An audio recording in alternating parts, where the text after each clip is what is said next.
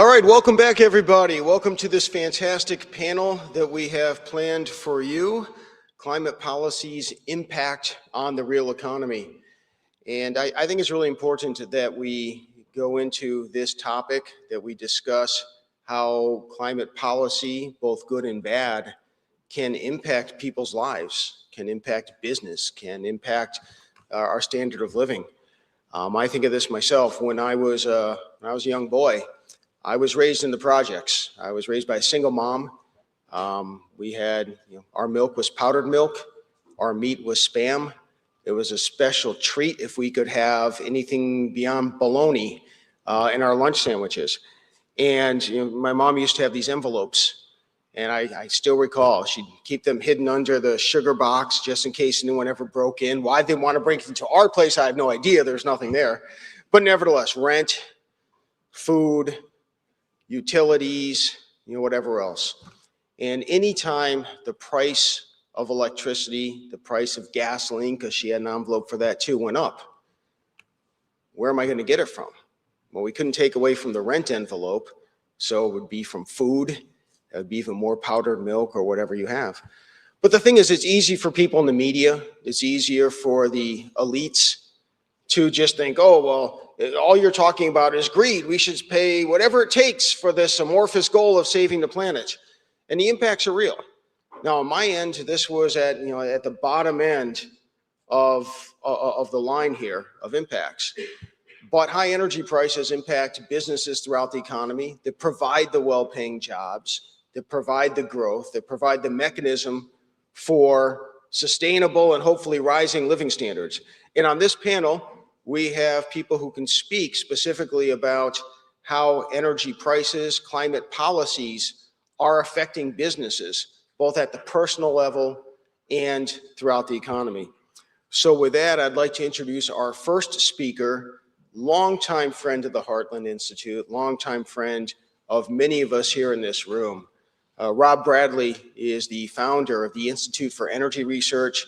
They provide just incredible information. In fact, IER, Institute for Energy Research, their data on the actual levelized cost of electricity was a go-to for me for many years, overseeing energy environment policy at the Heartland Institute. Rob says, stop it, don't go on, don't read the whole bio. He made me promise, he's a very humble man, but read in the bio. This man is incredibly knowledgeable, incredibly hardworking, and is someone that is worthy of any accolades that we can provide. So ladies and gentlemen, Rob Bradley.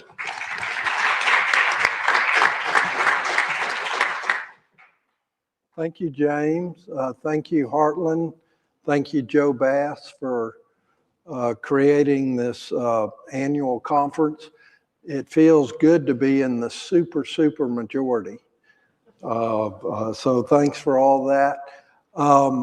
My presentation is going to be a worldview, a 30,000 foot look at rent-seeking and political capitalism. The title is Climate Corporatism, Rent-Seeking Gone Bad. I'm going to focus on a few things, try to differentiate between free market capitalism and political capitalism. Like to share with you a little bit of the thinking in the classical liberal tradition in search of the heroic corporation. And I'd like to get into climate cronyism, take a look at some of the leading individuals and companies that led us into the predicament that we're now trying to get rid of. And I think a general theme is that there's political risk, political peril for companies versus companies that are soundly focused on consumers and underlying consumer demand. For some time, some great classical liberals have differentiated between the free market means to economic success and the political means. Free market means is where entrepreneurs provide a good or service in an open market that is voluntarily patronized by consumers. voluntary transactions between consenting adults. I think we have the moral high ground there. Political means is where a government restriction or favor provides a margin of success beyond what consumer preference alone would provide. Market entrepreneurship is a way of capitalism. Political entrepreneurship is a way of political capitalism. I define political capitalism as a private property, free market system shaped by political capitalism it's private property and it's a market in one sense, but it's shaped by special interest government intervention where regulation, subsidies, and tax code provisions are business driven. More business driven than reformer driven. A socialist Marxist historian, Gabriel Coco, who spent a lot of time looking at case studies of government intervention and business pushing for these interventions in the 19th century, 20th century. He defines political capitalism as a utilization of political outlets to obtain conditions of stability, predictability, and security to allow corporations reasonable profits over the long run. And the Marxist theory is that capitalism, free market capitalism, destroys itself from within. It's unprofitable for too many companies, and therefore they must go to the state. Terms for political capitalism, I've found almost 50. And people like me that do this research do it so you don't have to. What sort of a personality does a guy have to find 47 terms for political capitalism? You'll have to ask my psychiatrist. When you think of all the areas where political capitalism can occur, all the temptations out there, I've identified 10 of them here: non-neutral taxation, import restrictions, price supports, franchise protection, loan guarantees, antitrust laws. Most antitrust laws come from private firms suing rather than the government coming in and suing, for example. Public grants, quality standards, that gets into energy efficiency, where you set these standards and the biggest firms adjust to them and they lobby to keep them. Smaller firms have harder time dealing with the regulations, and this leads to sort of a regulatory ratchet, a regulatory lock-in. Purchase preferences, and finally bailouts. A lot of these 10 areas are part of the so-called green energy scam, but that's sort of the big picture of it all. This is a quotation I ran into recently looking at the Inflation Reduction Act, where they really tried to cement in so much political capitalism that it would be too big to fail. And that was a term John Kerry used. And the quotation is part of the premise of the IRA is politically, you couldn't do a price because public support wasn't going to be there. And that means a tax or a cap and trade backdoor tax. You couldn't do regulation because you couldn't put it in the reconciliation in the Senate, but you could use subsidies and incentives and build a political constituency that would underpin support against any backlash. Well, it probably would have happened, but it's not happening, and that's because Donald Trump came in just in time. And this is a very unique episode in the history of government intervention because there's a deregulatory dynamic going on that really came from the reformer side as much or more than the business side. But what we're going through today is really an unprecedented case study of a deregulatory dynamic. In the textbooks, political capitalism has become so embedded. This is a quotation. They talk about the supply and demand for political favor. Intervention is just an economic good. You have a supply curve, you have a demand curve, and you have politicians that find advantage to broker. That's the system. But the second paragraph, quote, to develop strategies that both create value and capture value, it is not enough to build a better mousetrap. You must limit entry by competitors. The most direct way to limit competition is a government regulation limiting entry. A less direct method is a government regulation that imposes a cost on a certain competitor and potential entrants. So you get the MBA students going, okay, you know, this is an arrow in my quiver. We're not thinking about consumer service and anticipating future consumer demand. We're thinking about how do we penalize our competitors. Well, in the classical liberal tradition, there's been a lot of thought toward what I call the heroic corporation. From Adam Smith in the 18th century, the great Samuel Smiles that few people know about, the father of self-help, a Victorian moralist. Ayn Rand certainly focused on rent-seeking and good capitalists versus bad, and Charles Koch has really set an example in our day. Market capitalism, wealth creating, it's reality focused. There's a lot of tough love and it creates long-term value. Political capitalism is just wealth redistribution, a lot of political correctness, and a lot of momentary deceit. And what you see with the major rent seekers is they're not only trying to get special government favor, this breed of entrepreneur, the political entrepreneur, there seems to be a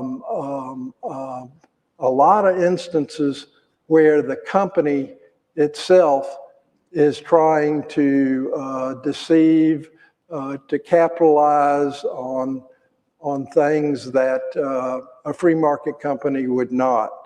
And we're going to get into that a little bit more when we talk about imprudence. Here's a quotation that is really interesting from the great Samuel Smiles, his book Self-Help, published in 1859, either 59 or 65, where he pays tribute to the free market entrepreneur. He says, quote, trade tries character perhaps more severely than any other pursuit in life. It puts to the severest test honesty, self-denial, justice, and truthfulness. And men of business who pass through such trials unstained are perhaps worthy as of great an honor as soldiers who prove their courage amid the fire and perils of battle. The skill set in a real free market of a successful entrepreneur to not only serve consumers, but to attract the best employees, to have good, honest relationships with third parties. It's really quite a skill set. And the political capitalists, as we'll see here in a minute, just simply do not have these traits. These are some of the books that have been written in the classical liberal tradition on good business versus the opposite. Just Business by Elaine Sternberg is interesting. She makes a powerful case that a corporation is not government. It's not a charity. It should be totally focused on consumer demand and not get distracted by political correctness and other things. The contra-capitalist company, when I've written a couple of books on the rise and fall of Enron, which is a a unique example of a contra-capitalist company where not only the profit centers were almost all politically dependent, but the company got into all sorts of bad habits of imprudence, what I call philosophical fraud, or crimes against reality, where it's not quite prosecutable fraud, but they're trying to fool you. You know, the half-truth, where they get your confidence with the part that's true, and they fool you with the part that's not true. Rank imprudence. And this isn't, Enron wasn't an anti-capitalist company. It just found itself getting more and more sort of in a process sense into bad habits that went from rent seeking to strategic deceit and actually, you know, just imprudence. Concentrated benefits, diffuse costs, there you go. We have so much government intervention because of that. And there's this quotation, government goes to those who show up. And you have situations where certain companies really benefit from political favor. They will lobby, it's in their self-interest, but the rest of us who just pay a little bit of the cost, we aren't quite as energized. So it's been a rear guard action for free market groups, taxpayer groups to get into the game and try to correct this problem of concentrated benefits, diffuse cost. Getting into some industry examples of rent seeking, I think there's three categories. There's passive rent seeking, where if you have a company and there's some government intervention that helps you, you didn't lobby for it, but okay, I'll take it. James Taylor has an example of a super duper electric golf cart where he got a tax benefit, and his family runs around Florida, you know, just living large. Don't we all get special benefits from government? And we didn't lobby for it, but we're going to accept it because it's there. There's an intermediate rent seeking where the firm becomes active in lobbying for an extension of a law. And then the proactive rent seeking is where a company really picks a fight with the free market, and they go for something that doesn't exist yet, such as a carbon tax or cap and trade, and they're trying to get a brand new regulation or intervention that benefits that company. Incentives matter in a mixed economy, and I had the slide before where we had 10 areas of active government intervention. A couple of real quick examples from the energy industry. The beginning of gas regulation, and in the old days it was coal gas, but that became natural gas. And this is a speech from 1890 where a leading coal gas executive says, you know, raiders are abroad in the land, men with processes that can make gas for almost nothing and still have a valuable residual, do not seem to despair in their efforts to get a standing in cities already well supplied. And what he is after here is public utility regulation, where they say, give me a franchise, no one can compete in my area, and I'll let you regulate my rates. The beginning of public utility with gas, coal gas, later natural gas. And then guess what? Is this the end of it? When you initiate state level public utility regulation? No. This is the beginning of a regulatory process, and you can map it out, one intervention leading to the other because of the distortions of the intervention. And someone with a personality like me, guess what? I've mapped it out. Turning to electricity, it's the same argument. There's a different twist on it, but Samuel Insull is basically saying give me franchise protection. You can regulate my rates, and with franchise protection, I can borrow money to build my big jumbo generators, all coal-fired in the old days, except for a little hydro. And that this regulatory trade-off, franchise protection for rate regulation, that will help our business lower our cost of capital. It'll keep the politicians out of my business that want to municipalize us or try to blackmail us and the rest of it. And once you start with public utility regulation of electricity, guess what? It leads to regulatory gaps. So you need federal regulation to complement state regulation, and it goes on and on. The first gasoline tax in Oregon, the brand new American Petroleum Institute, they decided that they wanted gasoline taxes, road taxes, in order to pay for the roads. That would increase the demand for gasoline. So we have a situation in Oregon here where they're drawing a state highway map that gets to the driveways of enough legislators where you get a majority and you pass it. And the fellow says, my poor map was almost unrecognizable, but it served its purpose. Just another interesting example of government intervention.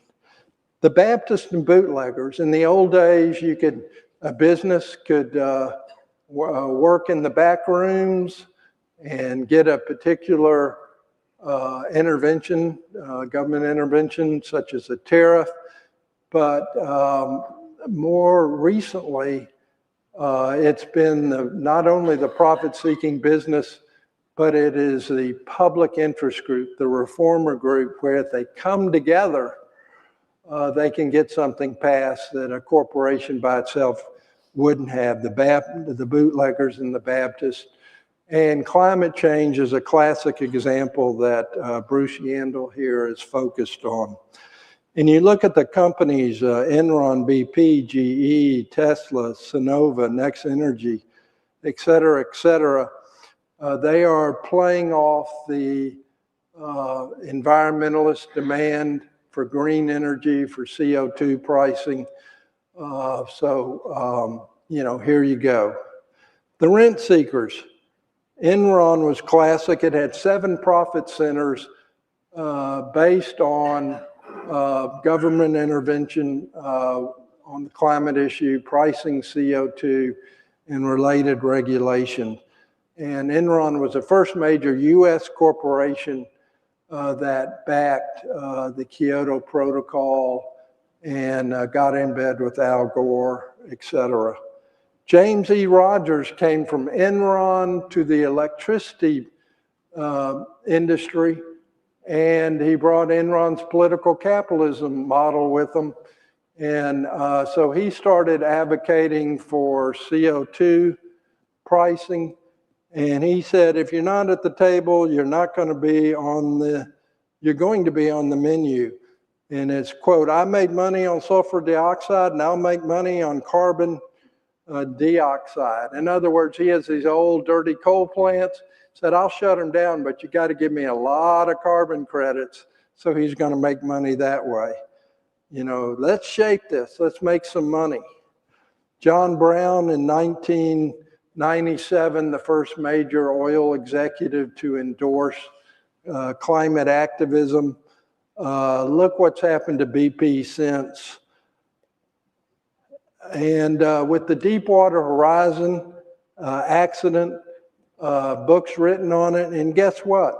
John Brown was more focused on political correctness, on green imaging than he was on safety and environmental issues within his own company. And the rest of the industry was so mad at BP for what happened back in 2010 with the Deepwater Horizon disaster. Royal Dutch Shell also jumped on the bandwagon, the green bandwagon, and Philip Watts presided over a lot of very controversial things, including misstatements of their oil reserves. In other words, these executives, the rent-seeking executives, they make a lot of mistakes and get into fraudulent areas. The head of General Motors, this gentleman is now president. He talks about how electric vehicles are the future. We know what happened there. Tesla, Tesla made it because of the $7,500 tax credit for EVs and the rest of it. And there's old Elon smoking a joint on TV. So I'm going to conclude with this. There's so few real capitalists. Remember Lee Raymond of ExxonMobil, John Allison in the banking industry, Charles Koch today, and we need a whole new business ethic where political risk is understood by Wall Street and the financiers as something that should be avoided. If we can get to that point, maybe we can put a handle on this virus of political capitalism.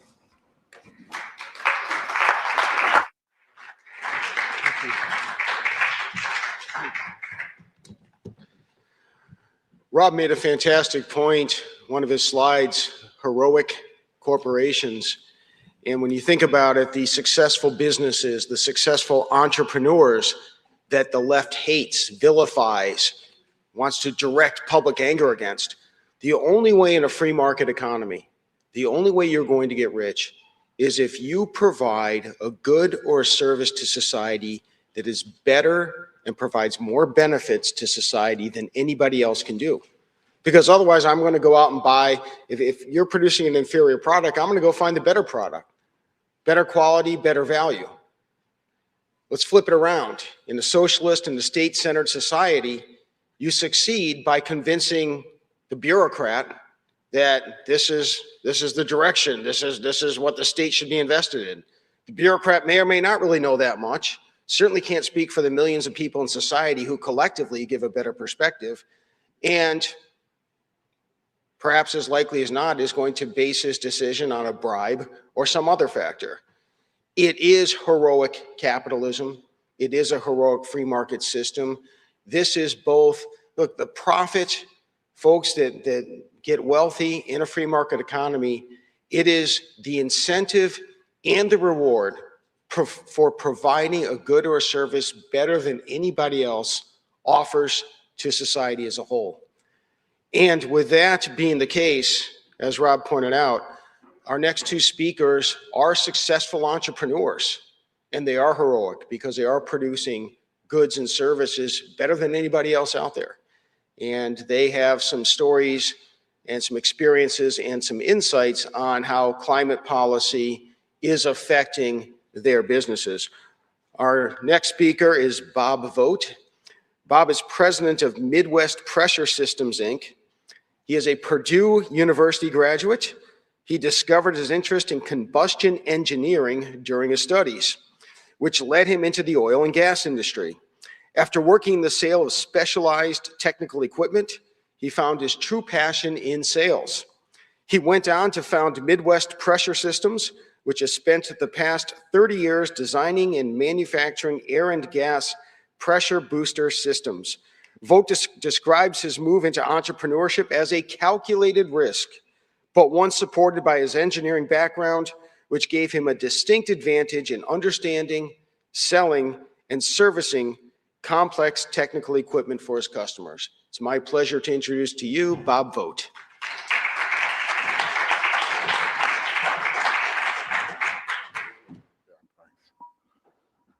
Thank you, James. Well, the secret is out.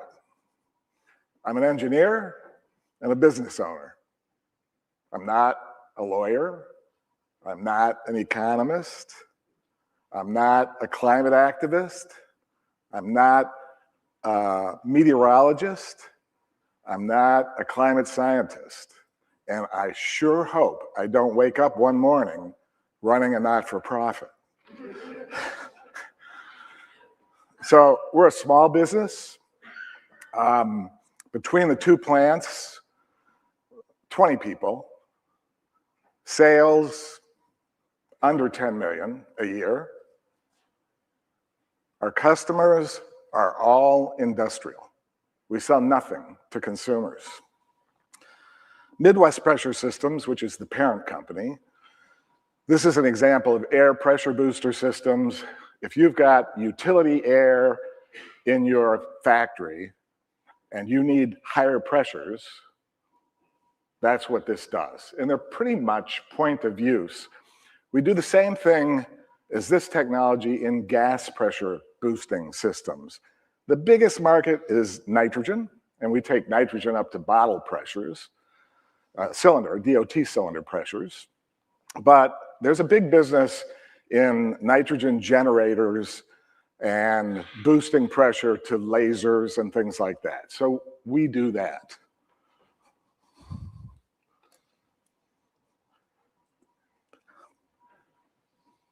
The headquarters is in a factory in Valparaiso, Indiana. This product line is in a factory in Bensenville, Illinois, just south of O'Hare Airport. This business occurred about 10 years after I started Midwest Pressure Systems. And this business is a really narrow niche business. I mean, really niche. If you have a big turbo compressor, like on a pipeline or chemical plant, a floating production supply and offloading ship, they run 6,000 to 30,000 horsepower. This product protects the seals that seal the rotating shafts in that equipment. So it's a handful of customers. And then a larger number of people who serve those customers. All right, so narrow business. I wanted to make sure, I made assumptions about the audience. And so I want to talk about a couple of things that I want you to think about before I move to the next slide. One thing you already know is that the environment, energy, and cost, money, are all inextricably intertwined. Glad I got that out. The other thing is that if you're under 60, and I thought there would be a lot of people, but delicately I can see that there's not a lot of people under 60 in this group. If you're under 60, you never lived in the United States when air pollution and water pollution were absolutely horrible. In the 1960s, when I was a teenager, I grew up in Hamilton, Ohio, which is almost at the end of the Great Miami River Valley, which is an industrial corridor on the west side of Ohio. And we had steel mills, paper mills, not paper pulping mills, but paper converting mills, which are cleaner than pulping mills, but still not clean. Foundries, an oil refinery. That river was a mess. And our air in a river valley was a mess. A bigger mess in Cleveland, where the river was so polluted, it actually caught fire. The river caught fire, it burned some bridges. So if you were in Pittsburgh or Northwest Indiana, Cleveland, any of these steel centers, Bethlehem, you had horrible air to live with. So I know a lot of us have that as a lived experience, which I didn't expect, but it's important to recognize. I thought I'd have to explain this slide, but most of you would know the Rocky and Bullwinkle show. And Mr. Peabody, the dog, says, Sherman, set the Wayback Machine to 1970. So because of this pollution, people remember the protests from the late 1960s mostly as anti-war. But there were plenty of protests about the pollution. And there was also Rachel Carson's book and Paul Ehrlich's book. And I won't go into Paul Ehrlich and my opinions about him, rest his soul, however. They began to shape thoughts in the country about the environment, what we could do about it. And Earth Day, 1970, spring of 1970, I'm a senior in high school, brought into broad awareness that this was a problem that we could do something about. President Richard Nixon, in the summer, formulated the underpinnings of the EPA, submitted it to Congress. It worked through the federal government meat grinder.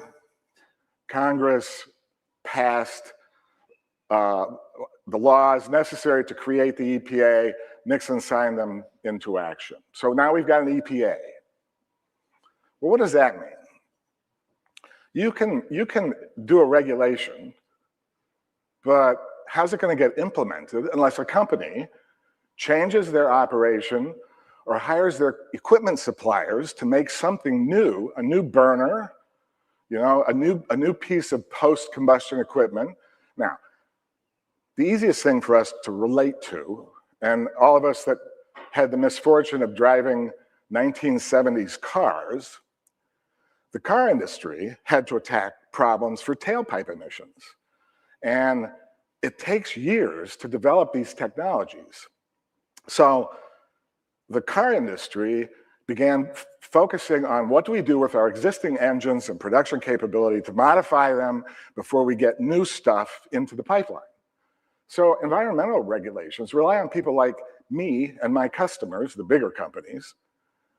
And so when you have equipment that is required, so they put smog pumps on cars, they detuned them and made them run at lower compression ratios. They did all sorts of things that hobbled the engine,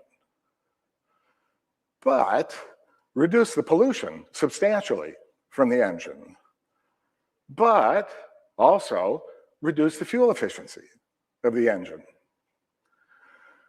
A similar thing was happening in power plants. You've got these big coal-fired plants, and back then I will say we had oil-fired plants, a fair number of them. When I was at Purdue, our power came from an oil-fired power plant on campus. Reducing emissions from a structure that big takes years. So the short-term solution went to the construction industry, and that is, let's make higher smokestacks so we can disperse the pollutants and they're less dangerous at the ground level. So when I was in grad school, and well, I'll go to that in a minute, but when I was in grad school, what we would say is, well, the solution to pollution is dilution. And it was a real thing because we couldn't do anything else. We had to develop the technology, and it's industry that developed that technology. Then you get a double whammy. You already had natural gas shortages in the 1970s because the government, in their ultimate wisdom, decided natural gas shouldn't cost more than this and created an artificial scarcity of natural gas. The Arab oil producers, and the United States had always been a surplus producer of oil through the early, let's say the mid-60s. I think I get this right. But because Europe was growing and Japan was growing and the demand for oil increased and the US was a supplier, all of a sudden, 1973, the US is 1/3 short of its oil usage. And the Arabs say, hey, we're not sending any. Body blow to the economy. So the government, again, hey, we were so successful with the EPA, and they were. We're going to create another government organization. We're going to call it ERDA, the Energy Research and Development Administration.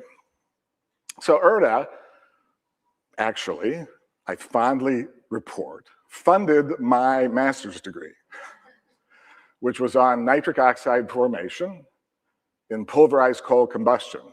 Because, as we all know what happened after that, ERDA decided that coal was the answer. How did that work out for us? Not well. So the oil embargo threw another cost into this environmental cost, and those of us who lived through the 1970s, man, the economy was awful through most of the 1970s until about 1983 or so. So through this period of time, industry is now responding full force. So my customers, who might be burner companies or oil companies or steel companies or automotive manufacturers, my customers now, I didn't have the business then, we're all just struggling to meet these regulations and making the equipment to do it. And the smaller companies are doing it all on their own. There are no subsidies for small companies. So then I go to grad school, I finish grad school, I get out, I go to work for Amoco Oil Research Center in Naperville, Illinois. And it was pretty new at that point, it was exciting. And we were focused on trying to do a couple of things, reduce emissions and reduce costs. So we had many research programs going on at the university. I was an engineer designing pilot plants for those programs, several of them.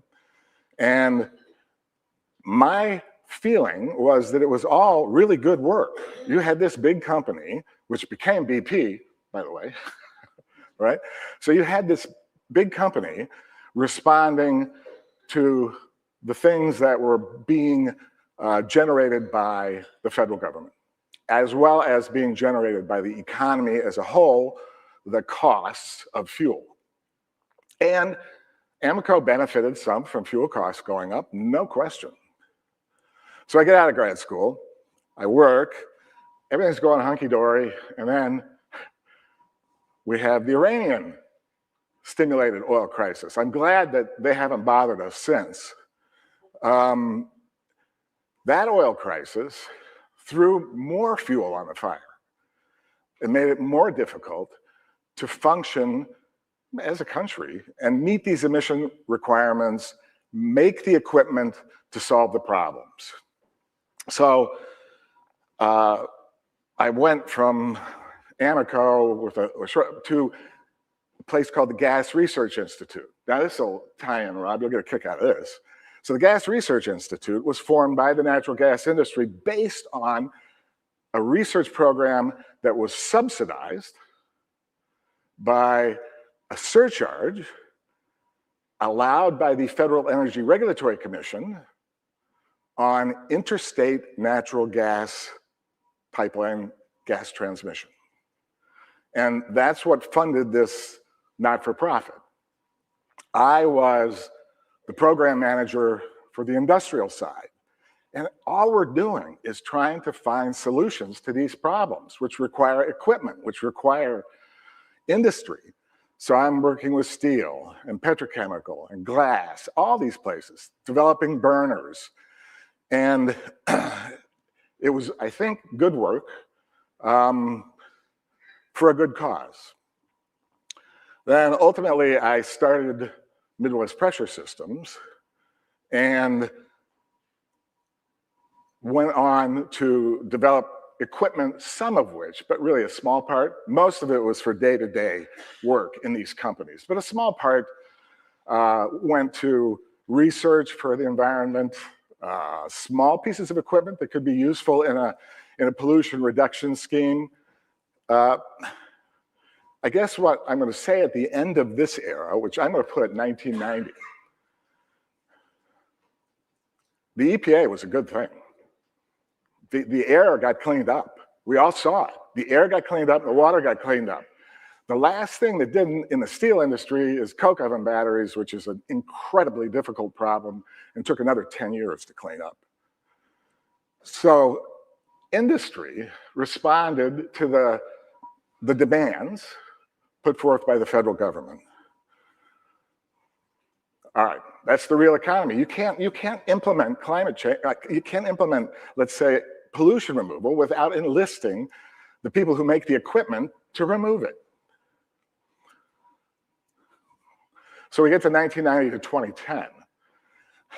Now, you got 10 years of fairly good success from the EPA. And of course, as normal government agencies, they decided, hey, yeah, we've done a good job. Let's kind of wind this down. That never happens. That's right, why Thomas Hobbes wrote Leviathan. There's bureaucracies grow. So we've now implemented the easiest environmental improvements at the lowest cost. Everything left is even more expensive and more complicated. And the oil and gas industry especially faced severe regulations. And so we developed that dry gas seal product line in the late 90s in response to a completely new design for those seals, and they needed something that we could provide. So I wouldn't say, I'm not even sure I'm a passive rent seeker, but by your definition I would be. But I think companies, small companies especially, are opportunists. And if you have an opportunity where you can supply a piece of equipment, you do it. Okay, we've gone off the rails. Hansen started it, I think, in the late 80s. You had the Chevron doctrine. You now have got the EPA kind of off the rails. And now we're doing crazy stuff, chasing things that the benefits in no way are warranted by the expenses. Industries get whipsawed by regulation. We designed something for a natural gas well, and then they changed the rules, and all the work we did is for naught. So then we work on something else. And as a businessman, you take that into account, that it might go away. It's fine. So the risk increases and the regulations, I think, ceased to serve the function they were designed to serve. And nobody asked the question, what air and water quality is good enough? It doesn't matter if, to us, selling to other industries, we'll make equipment that we can sell and that will solve problems. But on the real economy, the net right now is pretty negative. And I hope and feel that we're going to see a change. So I like to leave on a high note. Everybody knows a glass half full is an optimist. A glass half empty is a pessimist. I'm an engineer. That glass is over-designed. So thank you.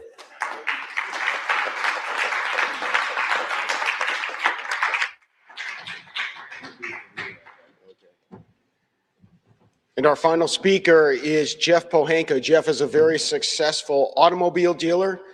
You have his bio in the materials here, and a man of modesty. He says, James, you don't need to say anything more than that. I'll tell him if there's anything I need. But Geoff is going to deliver his presentation. Geoff Pohanka.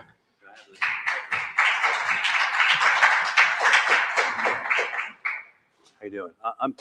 I'm Geoff Pohanka. I'm a third-generation auto dealer. Our company was founded by my grandfather in 1919, about 5 blocks from here. Today, we employ 2,000 people in 3 states, and I was the chairman of the National Automobile Dealers Association, 23, representing America's new car and truck dealers. Now, I grew up through college in the age of global cooling, and then it morphed in the 80s to global warming. And my journey with the climate situation began in the late 80s. I was in San Francisco. This is before cell phones. I set the clock radio, wake me up, and a voice came on, a climate scientist talking about climate change. And he was saying things that were very contradictory to what the headlines were. And it was a number of years before I figured out who that was. It was Pat Michaels. And I ended up buying his books, and eventually ended up financing his research, both at Cato and with the CEI. And that's where my kind of journey started. And so we're going to take on two subjects, the EV transition and net zero emission regulations on electricity prices, which is kind of ambitious, but we'll see how it goes. The transition to EVs in the United States has not gone well. Consumers are smart. You can lead a horse to water, but so far the manufacturers have written off about $100 billion in investment in electrification. Now it's true, our government was not going to make anyone purchase an EV. But for the auto manufacturers to meet the CO2 regulations, 65% of new vehicle sales would have to be electric.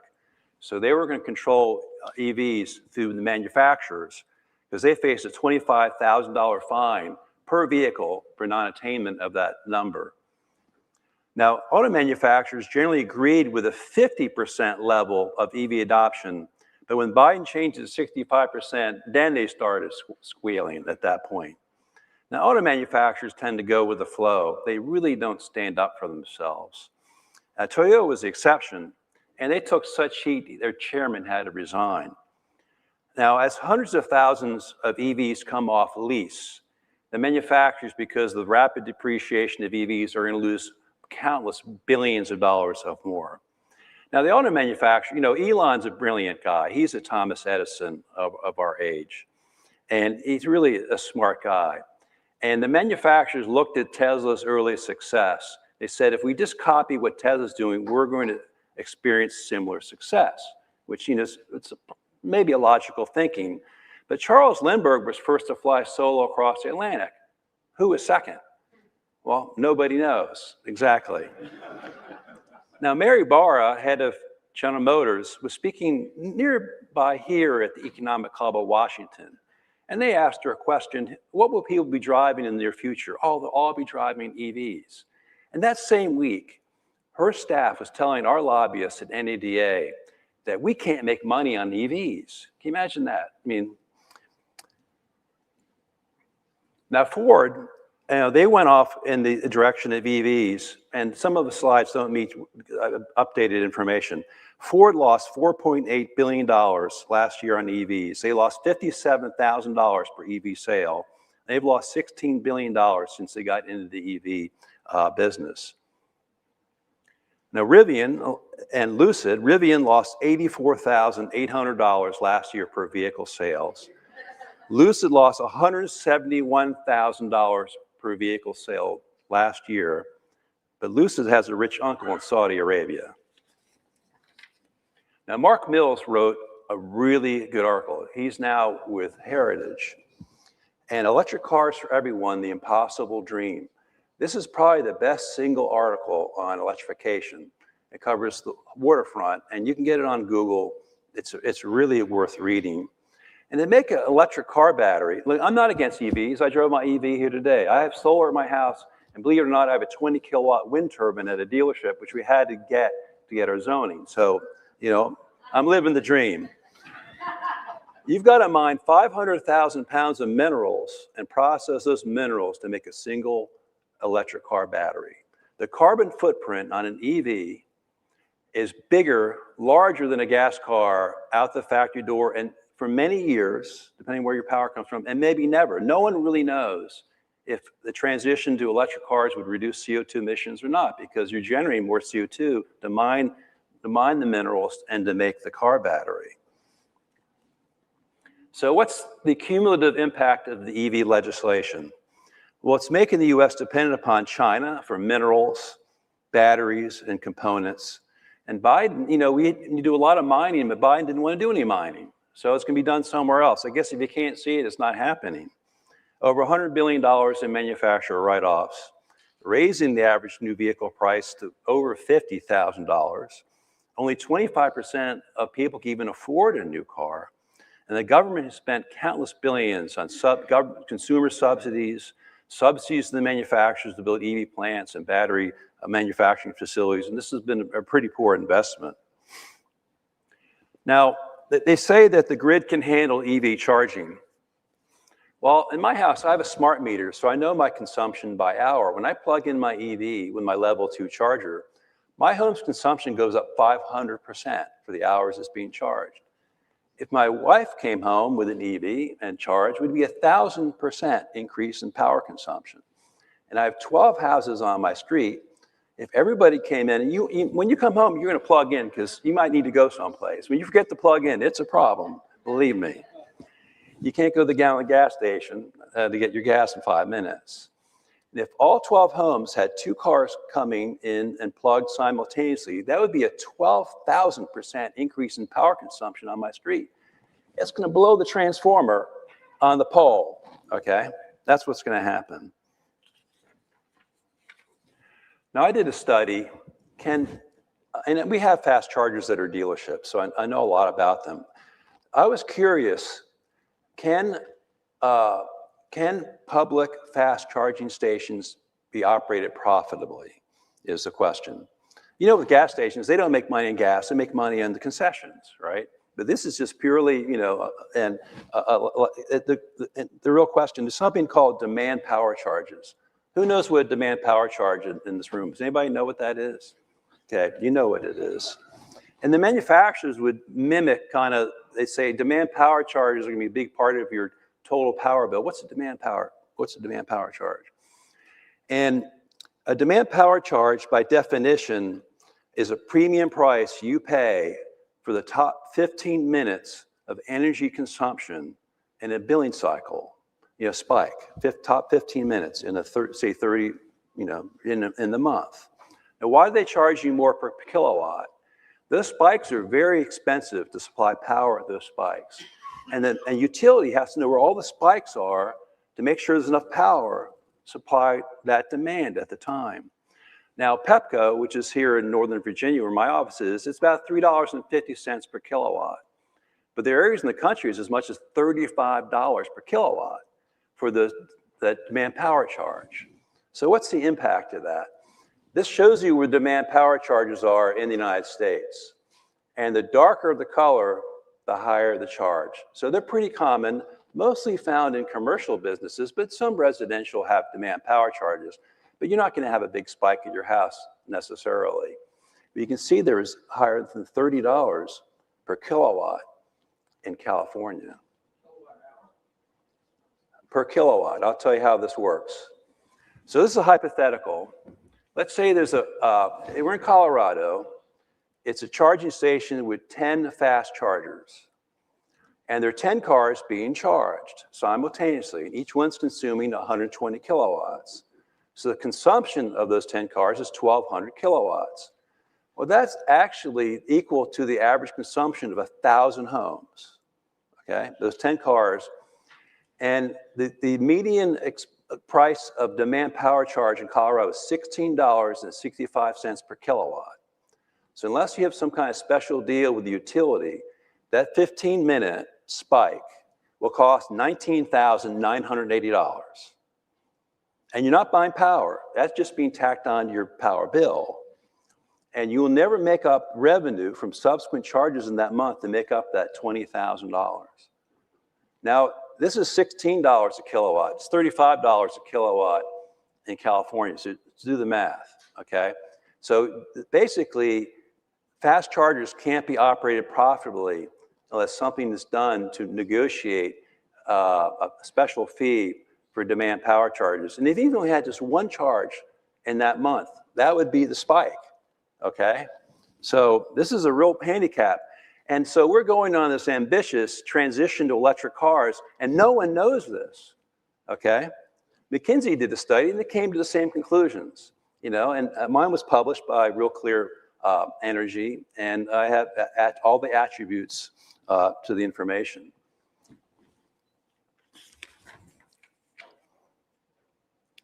I have to go back. In the USA, EV sales were around 9 or 10% of market. Now they're below 5% and in decline.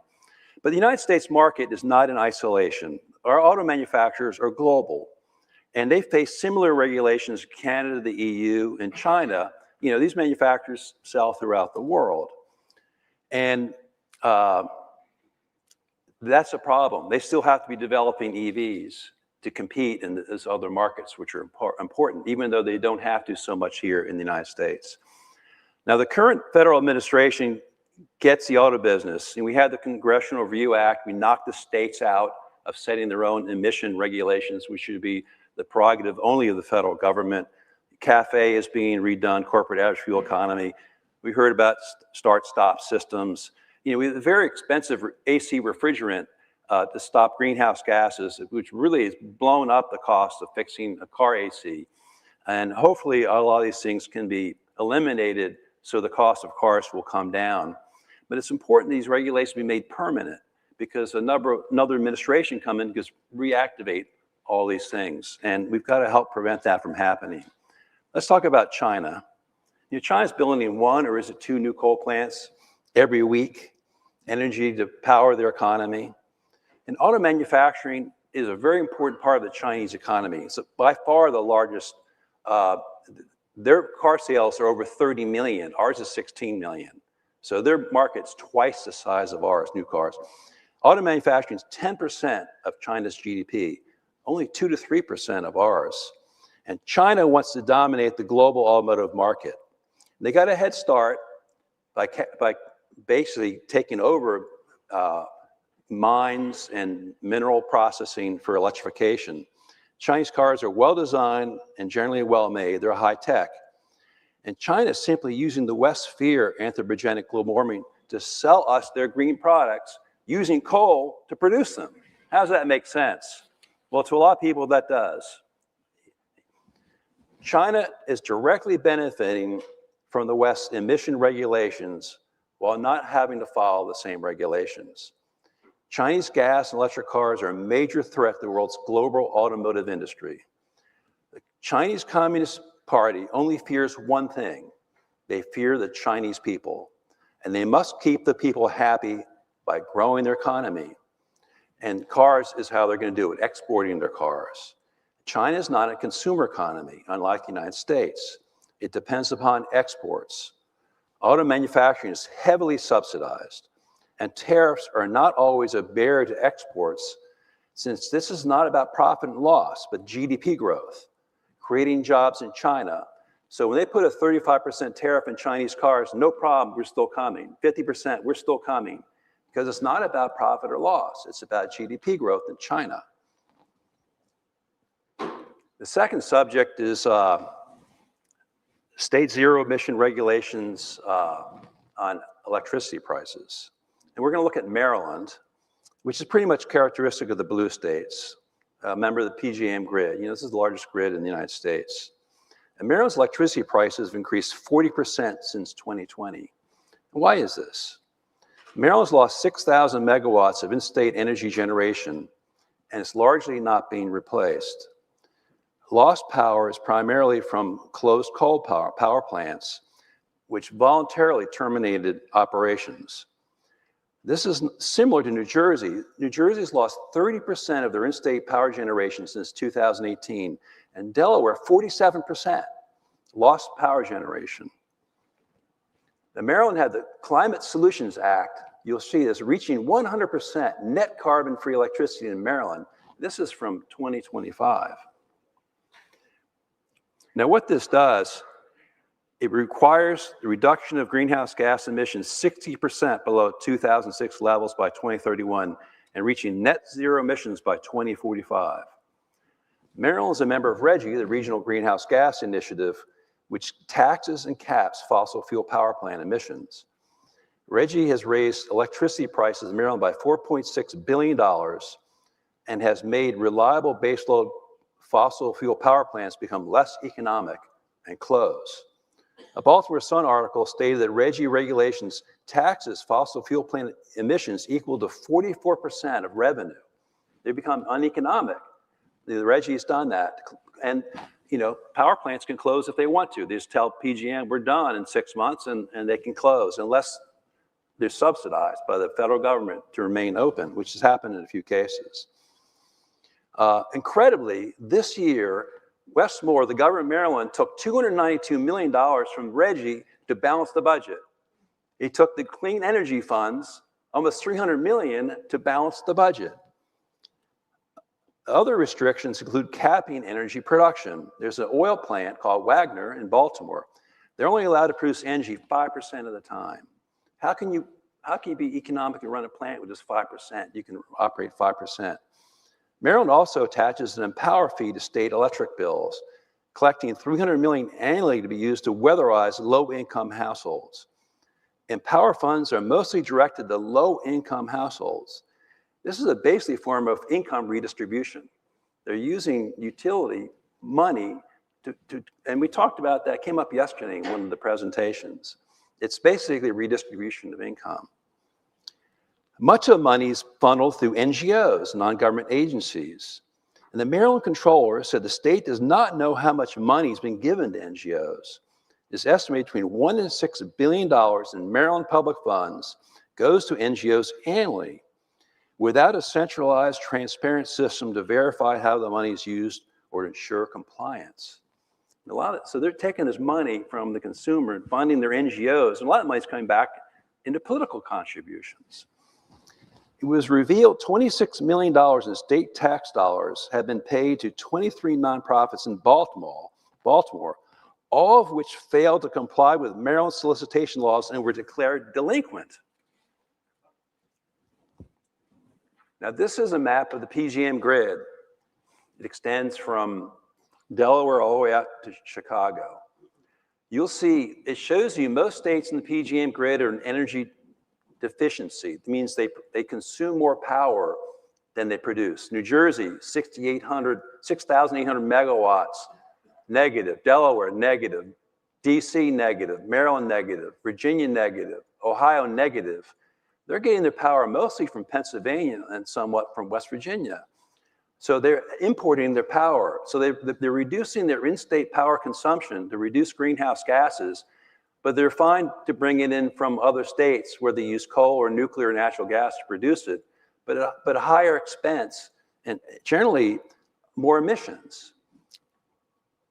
There's a need for more in-state power generation, but Annapolis, that's the state government of Maryland, only really wants wind, solar, and battery power. They want an all-electric economy. The state also has goals to replace natural gas heat with electric heat pumps. And part of the regulations, any building over 35,000 square feet has to reduce its energy consumption by 20% or pay a fee. They'd probably be happy just taking the fee. At the same time, power demand is increasing through the advent of data centers or intelligence centers. Patrick Morrisey, the governor of West Virginia, who I know and support, calls them intelligence centers. I think that's a better term than a data center. Power demand is increasing while supply is shrinking. AI is an important technology and should be protected. We're all using AI when you Google something, right? One thing about AI, which I think is really important, is less time to research and more time to think about the data. You have more time to think. Now, Maryland is blaming data centers and federal government for raising electricity prices when in fact state government policies are one of the primary causes. Are data centers the primary culprit for rising electricity prices? Well, studies have shown that energy prices are rising fast in states where energy demand is actually decreasing. Transmission costs are rising faster than the cost of energy generation, driven by the growing dependence on decentralized energy generation. Wind, solar, and imported power requires a lot more wires, which is adding to the transmission costs of electricity bills, not the power generation. Where the explosion is in transmission costs and not so much in power generation. And due to the shortage of power, PJM, the grid operator, is warning of a voltage collapse and blackouts by the summer of 2027. Maybe this will wake somebody up. So what are some solutions? There are actually 85 hours annually of acute electricity shortages. This is very expensive to supply power in those 85 hours. You get that power plants only run a few times a year. They have to be paid to remain open. A solution would require data centers, which all have 100% backup power, to supply their own power at times of peak demand. But they use diesel generators largely, and the government does not like diesel generators. They won't like that idea, that they supply their own power during this critical periods of high energy demand, when it's very cold or very hot. Another solution could be data centers should be responsible for the cost of local transmission upgrades, which are typically spread through everybody's utility bills. So if they got to bring wires from A to Z for them, they should pay for that, versus, you know, just they bring the wire to the building and then everybody else pays for that wire to the building type of thing. I was opposed to grid scale batteries, but talking to the president of Pepco, which is a big utility here, you know, a gas plant costs $2 to $3 billion to build, and it might take 5 years to build one because of the shortage of turbines. So a quick solution to this might be to build some grid scale batteries as an alternative to buffer the grid. But according to Pepco, which is a large utility, it's an Exelon company, batteries are not profit centers. So who's going to build them? A $1 billion grid scale battery system versus a $2 to $3 billion gas plant. And there might be some solutions to help buffer the grid in the meantime. And you can probably do that in a year versus waiting 5 years for a gas plant. A solution might be to, in deregulated states, to allow utilities to also own power generation. What they found is a lot of states have deregulated that the utilities are not allowed, the power plant operator owners are not distributors. Distributors are separate from the power plant generators. So Pepco is only a distributor. They used to own power plants, they had to sell them. And the idea is let them also offer power alternatives, which could increase supply and increase competition. The bottom line, electricity prices are likely to continue to increase. Reliability will decrease. Higher electricity prices will be a drag on the economy. And the government, they're meddling and interfering with this, with the market. They're not letting the market operate, which is generally pretty efficient. They're limiting utility. They think the solution is to limit utility executive compensation, which is done in Maryland, or limit their profits. I mean, if you limit the compensation, you're probably going to have less qualified people operating the systems. These actions do not address the real cause of higher electricity prices, which is the lack of reliable in-state energy generation. And I'll conclude my presentation with this picture. Not that one, I'll show you in a second. I was in a panel that dealt with energy and climate, and I also had the head of the Maryland Department of Energy there and two other people whose opinions were different from mine. But actually, I'll go back to this. I missed this slide. This is the PJM grid, and you get this anytime, and this is where the energy is coming from. At this point, it's 114,000 megawatts of power being consumed. The green, little green at the top is wind, and the little red is solar. So the purple is coal, the light blue is natural gas, the yellow is nuclear. So these people think that wind and solar can replace power generation. It's like 3% of power demand at this particular time, which is in January. They think that somehow it's going to fuel the other boxes. So here's a picture. I'm on the right, and the head of Department of Energy is on the far right, Maryland, and you can see by their expressions, I had an effect on them during my presentation. Thank you.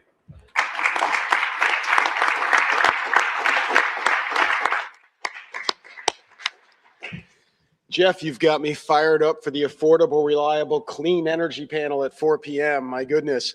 Fantastic data. And we have a little bit of time, 15 minutes for questions.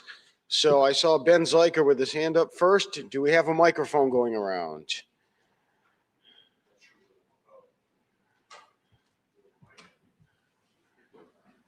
Just 5 seconds. Hold 1 second. This way people at home can hear the question as well. Just 1 5-second comment for Geoffrey. You need in your charts to change kilowatts and megawatts to kilowatt hours and megawatt hours. That's really what you're talking about in your various charts. With respect to Rob's presentation, if Rob, you revise it or write it up, I really would recommend that you expand your discussion to include a section on rent defending. In a world in which federalism has been eroded substantially, in which the enumerated power constraints on the federal government are essentially meaningless. The efforts of politicians to engage in rent seeking to acquire more power for themselves and forces the private sector to defend itself. And so there's a distinction to be made between rent seeking and rent defending on the part of private companies. And I would urge you to make that distinction clearer in your presentation if you revise it or write it up.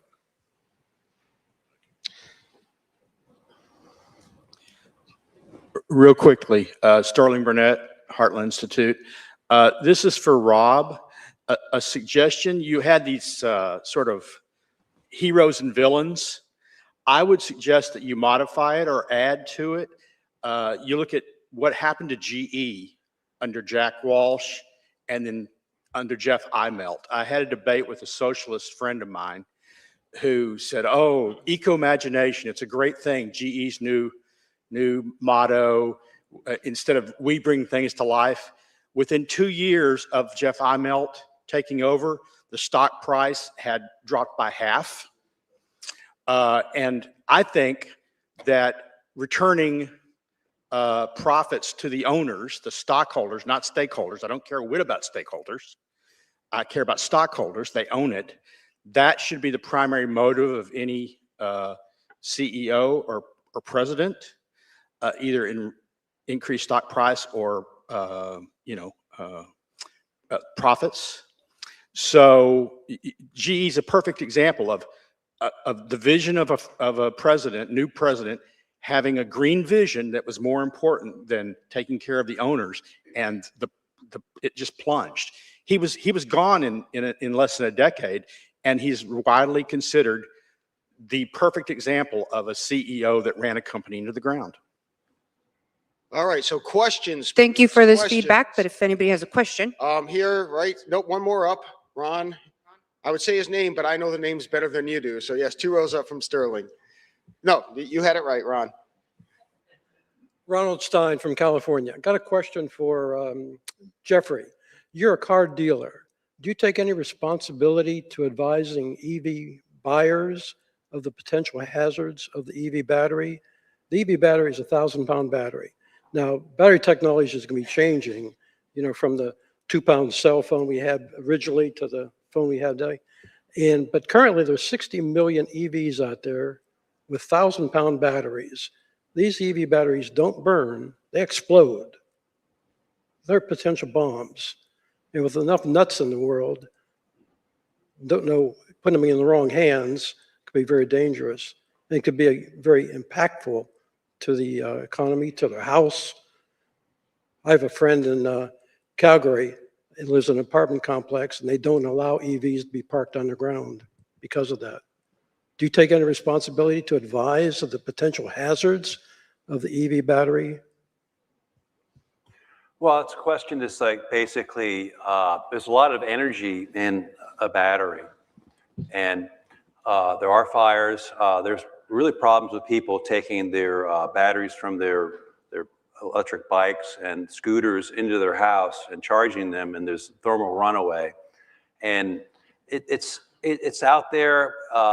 It's not huge. I mean, there have been some fires. There was a fire in a Norwegian airport in the parking lot. 300 cars were burned. It collapsed the structure. They blamed it on a diesel car causing it, but I think it was an electric car that caused it. It is of concern, but the government's not so concerned about it. But batteries, the one problem too with grid scale battery systems, it's like having hundreds of tons of TNT. I mean, they're very explosive, but to make an omelet, you got to break some eggs, and nothing's perfect. I think, quite frankly, the road to hell is paved with good intentions, and there's some liability issues. But you know what? I don't think it's going to be a major barrier or concern to most people. This is a question for Robert. That little section of your presentation where you ask that question is air quality, maybe water quality, but in my case, air quality, good enough. I probably want you to expand on that a little bit, but I'm an oil and gas guy, oil and gas economist from Texas, and I run a statewide oil and gas trade group. So methane has become the villain of climate, and oil and gas more so than CO2 now. So in terms of methane regulation, methane emissions in the U.S. have been declining steadily. Methane emissions from the oil and gas sector have been declining steadily. So you reference this. This is not your area of work, but you reference this. So I just wonder if there's ever a time where the accomplishments that have been made in emissions and methane in this case are ever going to be good enough or sufficient to warrant laying off the regulation from the federal government in our case, and in some cases state governments as well. And I might also point out that if the federal government were all that interested in regulating methane, they might regulate methane from all three massive methane emitting sectors, not just oil and gas. So I want to ask that question. What has to happen in terms of emissions from natural gas production? And I assume the only way to not emit anything is to not produce anything. I'm it is within my wheelhouse. The methane emissions, they were just loosened by the Trump administration for oil and gas. And I think that was a good thing, but I also referenced in my talk where we had made some equipment to recover methane in the oil and gas segment, to recover methane from the valves that use methane to run floats and things, the pneumatic valves that they power with gas. We've done equipment to help utilities not vent a pipeline section. Now this is, for us, we're small. So this is small pipeline stuff. There's already equipment for the big pipelines to take the gas and put it back in the pipe as opposed to just venting it in the air. They do the same thing in turbo compressor stations where they used to just vent, they're not allowed to anymore. That all kind of makes sense to me because it's concentrated enough that you can get a piece of equipment to recover that gas and not vent all that methane. So that's good. You can always carry it too far. And I don't have the answer. It's like I said, small company, I'm not an environmental activist, but if we see an opportunity, so with the utilities right now, you isolate a pipeline in New York City, and you've got to inform everybody all around in all those apartments and all those buildings that you're going to have a gas vent issue. And if people smell gas, it's because you're fixing the pipeline. Well, if we can help them pump that gas back into the pipeline outside of the closed off area, that seems to be like a worthwhile thing to do, and that solves some of the problem. I sympathize with you in the oil and gas industry. I think emissions concern of methane went too far under the previous administration, and were relaxed because of that, just in the same way that the turbine business, Trump is saying, hey, if you're an AI center, get your own turbine and provide your own power, and then we can hook you to the grid, and when you're producing excess power, you can sell it through the grid.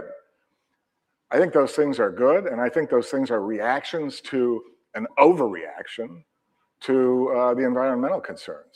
And when you say oil and gas, yeah, there's a lot of methane emissions that they don't care about, like swamps.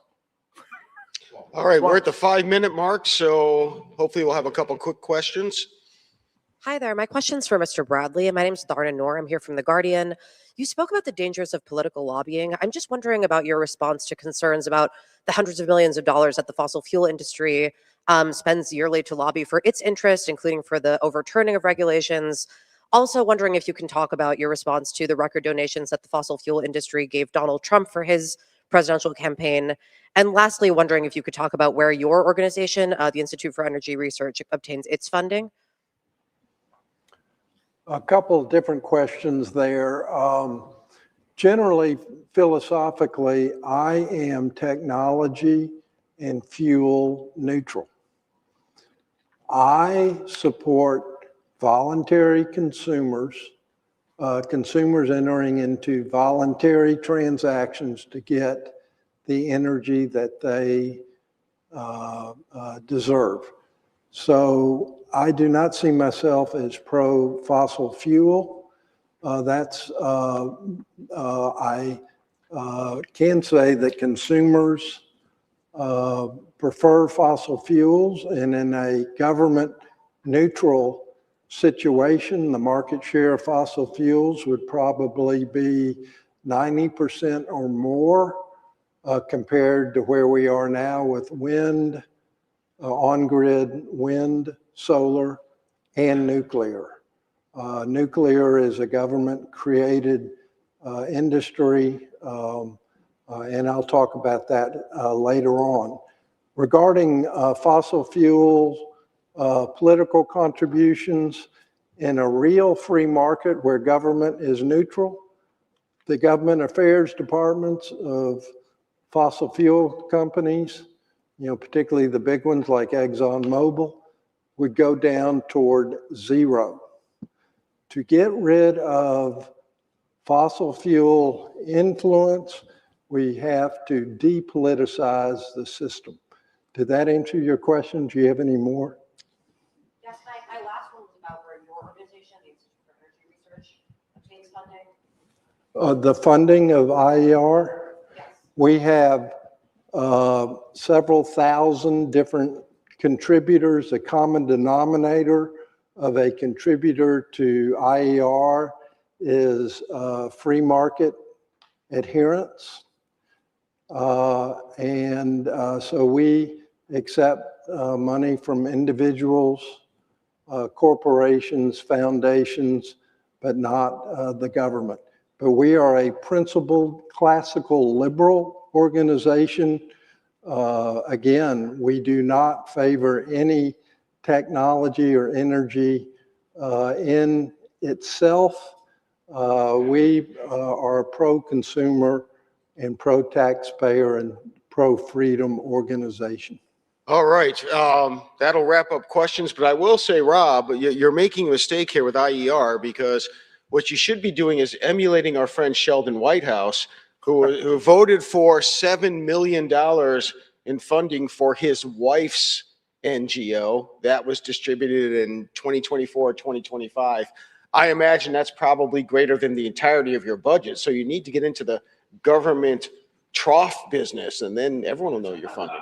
Anyway.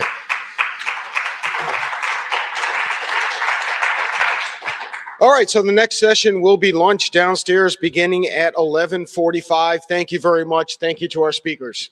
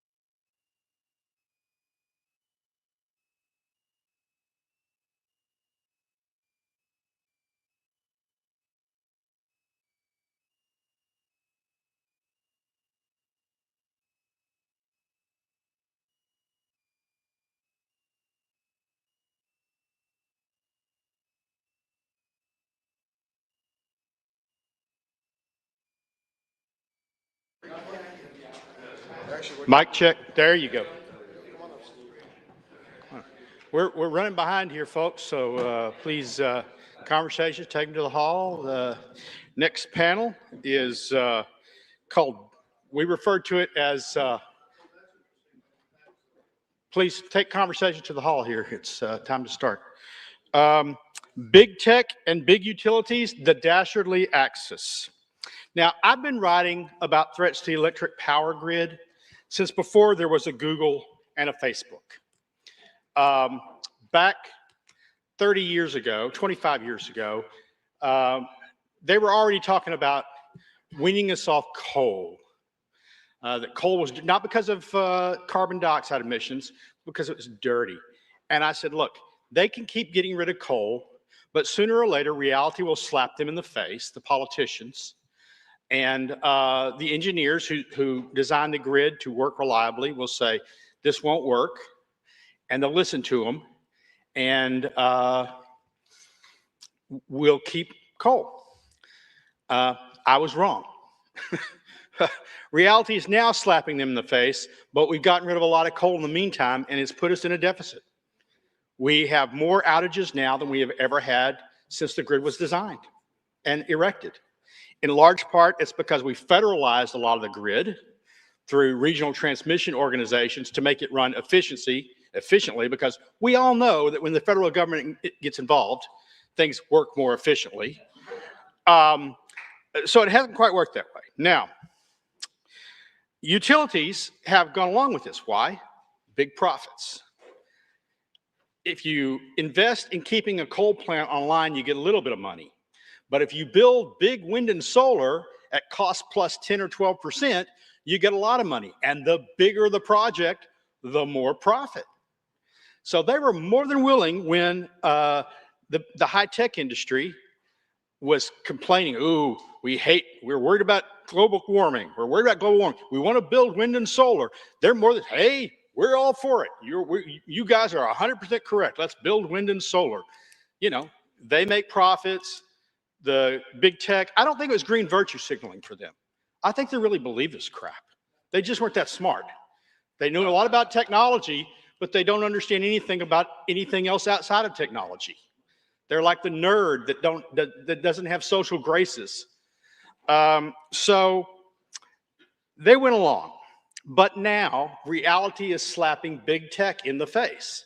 It's not the politicians that call on, it's the Googles and the Facebooks and the Apples that want to build data centers. And you know what data centers need? Reliable energy that works 24 hours a day, not just when the sun shines or if the wind happens to be blowing. And battery backup's very expensive and it could blow up, and you don't want your data center blown up. So suddenly they've discovered the virtues of nuclear.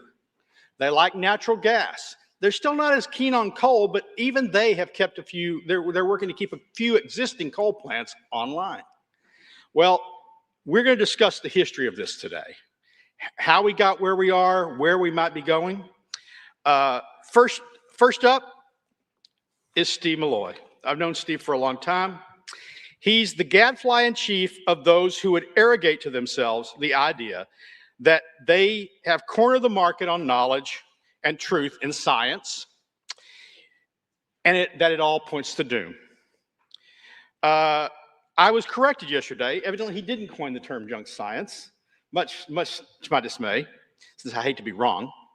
But he does have junkscience.com. And he punctures the egos and exposes the lies daily of those who say radiation, chemicals, climate change, plastics, pick your favorite environmental boogeyman, are killing us and destroying the planet.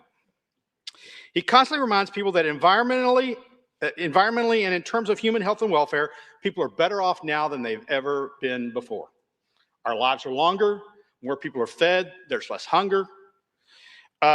And as importantly, he makes it clear, it is often regulations and supposedly those things meant to fix environmental problems that are worse for us than the problems they are supposed to be fixing. With all the media writing Steve does, he still finds time to serve as a board member of the Heartland Institute. The second speaker today will be my boss, James Taylor. Taylor was a former managing editor of Environment and Climate News, and when he moved up in the organization, I was hired to run that. And when he became president, it's hard to run an environment center and run an entire organization. He replaced me. He placed me to run the environment center. Now, I'm hoping he's not regretting that at this stage, but here we are. James has presented energy and environment analysis on, any major media outlet, CNN Headline News, Fox News Channel, Fox Business. Pick them up. MSNBC. He's been on all of them. He's published in virtually every major paper in the country and most of the minor ones. He's all over the blogosphere and the social media space. And a little background on James. He's got his bachelor's degree from Dartmouth College, where he studied atmospheric science. Gee, imagine that, someone who studied science. And majored in government. He received a law degree from Syracuse University. Don't hold his law degree against him. Finally, we're going to have Cameron Sholty. What I'm going to do is I'm going to present them all, let them speak. I'll come up for questions. I've worked with Cameron for about half a dozen years now. We mutually aid each other on things in the States. He comes to me and says, Sterling, I'm working with this legislature on this bill. Could you review it and tell me what you think? Or I'll say, Cameron, have you heard what's going on here? I think we need to weigh in on this. And so we have a mutual admiration society going on. He's a former communications director for the Wisconsin Institute for Law and Liberty, the largest litigation and public policy research organization in Wisconsin. As part of that role, he helped craft messaging for groundbreaking litigation wins, such as Marquette Professor James McAdams' free speech case before the Wisconsin Supreme Court. Cameron and his team, with Robinson Center help, have been working in states across the nation to get sound energy policy adopted. But he's also simultaneously, for the past few years, been working against big tech's efforts to subvert our energy system based on ESG and DEI goals. So with that, I leave it to Steve to take off.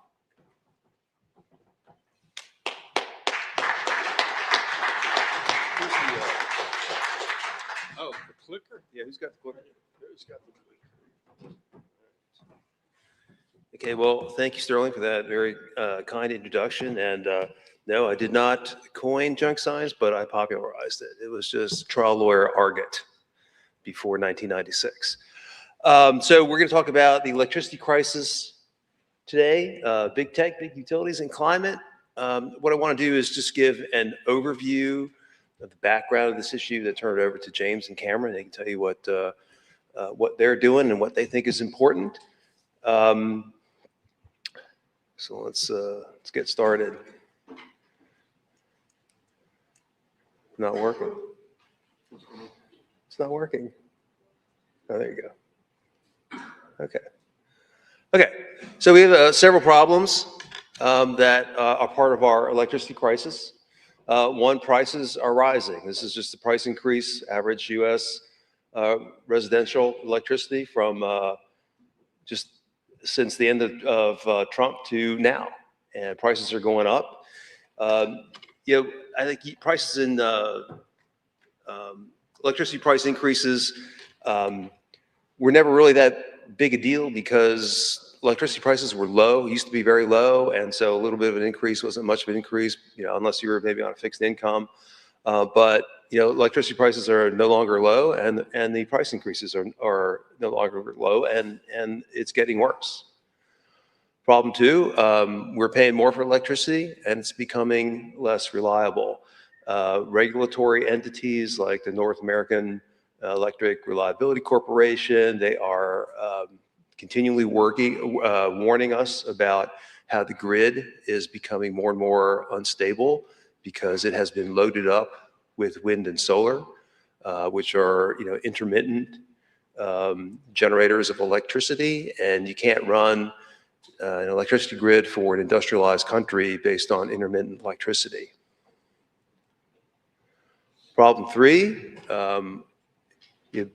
because of problem two, we're more reliant on communist China than ever before. Communist China obviously is our geopolitical rival, if not our mortal enemy. And all the junk that we have loaded up our grid with, all the solar, wind, and worse, the EVs and other junk electrification technology we're using. It really all comes from China. And if it doesn't all come from China, enough of it comes from China so that if China was to stop exporting this stuff, we would be in deep doo-doo, right? And not only does China, and the stuff we do get from China, not only does it make us, more dependent on China, because we can't replace it, we can't repair it, we have to get everything from China, but also this technology can be sabotaged by China. For example, the battery storage systems. In January of 2024, the battery storage systems at Camp Lejeune, North Carolina, had to be taken out by Duke Energy because they had discovered they had been sabotaged by communist China. There had been communication devices found on solar inverters, and in the UK, they're worried about electric vehicles from China having kill switches, remote, that are capable of being activated remotely. So being dependent on China for our electricity grid, if we need transformers, how come from China? What if a terrorist hits a bunch of transformers and China's not exporting any to us? Or, there's a long lead time even if you want to get a transformer. Rare earths, which goes into all our technology. China has a lock on that. Rare earths are mined maybe all over the world. China doesn't have a lock on that. And of course we have, plenty of rare earth resources here at home, but China does 90% of the processing. So it all comes from China. And if there's global demand for processed rare earths and they can control 90%, we're in deep trouble. When Russia invaded Ukraine in 2022, the Securities and Exchange Commission sent a letter out to publicly owned corporations asking them to disclose what the business impact would be of a Russian embargo or a Russian seizure of their assets. And so, that inspired me to send them a petition. Well, what if China invades Taiwan and, we decide whether it's right or wrong to go defend China and China puts an embargo on us, what would that do to our economy? And so, shouldn't the SEC also be asking publicly owned companies how dependent? At least then we would know, how reliant, where our vulnerabilities are with China. But of course, I submitted that during the Biden administration. They haven't taken any action on it. Trump administration hasn't taken any action on it. I bothered them about it. And so, we're just really vulnerable to China. That's not the purpose of this talk, but I just wanted to make that a point. This is a problem that has arisen over the last 30 years. There's no accountability for mismanagement. If somebody makes a mistake, before the 1990s, before the mid-1990s, states were largely responsible for their electricity grids. They had local power companies, local grids. They had tie-ins with other states, but there was some accountability. Today, there's no accountability. We have these large interstate grid operators, and states have just sort of, vacated their control. State governments vacated their control over their grids. I live in the Washington, D.C. area. We used to have the Potomac Electric Power Company, PEPCO.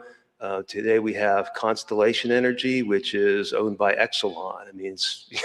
It's not a very local sort of thing. Constellation also bought Baltimore Gas and Electric. These things had a local nature, but they don't anymore. So who do you call if there's a problem? Our grid is weakening. Who do you complain to? We've sort of federalized the grid to some extent. Nobody's responsible for it. We have all these public service commissions. They've been infiltrated by activists. NERC, the sort of quasi-regulatory body that I cited before. They're a private entity. The grid operators are private. Who's really responsible? Some states produce more electricity. Some states are net importers of electricity. And there's no accountability for any of this. And so, you know, instead of, and the last point here is that instead of, you know, providing electricity for our industrial economy, the goal is to be green. And as Sterling intimated in his introduction, it's because there's money in it. So the origin of the electricity crisis is the Great Recession of 2008, 2009. Just that little dip, okay, caused a lot of panic and caused a change in the business model for utilities. Now, what I'm going to show you next, I think I was the only person to write about it at the time. I still think most people don't really realize what happened. So I wrote this piece, you see, 17 years ago. I used to write a weekly column for Fox News. It was a junk science column. It was on the front page of Fox News every Friday. It was great. I wrote this piece about Carol Browner, who was the administrator of the Clinton EPA, and Obama made her his energy czar, energy and climate czar.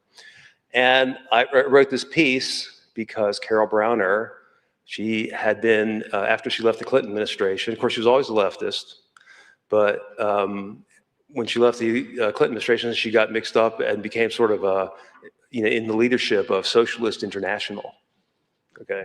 Now, little did I know that she would pale in comparison to Obama's redness, but she championed this idea. And while we're talking about Carol Brown, I've got to say, the three most evil things that have come out of EPA, particulate matter, which I just found out I'm going to be talking about during dinner, climate, and this electricity crisis are all because of Carol Browner. Okay, she's the one that I don't know that these were her ideas, but they were presented to her and she championed them.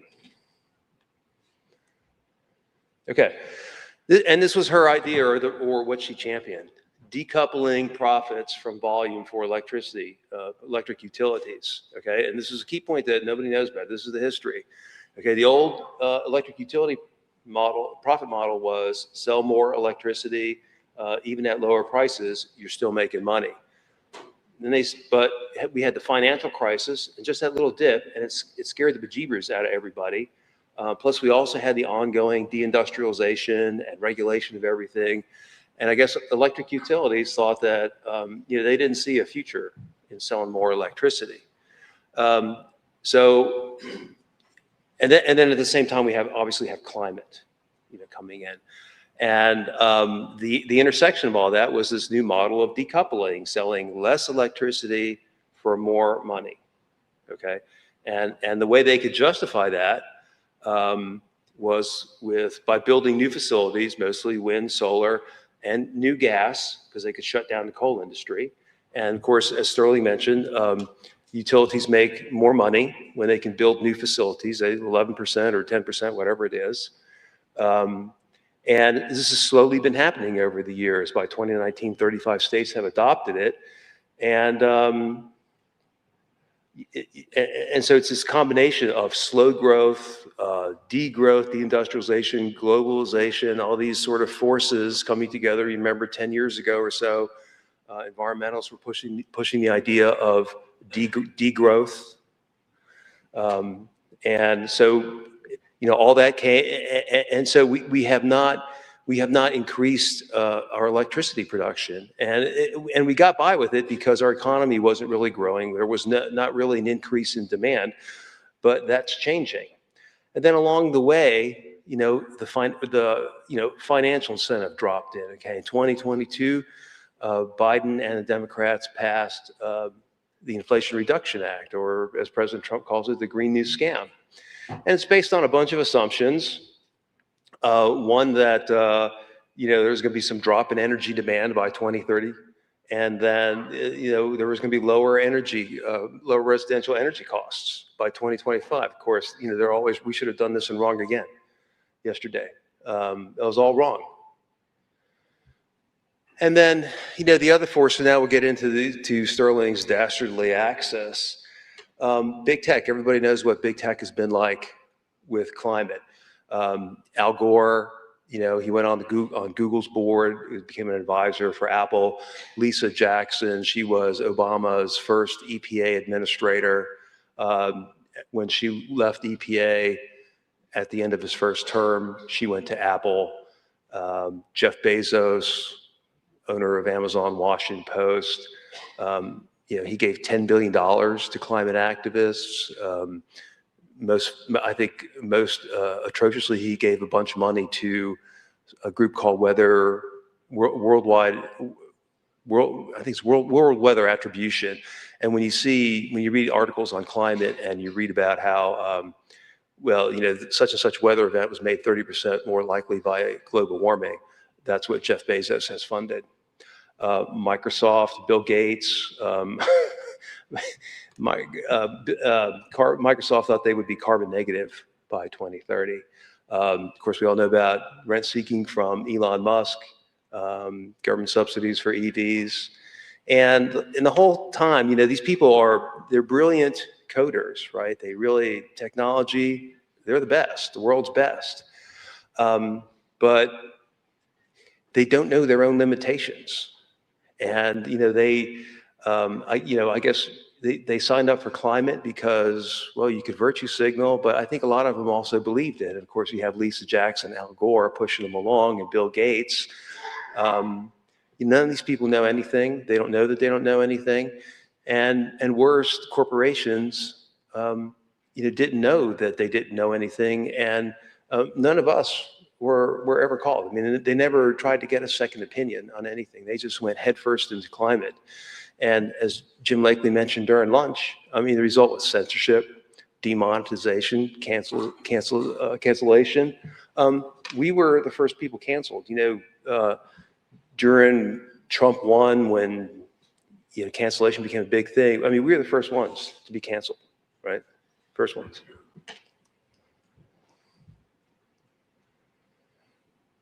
And then along comes AI. And all of a sudden, we need a lot more electricity. And the reason we need more electricity is that, so AI is essentially souped up a Google search. And a souped up Google search uses 10 times more electricity. And that has been calculated to, we need 160% more electricity than we have. We're going to need that. And it takes years to build power plants. It takes years to put up solar and wind. It takes years to do all this stuff. But AI was caught flat-footed. Why were they caught flat-footed? Well, because I guess they believe their own propaganda about climate, right? Because they have all these assumptions and models that turned out not to be true. They didn't realize, they didn't think, although they were producing AI and they must have seen how valuable it was, they didn't think the public would like AI. I like AI a lot. It's incredible. Not because it's smart, but because it's a souped up Google search, right? Google has if you do a Google search nowadays, it's just complete garbage. It's like, why did I do this? And then not only do you not get the right links or what you're looking for, then you've got to do multiple other searches to find out exactly what you are looking for, but AI can do it in seconds. It's really incredible. Of course, you have to know how to use it. There's a lot of bad information on AI. It's wrong a lot of times, but if you know what you're looking for and you know the shortcomings, it's very valuable. And it's just, and people are going to learn how to use it, and it's just going to become more and more valuable for people. But, we are where we are right now. They didn't realize it would be this popular. And the electricity demand has just gone through the roof. Now, I want to say, so there's some other free market groups out there. I can tell that they've been influenced by big tech, and they're out there with reports saying that, data centers, the new data centers are not driving up electricity prices. And I think they do I've seen two reports on this. One came from Lawrence Livermore, And of course, I think that was a green-inspired report because they want to save, they don't want wind and solar to be blamed for the electricity shortage. There's another report, and they're not one of the free market groups I'm talking about.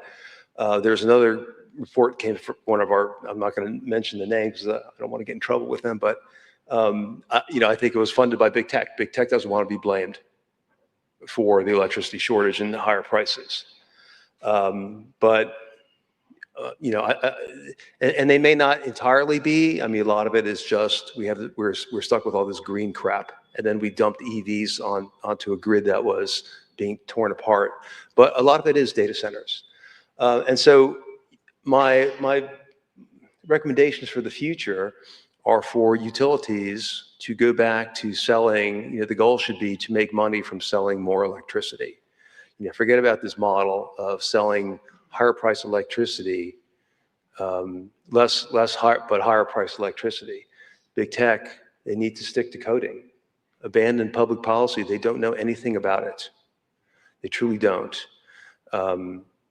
It's going to be a real problem for them. They really do need to get a second opinion. Just because you can develop a large language model doesn't mean that you know anything about the electricity grid. There's two different things. And finally, and this is probably the most difficult of all, we need to return control and accountability for electricity back to the states. States need to be responsible. Voters and consumers should have a place to go to complain about prices and reliability and whatever else the problems are. Right now, you can't do that. And the problem is so bad that federal and state policymakers, federal and state regulators, they don't even really understand the system anymore. Grid operators. And so if you go to complain about them, all you get is this. Well, they're in charge of this. Everybody thinks that someone else knows what's going on, and that's just not true. Because there's no accountability, nobody knows what's going on, and so we've got to fix that. So these three things: something for utilities, big tech, and government to do, and we've got to make it happen. We've got to bring control of electricity back to the states. Yeah, it's true. In an ideal world, you federalize it. You get economies of scale. Things can be more efficient. But there's a limit to the value of that, and some things just need to be localized, and electricity is one of them. So, thank you.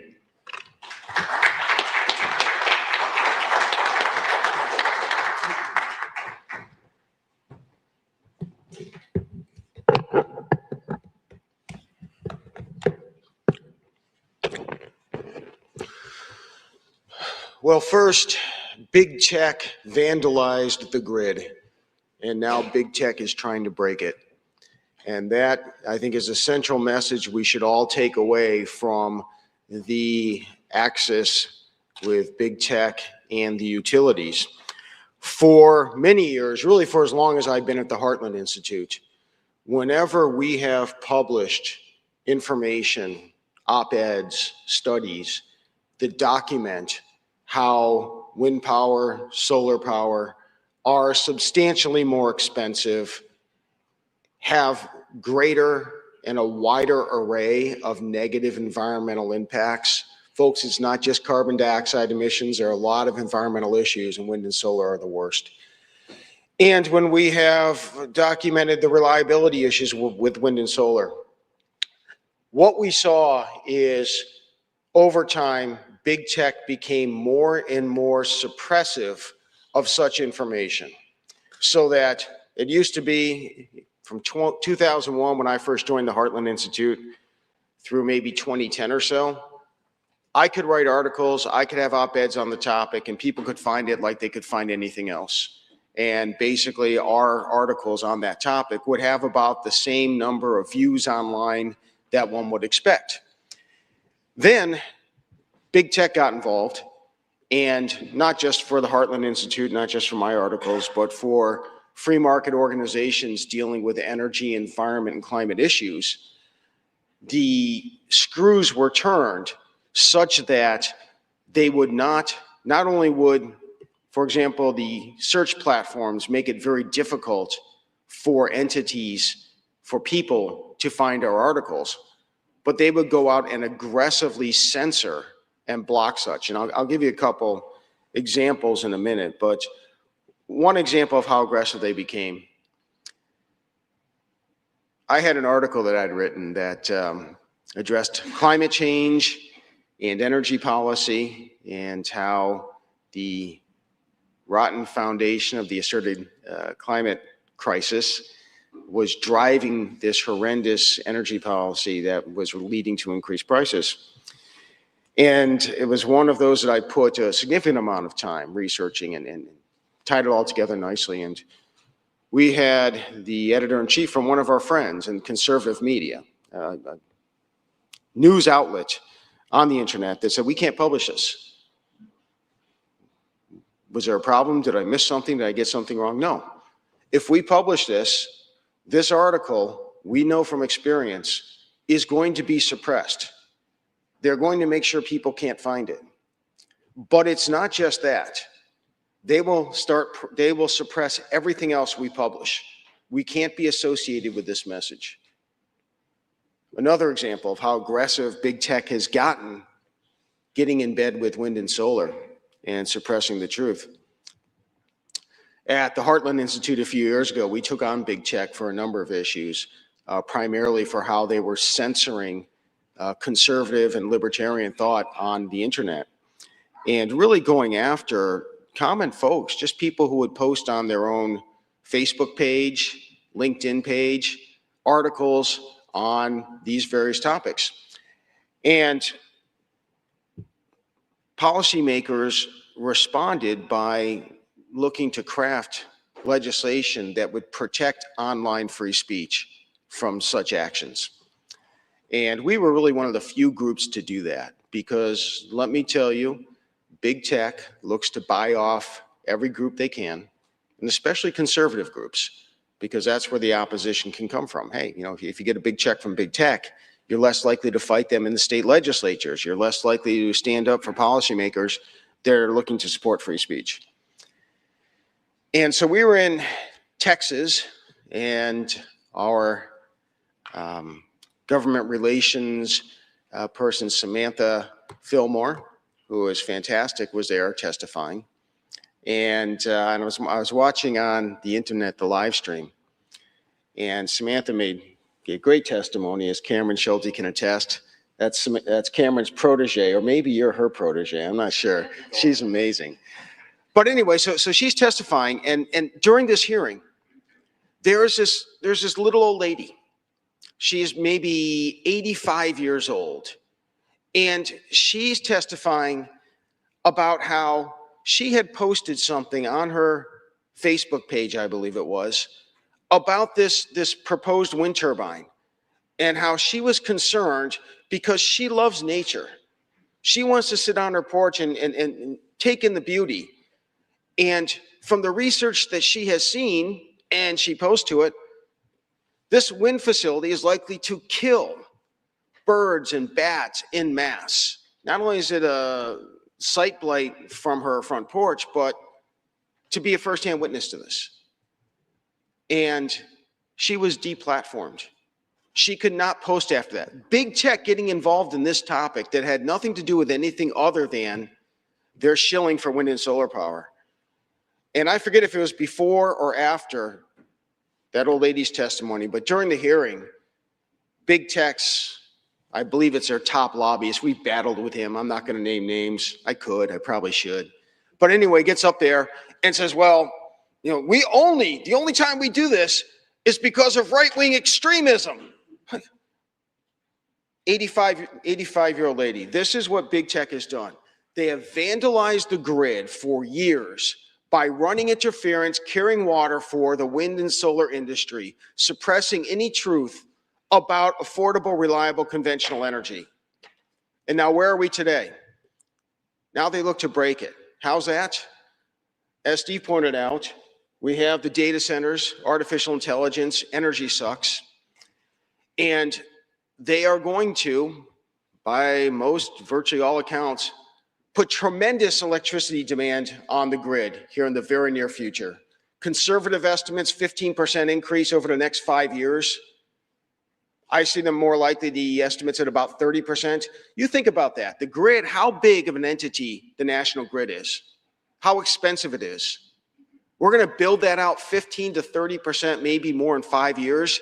That is a massive undertaking with huge costs. And it's not just that, because big tech running interference for the environmental left has in place, they've shut down coal power plants left and right. There are plans to shut down many more that cannot or will not be reversed. So you're going to keep cutting down. It's not just you have to build out the 15 to 30% new energy sources. You've got to make up for what's being cut and then get to the 15 to 30%. Now, is the tech industry looking to build out wind and solar? The only thing they'll let us talk about online? The only thing they'll let us talk about to each other? Hell no.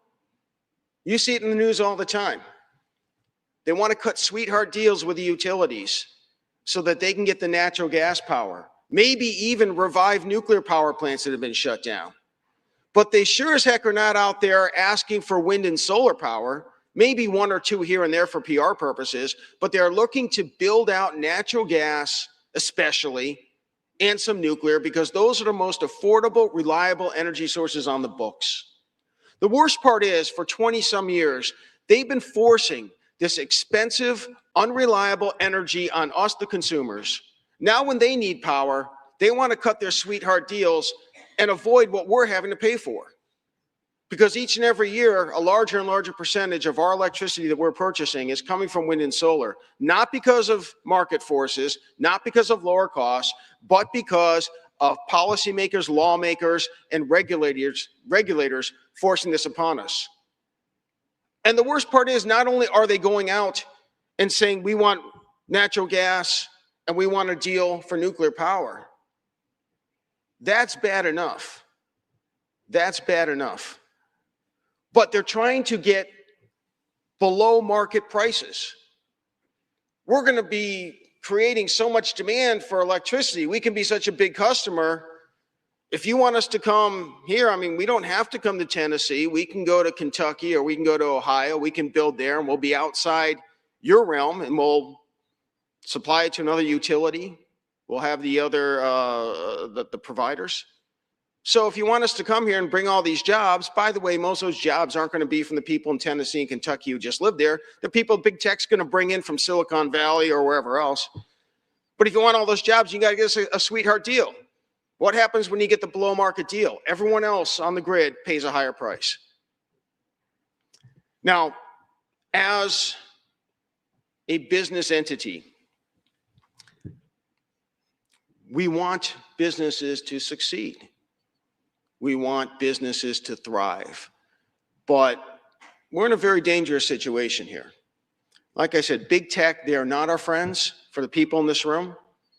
Big tech despises us and everything we stand for. Trust me, Cameron and I have been in those hearings, have been in the legislatures.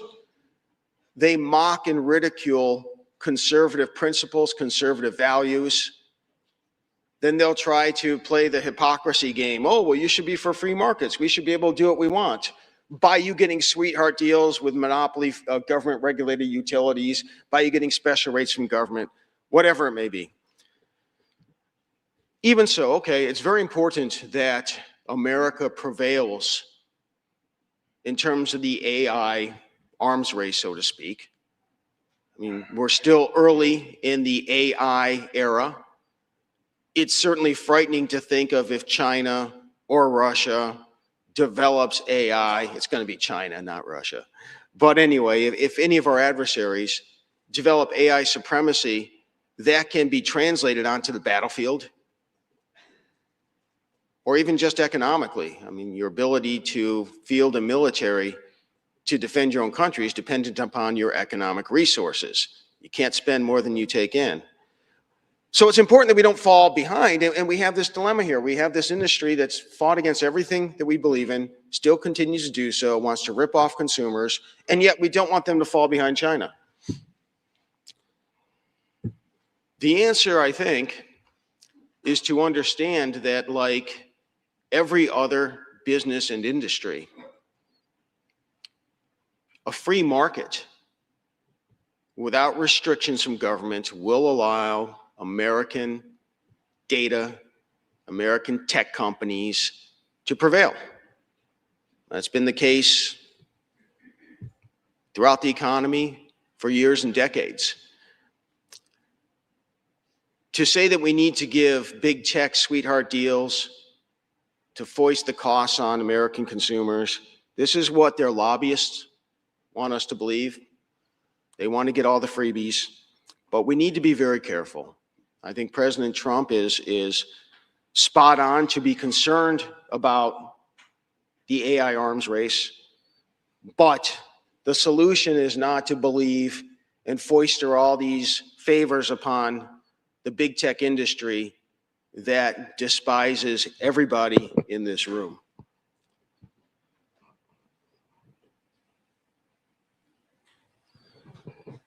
I just want to note something here, just so that you understand how big tech operates. And I know Steve talked more about the specifics of energy. Cameron will talk about the utilities and their agenda. But I want to make sure everyone understands with specific examples what big tech really is all about. So back in 2012, at the American Legislative Exchange Council, ALEC, this is an organization for state legislators around the country. And at the time, there had been a rush, really from 2006 through 2012, of states imposing renewable power mandates on electricity consumers. Before 2006, I mean, there really weren't any. But now by 2012, you had approximately 30 states with laws that require consumers to purchase a certain amount of their electricity from wind and solar power, and they always had the escalation built into the law. So we at the Heartland Institute, we drafted a model bill for ALEC legislators to bring back to their states, the Electricity Freedom Act. And basically what it did was repeal the renewable power mandates. Now, does this have anything to do with big tech? No. The big tech would have no reason to even care about it. They threw such a public temper tantrum and private behind the scenes, because I heard it myself personally. They thought that they were browbeating me. I actually enjoyed it. It meant that I was hitting close to home. But they went out publicly, and the independent companies, I forget exactly which ones, but let's just say most likely you're looking at, Facebook, Google, whatever they were. But these are companies that had been donating to ALEC. You give money to ALEC, you have access to state legislators, and you can have workshops, and you can tell them what they should be doing. They publicly withdrew. We will no longer be associated with people who are on the wrong side of the most important topic in history. Because of climate change, we have to have wind and solar power. So screw you, ALEC, we're going out of our way, we're done. And proverbially, the very next day, in comes Net Choice and all these other industry groups that are doing the same exact thing. They wanted to insult the American Legislative Exchange Council. They want to throw a hissy fit on it. They want to tell everybody we're pulling out, and they get back in.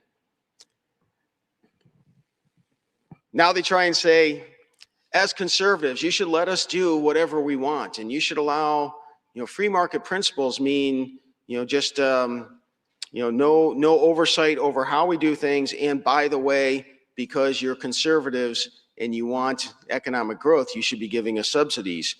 At the same time, when they try to play the free market card, the fact of the matter is, here at ALEC, within ALEC, big tech wanted to utilize everything, every weapon they had, every power they had, again, for something that had nothing to do with them, to keep our energy options limited and our prices high. So with that, I'm going to turn the microphone over to Cameron Sholty, so that when you see, as we really take on big tech and the utilities, you'll understand why, and we're doing it for free markets and hopefully for consumers across the board. Thank you.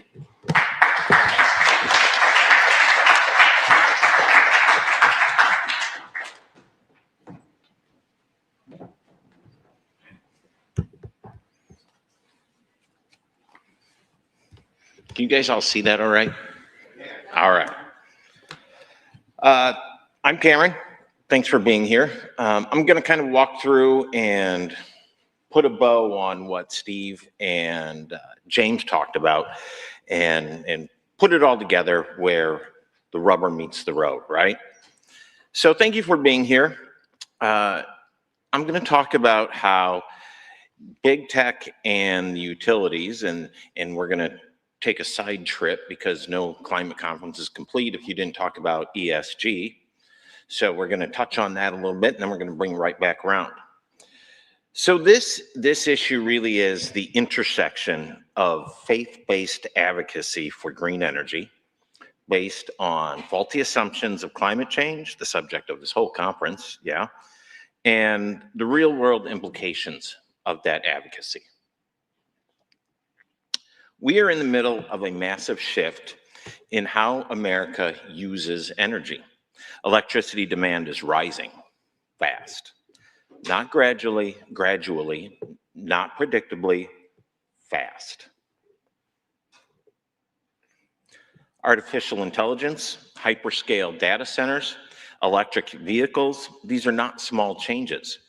These are structural changes to the American economy. And they all have one thing in common. They require amounts of electricity, constant electricity, reliable electricity. And that is where the problem begins. For the better part of the last decade, some of the most powerful companies in the world, big tech, along with major financial institutions, pushed aggressively for rapid decarbonization. They championed wind, solar, and battery storage. They supported policies that prioritized intermittent generation. They pushed utilities and policymakers to move away from traditional dispatchable power. We heard it clearly. So forgive them, for they know not what they do. From Google CEO Sundar Pichai, this will mean every email you send through Gmail, every question you ask Google search, and now a souped up Google search through AI, every YouTube video you watch and every route you take using Google Maps is supplied by clean energy every hour of every day. Then you have, I wish I could say that person's name. I apologize to whomever that person is. We do want to get to a point where renewables and other carbon-free energy sources actually power our operations every hour of every day. It will take a combination of technology, policy, and New Deal structures to get there. But we're excited for the challenge. Oh, but they didn't stop. It's time for our generation defining public works. How about stopping climate change before we destroy the planet and getting millions of people involved manufacturing and installing solar panels? We want to use, just Jeff Bezos, we want to use our scale and our scope to lead the way. So this is where we take a little detour, and I don't have slides on this. So I'm going to ask real quick a few questions. It's interactive. Try to be interesting. So who here uses electricity at home or in your business? Who uses NextEra? Anybody? Nobody's on NextEra? What about Southern Company, which would include Florida, Alabama? Nobody? Well, this isn't nearly as interesting as I thought it would be. Duke Energy. Who's got Duke? Only one person. Man, this is flopping. I'm sorry. How about AEP, American Electric Power? It's only two people. Jeez. And I'm sure you're not on Sempra. Nope. Well, had you been in any one of those, they are the 5 largest investor-owned utilities in the country. And again, it would not be a climate conference if we did not talk about ESG. So then I just thought you all should know that of those 5 largest investor-owned utilities, interestingly enough, the top 4 institutional investors in those utilities are, and I'm seeing Jason nod, he knows where this is going. I know Steve knows where this is going. It's going to be Vanguard Group, it's going to be State Street, and it's going to be BlackRock. JP Morgan Chase following closely. Why I bring that up is because I want to show this something of an unholy union, that if I called investor relations at BlackRock, or if I called investor relations at AEP, maybe the intern will call me back. But if Larry Fink calls up investor relations at AEP or Duke Energy, he's going to get transferred immediately to the CEO's office. And that's not by mistake. That is by design. That is how Larry Fink wants the world to be, because BlackRock, Vanguard, and State Street are pushing ESG. Now, this is a chicken and egg argument, though, right? Because what came first? Did BlackRock push the utilities and big tech to pursue green renewables, or did they do it of their own accord? And Vanguard, BlackRock, State Street said, yes, let's use our leverage to push them that direction. So chicken and egg, but nonetheless, it is this incestuous relationship, this unholy alliance between big tech, investor-owned utilities, and the financial sector. Moving on. Google said it wanted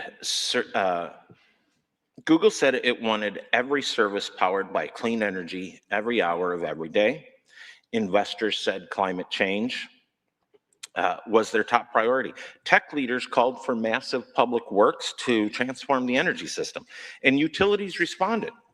Coal plants were retired, dispatchable generation was taken offline, the system was reoriented quickly. But back here, we have a real world.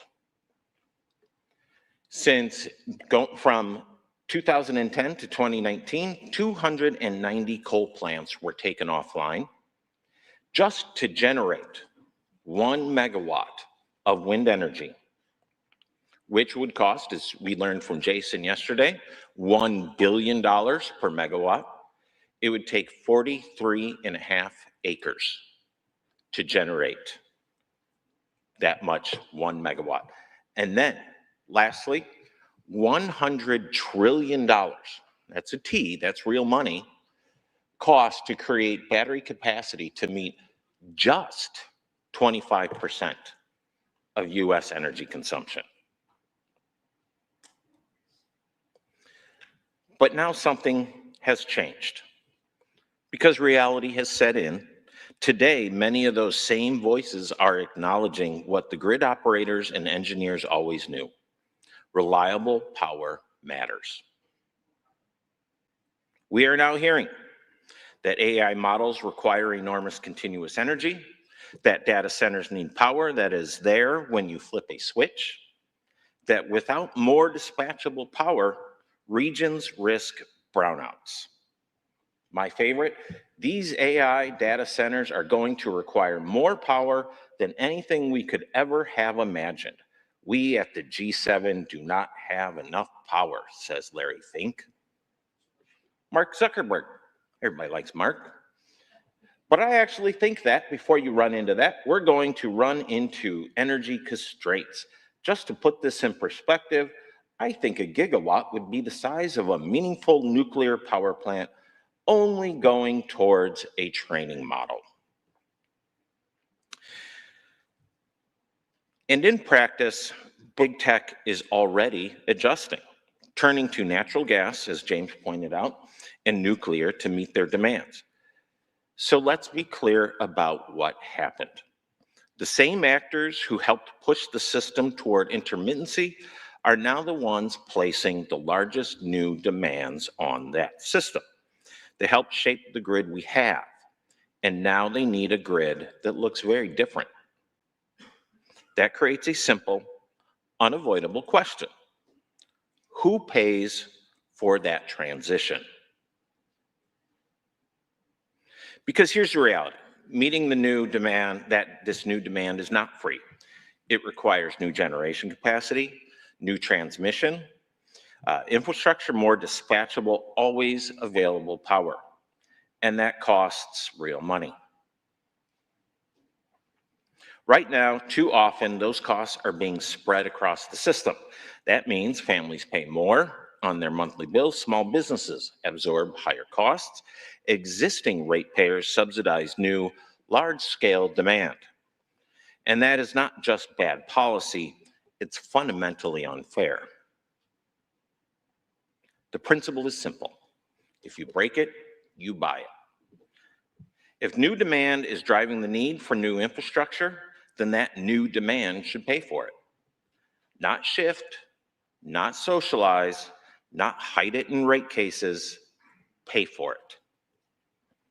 That principle can be applied directly. New data centers that require massive amounts of dispatchable power should be responsible for ensuring that power exists through contracts, through investment, through direct cost responsibility. Electric vehicle infrastructure that adds load to the grid should contribute to the cost of expanding reliable generation. And regulators should not allow reliable power to be taken offline until equal or greater reliable capacity is already in place. Not promised, not projected, actually there. Because reliability is not optional. A grid that works only when the weather cooperates is not a reliable grid. A system that cannot meet peak demand is not a resilient system. And an economy built on digital infrastructure cannot function without dependable, always available energy. There's also a broader point here. This is about accountability. For years, the conversation was driven by aspiration, what green advocates hoped the grid would become, and in that pursuit, they effectively broke it. Now we are confronting what the grid actually is and what it needs to be to support the modern economy. We do not need to abandon innovation. We do not need to reject new technologies. But what we do need to be honest about is cost, honest about reliability, and honest about who should bear that burden. Because if we get this wrong, the consequences are real. Higher prices, weaker reliability, and a system where the average American is asked to subsidize the energy needs of the most powerful companies in the world. We can do better. We can build a grid that is reliable, affordable, capable of supporting growth, but only if we align incentives with reality. Only if we stop pretending that costs disappear when they are shifted, and only if we apply a simple rule. If you break it, you buy it. Thank you.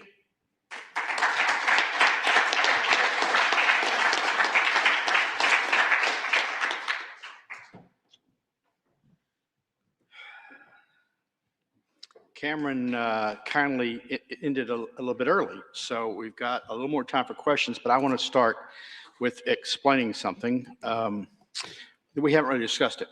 You have to understand where we came from to get here. For 100 years, the electric grid was run by the states. The federal government said, it's your responsibility to manage your electric grid. And they took up the challenge. And every state had its own public utility commission, and it was charged with two things: provide reliable energy, making sure that you don't lose energy during peak periods, during disasters, and make it as affordable as possible. And the engineers designed that grid. So we're not talking about building a grid. We're talking about rebuilding a grid that they destroyed. There was a grid. It worked. They destroyed it. Now, what happened was two things.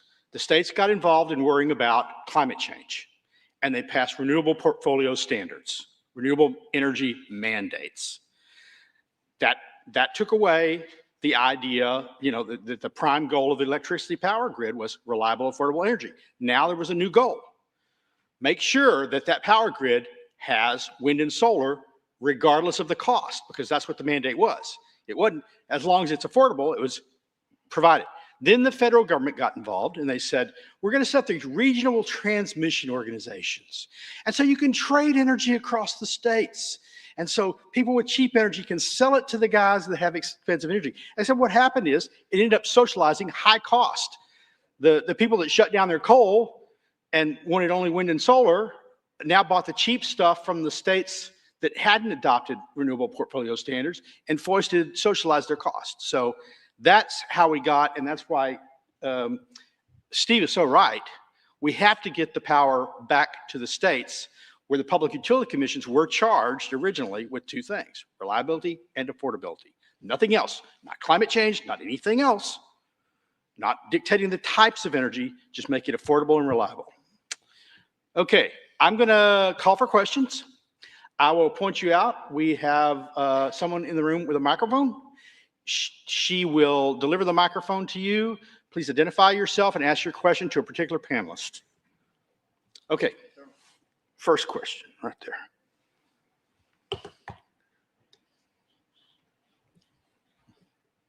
Hi, Dr. Rockmorton, and my question is for Mr. Milloy. Oh, we're not mic'd up here, so you have to step up. Sorry. Question for Mr. Milloy regarding returning power to the states.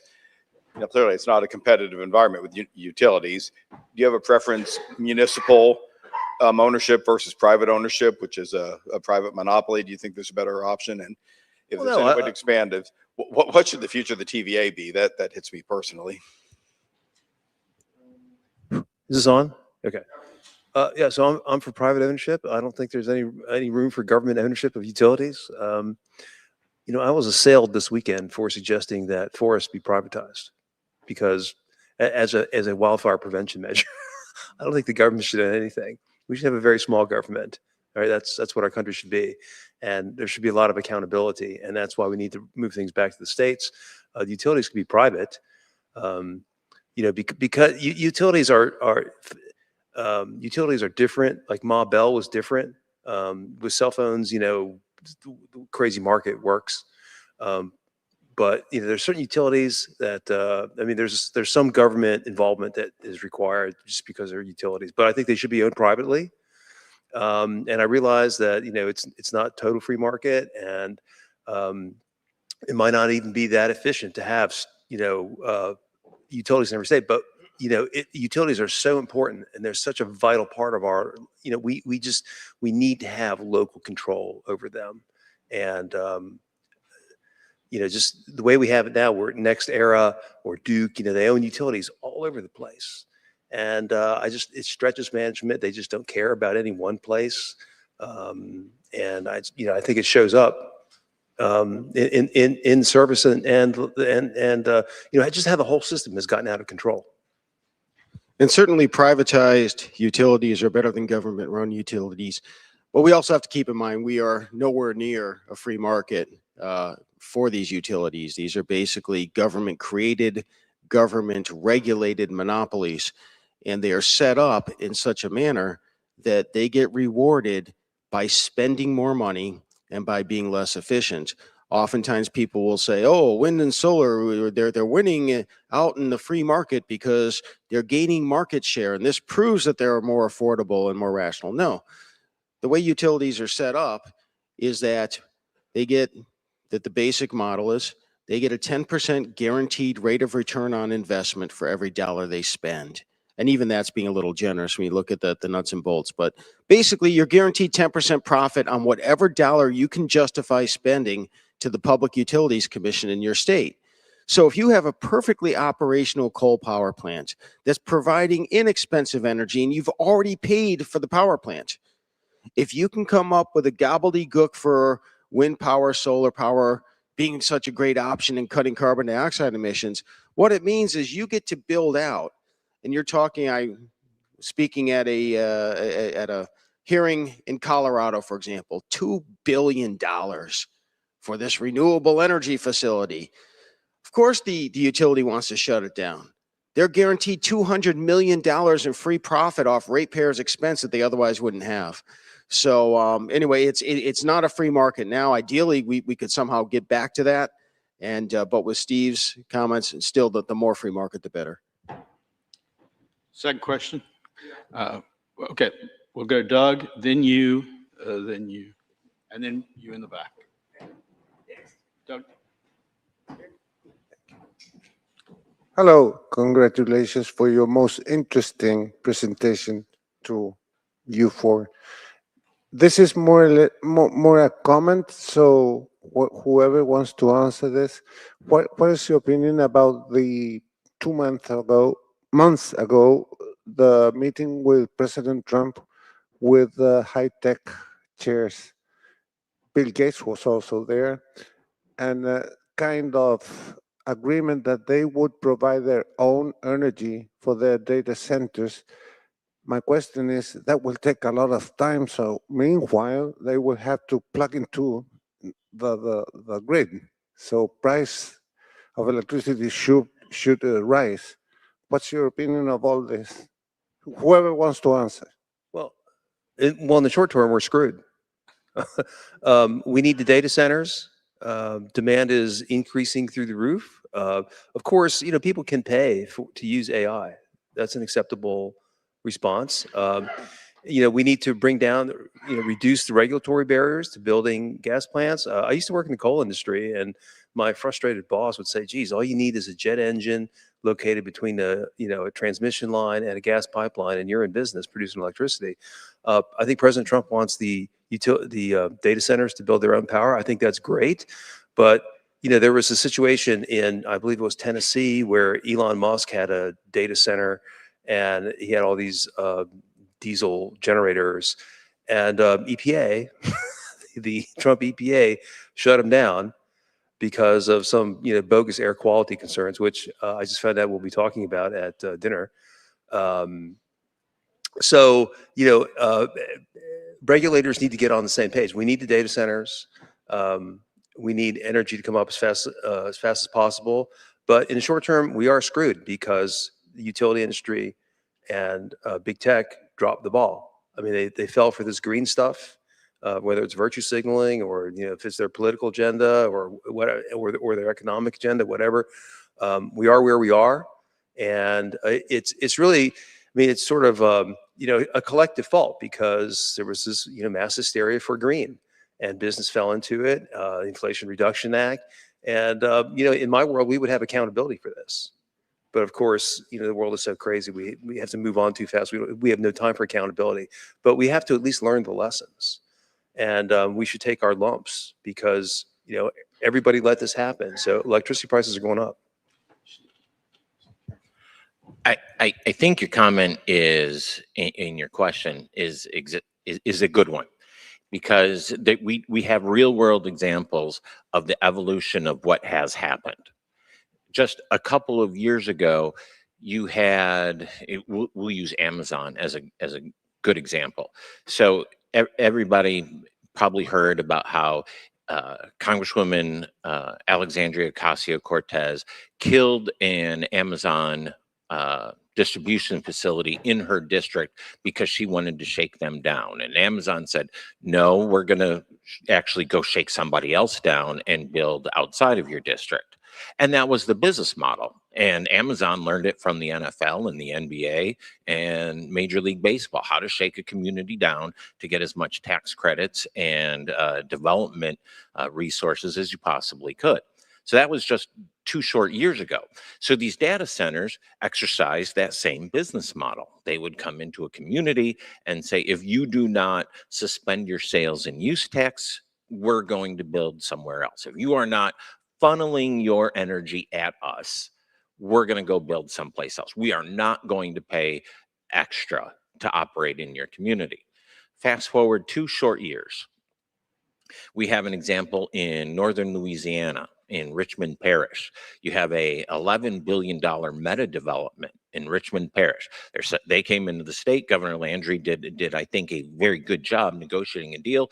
Meta said, we're going to build 3 new generation facilities behind the meter, and 2 of them are going to be natural gas. The third one is yet to be determined. It's probably going to be renewable, but if Meta thinks they can power their facility with renewable and it's behind the meter and they don't at any point connect to the grid, well, that's their sunk cost. That they can do that. Or in my home state, in Wisconsin, you have Microsoft that has come into southeastern Wisconsin promising billions of dollars of development, and the local community, who has been shaken down before by Amazon for one and Foxconn another, said, well, what do you want? What do we got to give this time? You know, Microsoft basically said, nothing, we're good. Can we put a straw in the lake? It's in Racine, Wisconsin, just it borders on Lake Michigan. They're like, do you guys care if we just put a straw in the lake? But we're not going to use a lot of water. We just need the permits. Otherwise, we're just going to shower this community with cash. We're going to pay for all the roads. We're going to give to the local community. We're going to pay for your schools. We're going to pave your roads with gold. I look forward to moving to Racine. It's going to be wonderful, except I won't use Windows products. So you see this real evolution in just a very short time frame, and it would be great if the NFL and MLB and NBA took that lesson too. But we're not going to see that anytime soon, and we're going to talk about that some other time. This gentleman right here. I'll make it quick. I have a case study that very brief case study. I'm going to present. I'm going to give you my answer. You can grade it. So I'm from the great state of Ohio. So the utilities spread a lot of money around the legislature and to the state, the governor and everything. So much so that we had a small little scandal where the head of the PUCO committed suicide.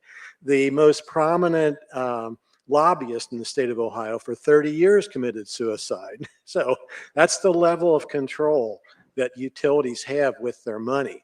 My answer to this case, my resolution to this is our next governor is probably going to be Vivek Ramaswamy. I think the political answer has to be the governors of these states, like the governor of West Virginia, hopefully Vivek. Other than that, now we've not just got the utility money, we've got big tech's money too. We're outgunned. So this gentleman up here, and then Where's Sterling? So I get it right. right there. Hello. At the Las Vegas meeting, you had a whole session on small modular and nuclear reactors. And I also recall Trump during one of his either cabinet meetings or news conferences advocating that some of these data centers and big tech should really pay for and fund the development of these types of power plants. What is the biggest roadblock to this now? Is it the health concerns? Is it regulatory? Is it the current power plant? What are the biggest roadblocks to the development of the small portable nuclear reactors? I know they power big ships and submarines, and they've done that for years. But what's the roadblock for addressing these needs? Well, ultimately for nuclear power, I mean, the roadblock is nuclear power industry management, because they have not fixed the health scare, and everybody's afraid of this technology, even though, as you point out, we have used it on warships for 50 years. No accident that anyone knows about. France is 75% nuclear. China is building as much nuclear as it can. Nuclear is safe. The scare has been overblown. Unfortunately, even the Trump administration has yet to make a move on these safety standards. And I talked about this yesterday. We have all these small startups, billions of dollars they have billions of dollars of market cap. People have invested, obviously smaller amounts of money in them, but they're all going nowhere until we fix the scare. And there are scores of small companies doing uranium mining and processing in conjunction with the rare earth mining. I mean, it's just like the same type of apparatus is in place for both. Well, it's a good thing America became great before NIMBYism and the regulatory state set in, because otherwise we'd be in deep trouble. I read, there's a Washington Post editorial. They have a, Washington Post, by the way, has this great renovated editorial board. They do free market capitalism. And today they talk about how data centers, there was violence against some Indiana politician that was pushing for a data center someplace. I think someone fired 13 shots into his house. And there's this lunatic fringe now against data centers, and they will be there against nuclear power. We have got to do something to get a grip on the level of education about these things. If we want to be the lone global superpower and have an industrial economy and be secure about all that, we're going to have to do a lot more stuff here, and people are going to have to get over the NIMBYism and the regulation. Just really quick so we can get to the next question. But listen, the public utilities commissions, they face political pressures. They face, hostile articles in the press with all, as Steve says, with so much negativity focused for political reasons on nuclear power. You better be able to deliver something that is of great value to consumers. Nuclear power, as heavily regulated as it is, with so much of its cost being not so much the cost of constructing or operating nuclear power, but instead being complying with redundant and excessive regulations. Nuclear power is still, even under that regime, is still far more affordable than wind and solar. But if you're going to replace the coal power plants that are, you have all of the pressure to shut down with nuclear power, your costs are going to go up. So it's hard for a Public Utilities Commission to approve nuclear power because, one, they're going to get hit from the environmental left because it's nuclear power and they have the irrational hatred from it. And two, you're going to see prices rise because you're replacing inexpensive coal with nuclear. Bruce? Yeah. Jason and I have talked for years about the problem, frankly, of Republican governors in states like Texas has had two awful governors, and even especially in Florida now and others, of utility regulation. And that at the state level, the reality is that there is no reform, and the notion of giving more power to the states, the way it's set up now, is a disaster, because in Florida, there are 3 utilities that own the state, and the rate of return there that they're guaranteed is 11.6. My question to the panel is, isn't what's really needed first and foremost is a rewriting of the federal utility law that such that you have to mandate that every state utility board must provide power at the lowest possible cost.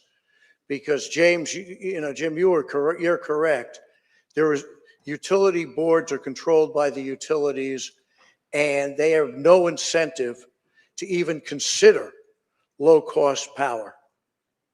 So the real question to me is to ask the 3 of you, or the 4 of you, how do we get consumers and regulators to actually become capitalists and force the entities that they regulate to provide service, in this case it's electricity, that is reliable and low cost? Sterling, you mentioned initially the 2 key words going back to the 1930s in the original Utility Act. That act has been violated because those 2 words are no longer operable.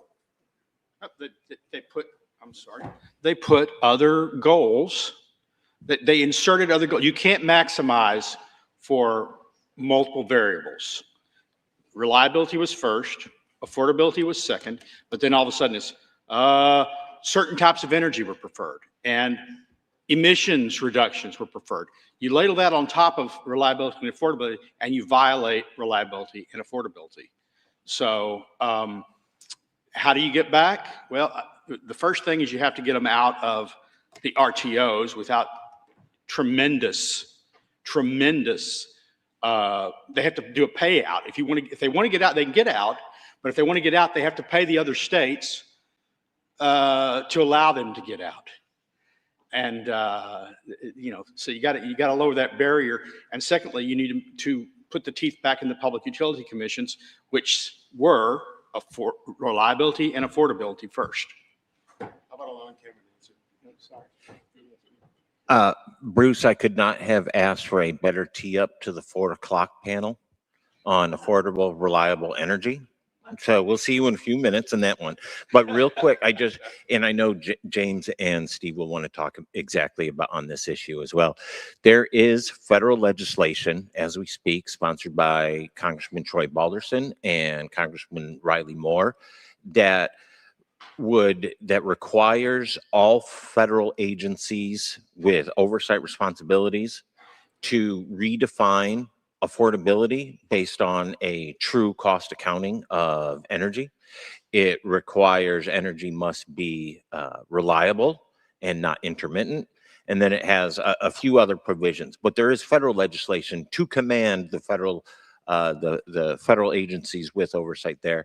And then the states can also command similar or make similar mandates upon their public service commissions. So that's the top line response to that, but I know James is going to want to talk to. Yeah, Bruce wants to get me riled up. No, you hit it right on the head. I have personally testified in Public Utilities Commission's hearings in deep red states, two of the most recent, Indiana and Iowa, where you have this proposal from the utilities because they know they'll make all sorts of money if they build out this new project for the new wind power facility. And they prioritize in these deep red states, they're talking about, all they want to talk about is carbon dioxide emissions reductions. That's not what your voters want. That's not what your constituents want. But again, being in most states appointed by the governor, sometimes elected officials, but again, they don't run as a Republican, Democrat, whatever. So you have the public utilities commissions that have the say on whether a project is approved or not, that are prioritizing the wrong things. They're not prioritizing affordability, as you point out, and we need to do that. And one note on this, wherever I see these projects, and it's not just me, Cameron and others at Heartland have been out testifying in these hearings, every single time that there's a proposal for a new wind facility, and they talk about every time they say how much money it's going to save, and they'll quote these solar and wind power shills saying that it's less expensive than wind and solar, it always, without fail, has come with a huge, massive price hike. How does that make sense? And I will always say, all right, I'll tell you what, if what you say is true, let's get right in the approval and we'll see it. And the utilities should sign on. I mean, if they're telling us the truth, okay, you say it's going to be 15% less, you're going to save that cost. Okay, let's get it in writing for the next 20 years. You guarantee a 15% rate cut gradually hitting over the next 20 years. And if you can't do that, you have to. That's all you can charge. But great question. Got time for one more question. Wait, just real quick. Bruce, as you know, utilities are the most popular or the most powerful lobby, just about the most powerful lobby in every state. The banks are utilities, and they don't want low price electricity. In my presentation, we've got decoupling across the country. They want high price electricity. So they're never going to go for it unless, we somehow figure out a way to cut down to size the most powerful lobby. And, the lobby's made even more powerful because these utilities are now interstate, right? They're massive. They can just dump money in anywhere. And so that's why we need to cut them down to size, bring them back to their states, and, make them a much smaller player. Steve, this question is for you. Could you please talk a little bit about the security of our grid and electromagnetic pulses? Well, now, I'm not an expert on that. I've heard people talk about it. I think, it sounds like it's important. And here's what I do know about that. The EMPs could wreck transformers, and we get all our transformers from China, and there's a lead time for getting them. Okay, so that's a serious problem right there. I mean, if we made transformers here, and we made them such that we could survive something like that, it might not be a big deal. But if it's true that, that's a real possibility, and it can wipe out transformers, and we're dependent on China, then we're in deep trouble. Let me just suggest, Ramey, that you corner Will Happer. That's a specialty of his. I mean, he is the most knowledgeable person in the world that I'm aware of on that topic. So he's here, and I'm sure he may not be able to divulge everything he knows, but he'll be able to share probably more than anybody. Thank you for all attending. Please thank all of our speakers today.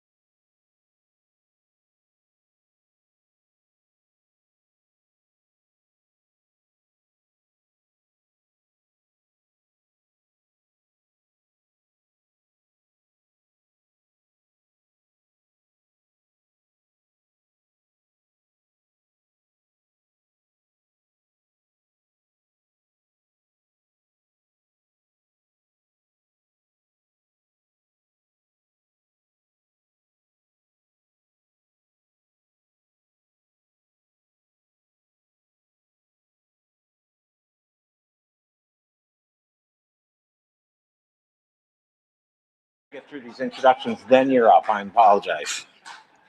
Next, we have Lee Schalk. Lee Schalk is Vice President of Policy at ALEC.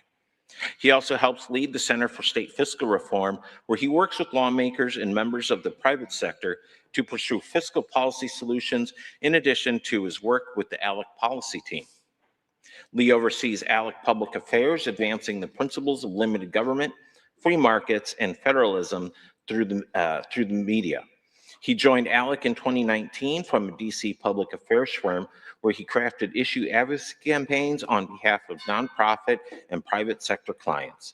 Lee previously served as an ALEC member during his time as State Affairs Manager at the National Taxpayers Union. He also worked for former U.S. Speaker of the House Newt Gingrich at the Center for Health Transformation, promoting market-based health care reform. Next, we have Louisiana State Representative Jacob Landry. Jacob Landry is a resident of Erath, Louisiana, where he was born and raised, graduating from Erath High School in 1997. Jacob is a committed family man that married his high school sweetheart, Hannah, and I can confirm she's a lovely person, from Del Cambra. Del Cambria, I'm sorry. That's how it's pronounced, Del.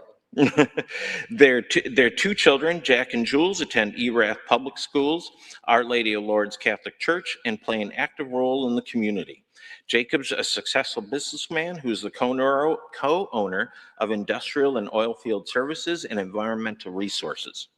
He's a member of the Vermilion Parish Port Commission, a member of the Knights of Columbus, and sits on the Vermilion Economic Development Board.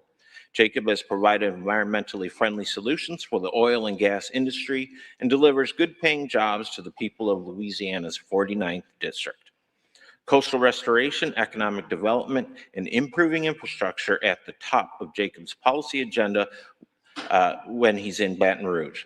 Providing to his local community drives Jacob to serve the constituents as the representative of Louisiana's 49th House District, and why he has put his name forward and serves.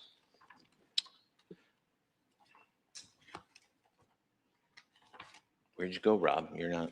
Thank you. So Rob Bradley. Rob's in the front here.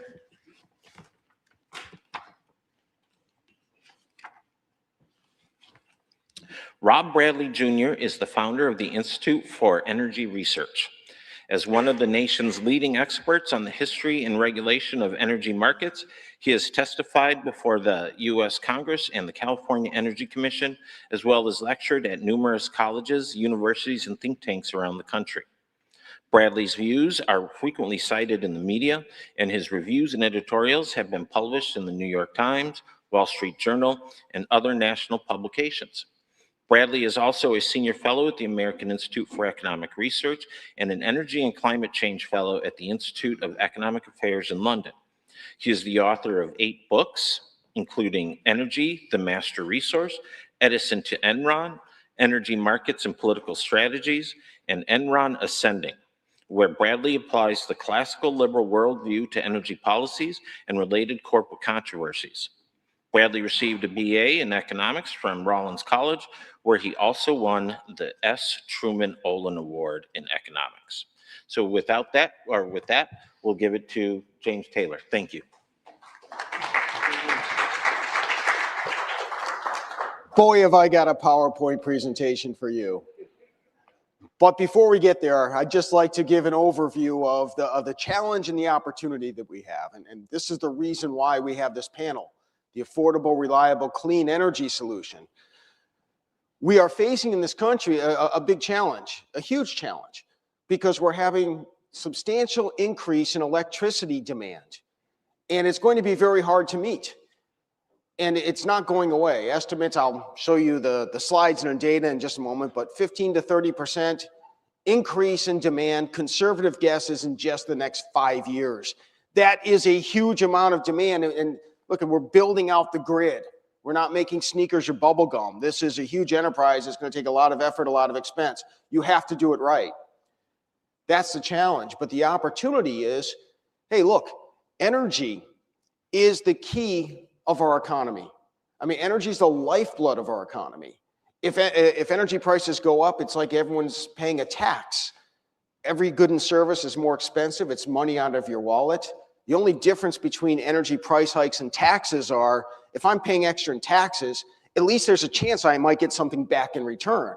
I mean, it may go to someone else, it may be spent foolishly or corruptly, but there's still a chance. When I'm paying higher prices for energy for no reason, I get nothing back. Similarly, when energy prices go down, it's like a tax break for the entire economy. It stimulates our economy, and it puts more money in our pockets individually. We have this opportunity. We can build our economy on sand, or we can build on a granite foundation. And through affordable, reliable, clean energy policy, we can build on granite and have a strong foundation for a prosperous economy for decades to come. It's out there. The opportunity exists. It's real. It can be attained. In fact, just recently, I was on a televised, well, I guess it was by Zoom, and then it was broadcast on Real Clear. And David DeRosier was hosting it. David wasn't able to make it. We thought he'd get him here. But anyway, he had two people who are conservatives, two people who are liberals, to talk about, to debate, to discuss energy policy. And when the topic came around to affordable, reliable, clean, and the foundation, really the framework of what we're going to talk about, guess what? All four of us were in agreement. This is something that doesn't have to be conservative, liberal, red, blue. This is something we can build upon just by speaking the truth. Everyone's going to buy in. After all, who's not for affordable energy? Who's not for reliable energy? And as a conservative, I don't want to run away from the environmental component either. Because guess what? That's on our side too. So that's just the overview. And if this works out, heck, Donald Trump can issue an executive order tomorrow putting an affordable, reliable, clean energy plan into place. Better yet, maybe through reconciliation, Congress can pass it into law. Or better yet, even without reconciliation, if our policymakers will have the same honesty and integrity that the four people on this panel at Real Clear had. Conservative, liberal, it didn't matter. Hey, this makes sense. So that's what I'd like to present here. And now my fabulous PowerPoint presentation. So basically, all right, first of all, the critical challenges. Affordability. Electricity prices are rising. They're rising in a way that we have not seen in decades. In fact, this is something that played out in recent gubernatorial races in New Jersey and Virginia. It was the top issue. When the Republican lost, the Republican got hanged with the affordability issue across the board, but especially regarding electricity. And as I'll show in a minute, that was a political mistake because there's no reason for that to have happened other than political error. But affordability, prices are rising. We need to solve that. Reliability, demand is growing. Blackouts are forecast, more and more blackouts in this country. The reason why demand is growing is because of the explosion of AI, data centers, quantum computing. This is all something that is putting a huge strain on demand on the grid. And I'll show you the numbers here in just a moment. All right, electricity demand is growing. Grid Strategies report. They forecast that, well, first of all, they say the era of flat power demand is behind us. They forecast a 15% increase in electricity demand by 2029. That is massive in just 5 years. That's the low end. That's a conservative end. ICF Global Consulting, 25% increase in demand by 2030. Others forecast even more. So we have to build out a huge amount of electricity production to keep our lights on. As I mentioned, this is a political issue. Policymakers, get on board. Left, right, Republican, Democrat. If you are going to have continually rising electricity prices for your own benefit, you better be doing something to bring prices down. Now I'm going to show you how. First is what not to do, and what's happening right now, unfortunately. So despite accelerating demand and a shortage of rare earth minerals, which are necessary for wind and solar equipment, utilities are enacting expensive net zero carbon dioxide plants that are removing crucial on-demand baseload power and requiring more rare earth minerals. This is not a recipe for reliability, nor is it a recipe for affordability. Here's what's happening regarding our affordable energy sources. In 2020, coal power provided 773,000 gigawatts of US electricity. 2024, just 4 years later, that had dropped to 650,000 gigawatt hours. 15% drop in coal power in 4 years. Why? Because policymakers and public utilities commissions were requiring this as a political decision, not economics, as you'll see in a moment, politics. We're getting perfectly operational coal power plants being taken off the grid. What happens as a result? Okay, well, we see in 2020, coal provided 19% of our power. 2024, it was 15%. That was taken up virtually entirely by wind and solar, which went from 10 to 15% of the total electricity mix. So what happens when you do that? All right, from 2010 to 2020, we have a nice extended period of time. Electricity prices were essentially flat, less than 1% per year increase in prices. Then you see the switch from existing coal power to wind and solar, which we're told is so much more affordable. It's already cheaper than natural gas and coal, they tell us. All right, we make the switch, electricity prices rise 22%, from less than 1% per year to now 22% over a 4-year period.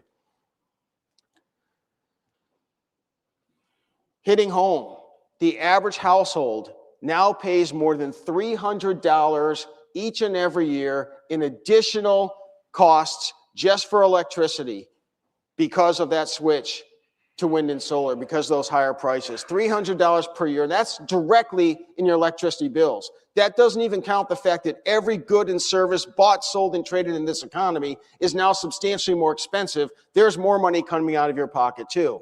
We need to do something to fix this. All right, so why have prices gone up so much with wind and solar? We hear all the time, wind and solar, it's already less expensive than coal. It's already less expensive than natural gas. All right, let's take a look at the actual numbers. In the peer-reviewed journal, Energy, energy economists, they put together what is the actual levelized full system cost of electricity. And by full system levelized cost, what they're taking into account the cost that intermittency impose upon other energy sources on the electric grid. They're taking into account all the transmission wires and systems that must be built when you have a wind farm out in the middle of nowhere that has to bring wind power to Houston or wherever it may be. And all these other factors, tax subsidies, whatever. Let's get the real cost. If you're going to build out a grid on a particular power source, taking in those factors, what does it cost? We hear the propaganda in the media. Here are the actual numbers. This is the full system levelized cost of electricity in dollars per megawatt hour. If you build out your grid on natural gas, then you're looking at costs of $40 per megawatt hour.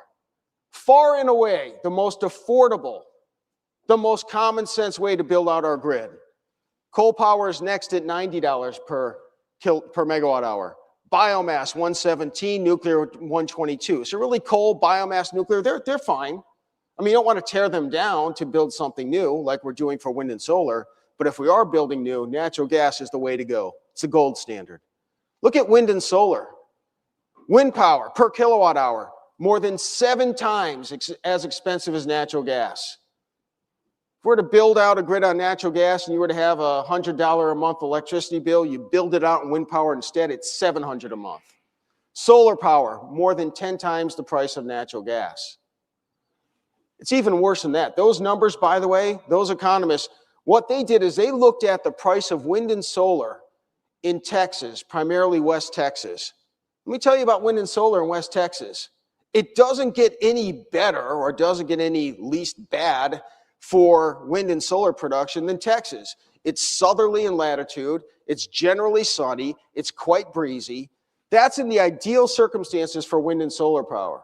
Now, if we're comparing this to New Jersey, to Michigan, or anywhere else, it gets even worse. My friends in Europe, who I hope and I believe are going to start importing American LNG, liquefied natural gas, look at these numbers. First of all, your wind and solar costs, which is all the craze there politically, they're going to be much higher in Northern Europe than they are in Texas. And natural gas, even if you liquefy and ship the natural gas, it adds some costs, but it doesn't more than double the cost. And you can more than double the cost and it still makes the most sense. This is what we need to build our economy, to build the base of our economy upon, is affordable, reliable natural gas. There you have in bar graphs the comparison, natural gas, coal, biomass, nuclear. Again, all are fine. Natural gas, a gold standard. Wind and solar, ridiculous. And I often hear, well, we need all of the above. And that's what sometimes I'll hear from my folks who are the wind and solar advocates, because they can't counter those numbers. Well, but we need all of the above. Let me tell you something. When I got here to this hotel, the Hotel Washington, great place. The first thing I did is I walked down the street 2 blocks to CVS. Why? So that I could buy myself 6 16-ounce bottles of Diet Coke. Why did I do that? If I'm buying them in the hotel and pay, I don't know, probably $7 a can. That's the case in many hotels I stay at. $7 a can in the hotel, or $2.50 walking down the street at CVS. Now, if I were to get in an Uber and go out into the suburbs, I can buy that same bottle of Diet Coke for now about $1.50 a piece. And if I were able to take this on the airplane, back at my home outside Tampa, Florida, at my Publix, where I'm getting buy 2, get 2 free, I could be spending about 60 cents on them. If I'm planning out my Diet Coke budget, I don't want to do all of the above. I don't want to have two bottles from my hotel, 2 bottles from the inner city CVS. I'm going where it's least expensive. It doesn't matter whether these lights are powered by coal, nuclear, natural gas, or anything else, as long as the lights turn on. We don't want all of the above. We want those that make the most sense. All of the above should have every opportunity to compete for affordability, for reliability, and these are the champions right now. Maybe that'll change someday, but we don't want all the above. We want the best of the above. In your goodie bags here when you arrived at this conference, you had a copy of Affordable, Reliable, and Clean, an objective scorecard to assess competing energy sources. So I'm going to give you some of the data right there that you can see, and that hopefully our policymakers will see, the general public will see, the media will see. This is the information that brought Democrats and Republicans together in our Real Clear discussion. Affordability, as I just mentioned and just showed to you, natural gas by far is the most affordable energy source. So we gave the numbers, the objective numbers, and then we gave a score, 1 to 10. The lower the score, the better. So assessing the cost for affordability, natural gas is a 1, coal and hydro are 2, pretty close. Natural gas still obviously the gold standard, nuclear, biomass, wind, and solar. Next up, reliability. Basically, look, can we know with certainty that an hour from now, a day from now, a week from now, that we can produce whatever amount of electricity we need to power our city, to power the grid? Well, that's pretty objectively scoreable as well. Natural gas, look, it's available. You can run the natural gas power plants as much as you want. You don't have to worry about weather that's going to impede upon that. So natural gas, coal, nuclear, they all get a 1. Best score you can get, as reliable as you can imagine. Biomass is a 2. Hydro's a 3. Hydro has some variance for drought. It's still pretty good. Wind and solar are terrible. We have no idea an hour from now if there's going to be a cloud over the sun. We can have some guess as to 3 or 4 days from now how sunny it'll be and what we need to do in advance, but still it varies. I don't need to go into further detail. We know that. Natural gas, coal, and nuclear. We can count on them all the time. That's very important. Another threat regarding reliability is not just the variability of weather, but look, we get most of our equipment and the minerals that go into the wind and solar equipment are mined, refined, and manufactured in China. If China gets peeved at us, look, they got peeved at us during COVID. President Trump pointed out, rightfully so, that it was a virus that came from China. They threatened to cut off the medications that were manufactured in China. They can cut off our energy equipment, our electricity equipment, if they get peeved at us for any reason, or if they just want to take advantage of us. That's another reliability issue. Natural gas is produced right here in the United States of America. Coal, we produce it right here in the United States of America. These are the sources that we need for a self-secure United States of America. I'm going to skip through a couple of these slides because I want to give my colleagues a chance to get up here soon too. Clean, the third component. Conservatives sometimes, look, I think affordability and reliability are key. They're primary. But conservatives sometimes, well, let's not talk about the environmental issue. We should talk about it. because on this topic, it is the same affordable, reliable sources that win out, yes, win out in the environmental factor here. So there are many aspects to environmental issues. The climate activists want us to believe that the only thing that matters is CO2 emissions. And look, I grew up in the 1970s. When I was a kid, it was land conservation. It was species preservation. Those still matter. They matter a lot. Here at this conference, we've learned that we're not facing a climate crisis. Even if we're concerned, let's look at the full spectrum of environmental issues and see how they compare. Okay, first of all, emissions. So what we have here, nuclear power, hydropower, wind power, solar power, they do not directly produce emissions. We could certainly make the case that in the production of that equipment, a lot more emissions are emitted than even the actual utilization of them, but nevertheless. Natural gas comes in at a 2. Natural gas, you cut coal emissions for CO2 by 50% roughly. For most other pollutants, you cut them down 80, 90%. Coal and biomass score to 7. So all right, if we're just looking at emissions, yeah, wind and solar score pretty well as others. But there's much more. So land conservation. How much land do you need to clear? How many forests do you need to cut down? How many open spaces do you need to fill up with site blight for energy production? Well, for natural gas, that scores the best of all. It doesn't take much land use necessity utilization for a natural gas power plant. Drilling for natural gas, you can produce quite a bit of natural gas on just a small plot of land. Very small disruption. Hydro scores a 2, nuclear a 2, coal a 4, biomass a 4. Solar and wind are the worst. With wind power, you need approximately 300 square miles. 300 square miles of wind turbines to generate the same amount of electricity as a natural gas power plant. 300 square miles. Professors at Harvard University, who, by the way, would like to see us take climate action, they calculated how many wind turbines do we need to run the grid on wind power? They said we need to cover literally 1/3 of the entire United States of America with wind turbines to do that. And if we require an electrification of transportation, that goes up to a half.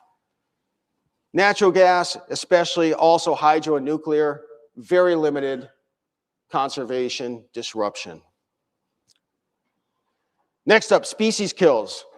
Birds and bats are slaughtered literally by the millions in this country due to wind turbines. Solar panels also have tremendous disruption and impact on species. The direct kills, natural gas again scores best. Nuclear, coal, hydro, very good as well.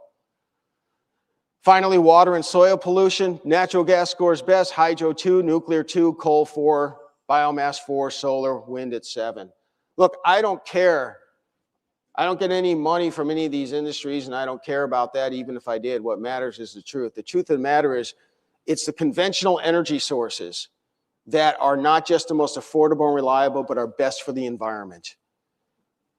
So the environmental score, the clean score, in totality, what you see is adding up the numbers from the various components, natural gas 4, nuclear 5, hydro 7, the rest score much worse. Natural gas and nuclear, hydro, they're the way to go. And then not just the environment, but now total, affordable, reliable, and clean. Here's how right now we should be building our grid. Here's how we build on a foundation of granite. Natural gas, to the extent we're building out new power, followed by nuclear, followed by hydro, followed by coal. Those next 3 are all pretty much interchangeable. Certainly wind and solar power are going to bring our economy down. Folks, the best thing that can happen to our country right now, the best way to celebrate our 250th anniversary this year is to have affordable, reliable, clean energy bill presented to Congress, passed by Congress. This would be a tremendous birthday present. If it's an executive order, Donald Trump's birthday present to America. But hey, I'm egalitarian. I think Congress can get on the act too. They can also provide such a tremendous birthday present to America. The fact of the matter is to make our economy strong, to raise our living standards, and to bring in the security, the energy and economic security that our country needs, we need affordable, reliable, clean energy policy. And this study and this data, that's the way to go. So thank you very much. turn it over to the next speaker.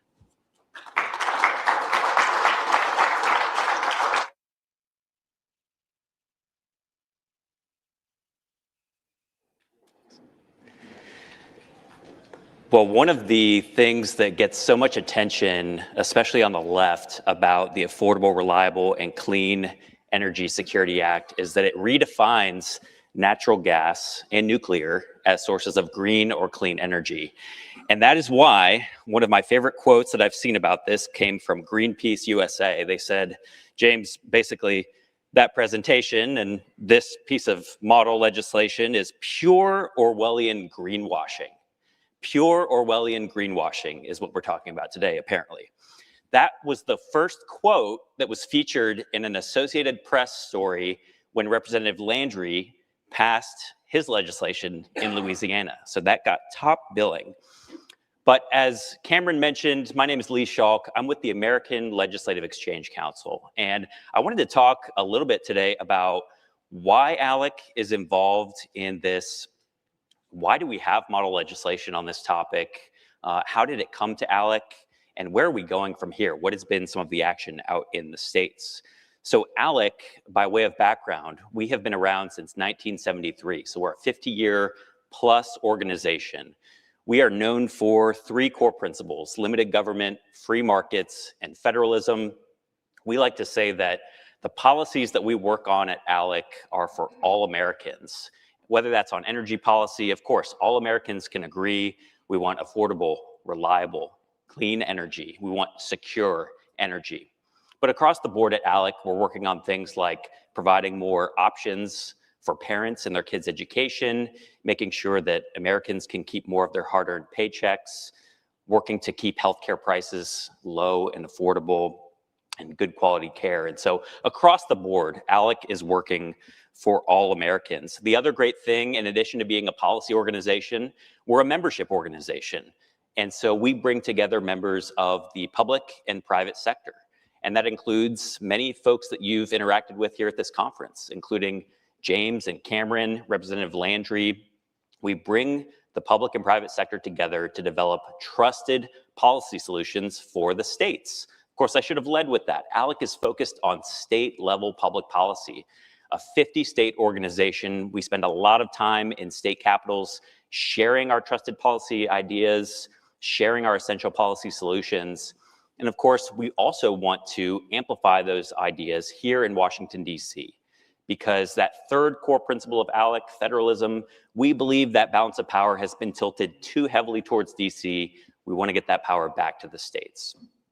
Another core part of what we're doing at ALEC is fostering competition between states. And that's what's so fun about working on state-level public policy. We're so quickly able to see what's working and what's not working when it comes to things like high tax rates or perhaps a renewable portfolio standard or a cap-and-trade program.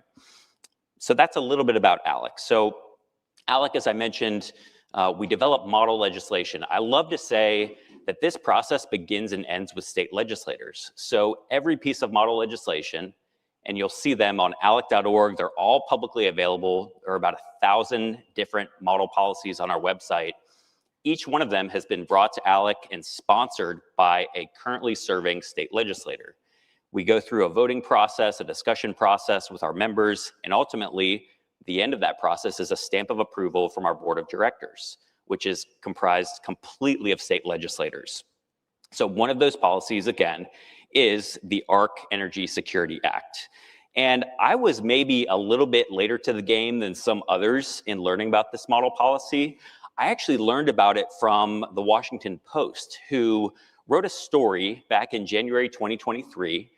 And I'm reading this story because it's in my alerts for ALEC mentions. And the story said that the American Legislative Exchange Council and other groups was distributing this piece of model legislation and advancing the narrative that natural gas is clean and that we did this at our conference. And I'm sitting there reading this story and I'm like, well, this is pretty interesting because one, that didn't happen. We're not doing that. We don't have this as a piece of model policy. But two, that's actually a pretty interesting idea. I mean, some of us might know this, but the EU and Germany, they actually, even before this article was written back in 22, they had said that natural gas should be viewed as a source of clean energy. So some interesting ideas. And I talked to our energy team at ALEC at the time, and I said, you know, this is obviously not an ALEC model policy, but maybe it should be. Maybe we should talk about it a little bit more.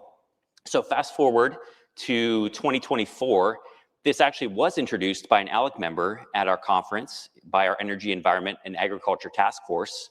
It sailed through, got the stamp of approval, and it quickly became one of our featured essential policy solutions at ALEC. This is a publication that we put out every December, full of model policy ideas spanning our 12 task forces, and we take copies of this with us around the country to state capitals. So this actually got top billing in our essential policy solutions over the last 2 editions. Now, one of the things that we also love to do at ALEC is recognize the policy champions, state legislators, who are doing the heavy lifting of introducing legislation that is consistent with ALEC ideas. And the first legislator in the country to do that successfully was Representative Jacob Landry of Louisiana. We were proud to give him an ALEC Policy Champion Award for those efforts. I know he'll tell us a little bit more about that, but what was really incredible was this was actually a bipartisan success, if I'm remembering correctly, in both chambers of the Louisiana legislature.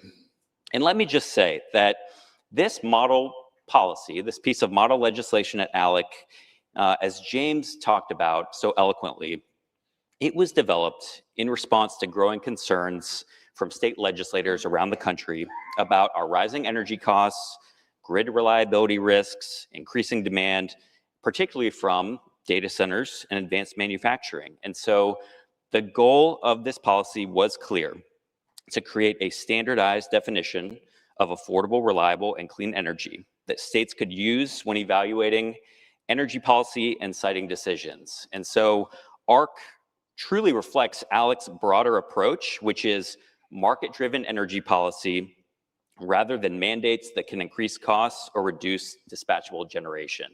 Now, Cameron, I know, may have some Q&A about this. We'll talk a little bit about the momentum that we're seeing out in the States. But it truly has been remarkable to watch this take off. Many ALEC members, many of our friends have taken the bull by the horns and introduced legislation.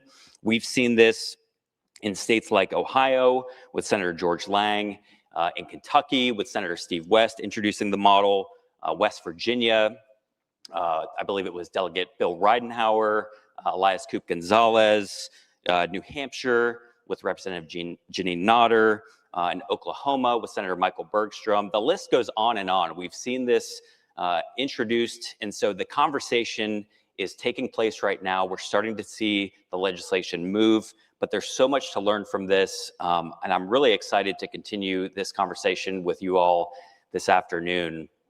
The last thing that I'll say is that at ALEC, we produce a lot of 50-state rankings, reports, and publications. I mentioned, of course, our essential policy solutions. You can find this model policy and many others in that report at alec.org. But we also just released our energy affordability report for the 5th year in a row. And this report includes a number of model policy recommendations, including ARC. What we found by and large was that throughout this report, states that have fewer regulations tend to enjoy lower electricity costs. Shocker.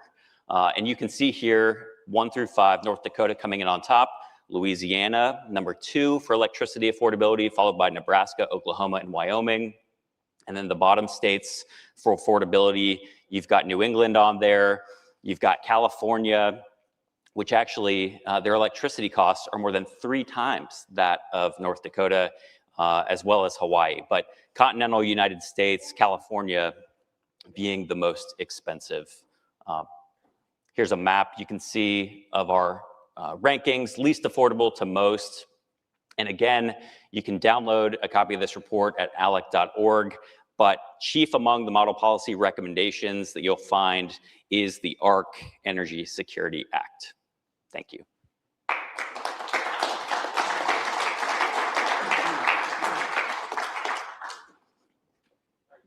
Before Representative Landry comes up, I just want to play a quick video that they're going to pull up to kind of tee up Representative Landry in Louisiana, and then I'll let him come up, kind of tell the Louisiana story for everybody. So just one moment.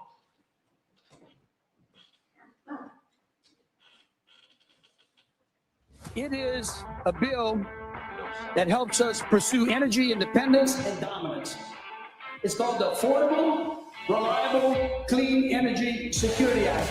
This bill sets the stage for energy renaissance, not only here, but in America. It allows Louisiana to lead. This bill positions Louisiana as an economic powerhouse, where we can not only join the industrial South that we've been missing out on, but we can lead in that industrial South. This act supports over 306,000 oil and gas jobs here in Louisiana, provides transparency to ratepayers. It ensures equal treatment for all energy sources that are contributing to grid reliability and resiliency. It prohibits the use of supply chains involving child or slave labor. It strengthens Louisiana's energy future by prioritizing affordable, reliable, dispatchable electricity from sources like natural gas and nuclear.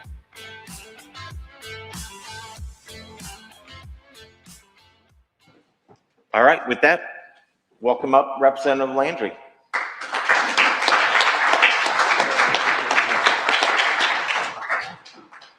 If we need, Cameron could translate. I am from South Louisiana, so I have a little bit of a thick accent. No, I'm honored to be here. I'm honored that Heartland and Lee with Alec have given me multiple honors, but these gentlemen right here trusted me to run this policy.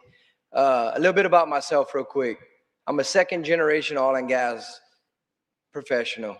I watched my dad fight the ups, the downs, and always, as an oil and gas professional, my father always, he drilled it, he completed it, he sold it, and he always took care of his mess. So if anybody ever tells you oil and gas is the dirtiest industry, they never really lived it.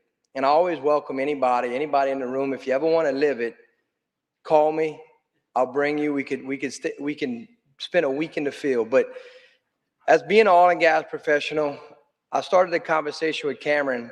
I never forget, it was November of 2024. It was actually starting to get a little cool where I'm from in South Louisiana. I know it's hard to believe, and we talked about natural gas. We talked about clean, affordable, reliable energy.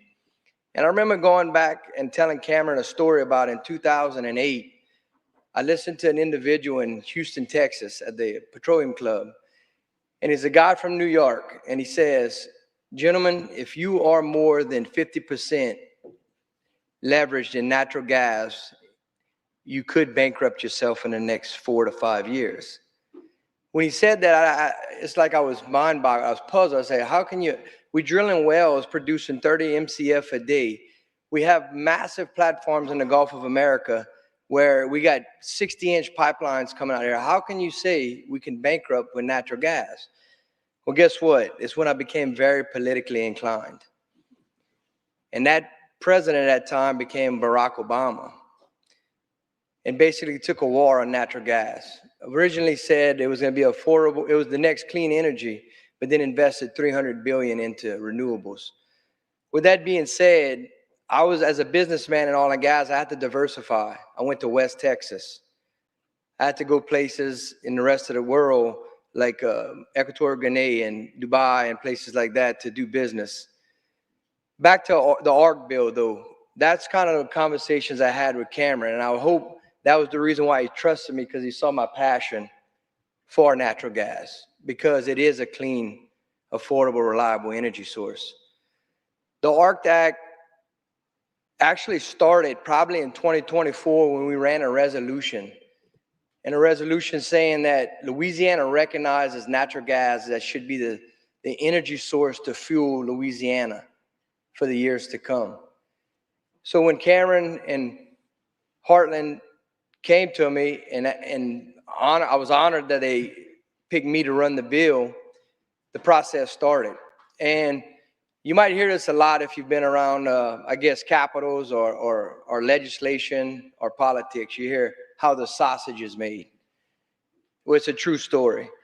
Our bill was very, it was almost fascinating that when the bill dropped in March of 2025, nobody really picked it up. Nobody said, hey, what does this bill do? Hey, other than an energy provider.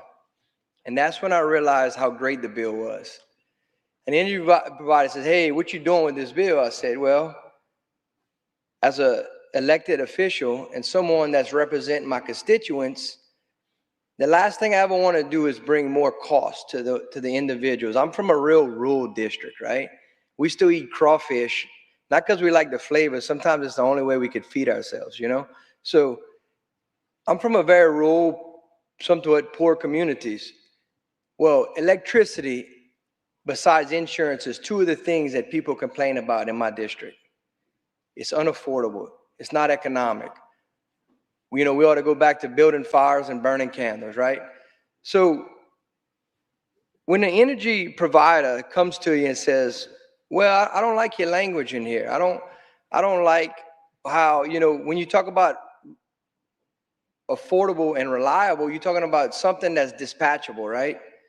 When you talk about dispatchable, well, you could take wind and solar out of dispatchable because the sun don't shine but 40% of the day and the wind don't blow that often, right? But natural gas is a 24/7 product. The men and women of the energy industry does not sleep. It's a 24-hour business. There's a reason why we have shift work, because it doesn't stop. So that bill started getting a little traction from there. People started saying, well, this energy company says you're trying to kill renewables. I said, well, if renewables aren't affordable, then yeah, we're trying to kill them. But, you know, what people don't realize when Mr. James's presentation was spot on. You know, I'm one of those, I don't have a fancy degree. I just had a mother that believed in reading and educating yourself or finding the answer. So before Cameron came to me with the ARC bill, I was on a tour to say, I needed to know if I was just hot air or the notion that natural gas was the most cleanest form and most cost-effective energy source. So I started going to all the institutions along with my colleagues. I'm on natural resources in the state of Louisiana, which seems to be a very popular committee these days. But so we went to solar individuals that develop solar. We have a new big fancy facility in Louisiana, the first solar. Only American solar producing company when you talk about solar. Went to, look, West Texas. I fly into West Texas all the time. I see wind turbines everywhere. They're always locked up. They barely turn. I'm like, why do you have all these wind turbines when half the time they're locked up? They're not even turning because of the winds. So how is that economical? So my point being, the one thing I did learn, when you have wind and solar renewables or battery backup, and you dispatch that before you dispatch natural gas, you cause a conundrum. You actually take the cost of electricity and you drive it up 3 times. Because when you have wind and you have solar, and the energy company says, oh, we need more kilowatts or megawatts here, and you got to dispatch it, well, you got to crank turbines, natural gas fired turbines. So when you start having to crank turbines to back up wind and solar, you skyrocket the cost. So think about it. In 2022, Storm Uri in Texas. Storm Uri, basically, hurricanes hits Louisiana a lot. So we are very prone to storms and catastrophes, right? So we live sometimes under generator power. Well, I got a generator on my offices, I got one on my house, and they're all powered with natural gas, right? So when we go to different areas and operate, we always set up a generator package with natural gas. My point being, when Storm Uri hit, which froze most of Texas for 6 to 8 days, you had people dying in Houston and other places. My facilities were some of the only ones generating power in West Texas, South Texas, and Houston. What people don't realize is Texas chose to deregulate their grid. So if anybody talks about deregulating their grid, that's not something you should think about. Texas deregulated their grid, and they became reliable on wind and solar before natural gas or even coal, right? They flipped their power grid. So basically 22% of Texas is on renewables now. I have friends that have natural gas generators all over Houston and outlying areas because they cannot energize their house consistently sometimes in the summertime, constantly shedding energy. Back to the bill though. A lot of companies were incentivized to do wind and solar. So there you had, that was the makeup why they thought they can outpace natural gas, right? ARC came at the right time for Louisiana. You know, Louisiana's been losing over 40,000 people out migrating every year, right? You're losing 40,000 people every year. You're bringing 100,000 dependents, right? And that's babies and new civilization, right? Well, the balance wasn't there in Louisiana. Our governor, Jeff Landry, took the strong approach of not only rebuilding industries in Louisiana, but bringing new industry in. At that time, the ARC bill was coming at the forefront of Jeff Landry cutting one of the major deals with Meta, an AI center in North Louisiana. That center alone is going to take 0.8 BCF a day to energize it. So think about it. 0.8 BCF, that's billion. That is an astronomical number. Wind and solar cannot keep up with that. They cannot energize that facility, that data center. Louisiana has the Haynesville Shale. At the heyday, we were running 120 rigs. 2008, upon a certain administration, we went from 120 rigs and we dwindled down by 2010. We dwindled down to 25 rigs. Not because the natural gas wasn't there, not because we couldn't produce it, it's because they started choking Louisiana off. And I learned so much with not only the ARC bill, but by being a legislator now, you have all these power grids. You have MISO and Southwest Power Pool and all these things. And basically what they're doing, they're trying to feed renewables to states. And they're using it, I think, politically, to be honest, to feed into states and choke off industries like natural gas. But ARC has changed that. ARC being passed in the state of Louisiana has put natural gas in the forefront where it should have been for years. You know, we can drill, I don't know if you're in the media you've seen, or how many of y'all watch Landman in here? I think everybody's fascinated with Landman right now. Well, they have a clip in Landman, and there's a barge rig passing under a bridge. That barge rig was drilling on a well that we did. I was actually privileged to actually be on that project. It was the Highlander well. We brought that well in at almost 60 million cubic feet of gas a day.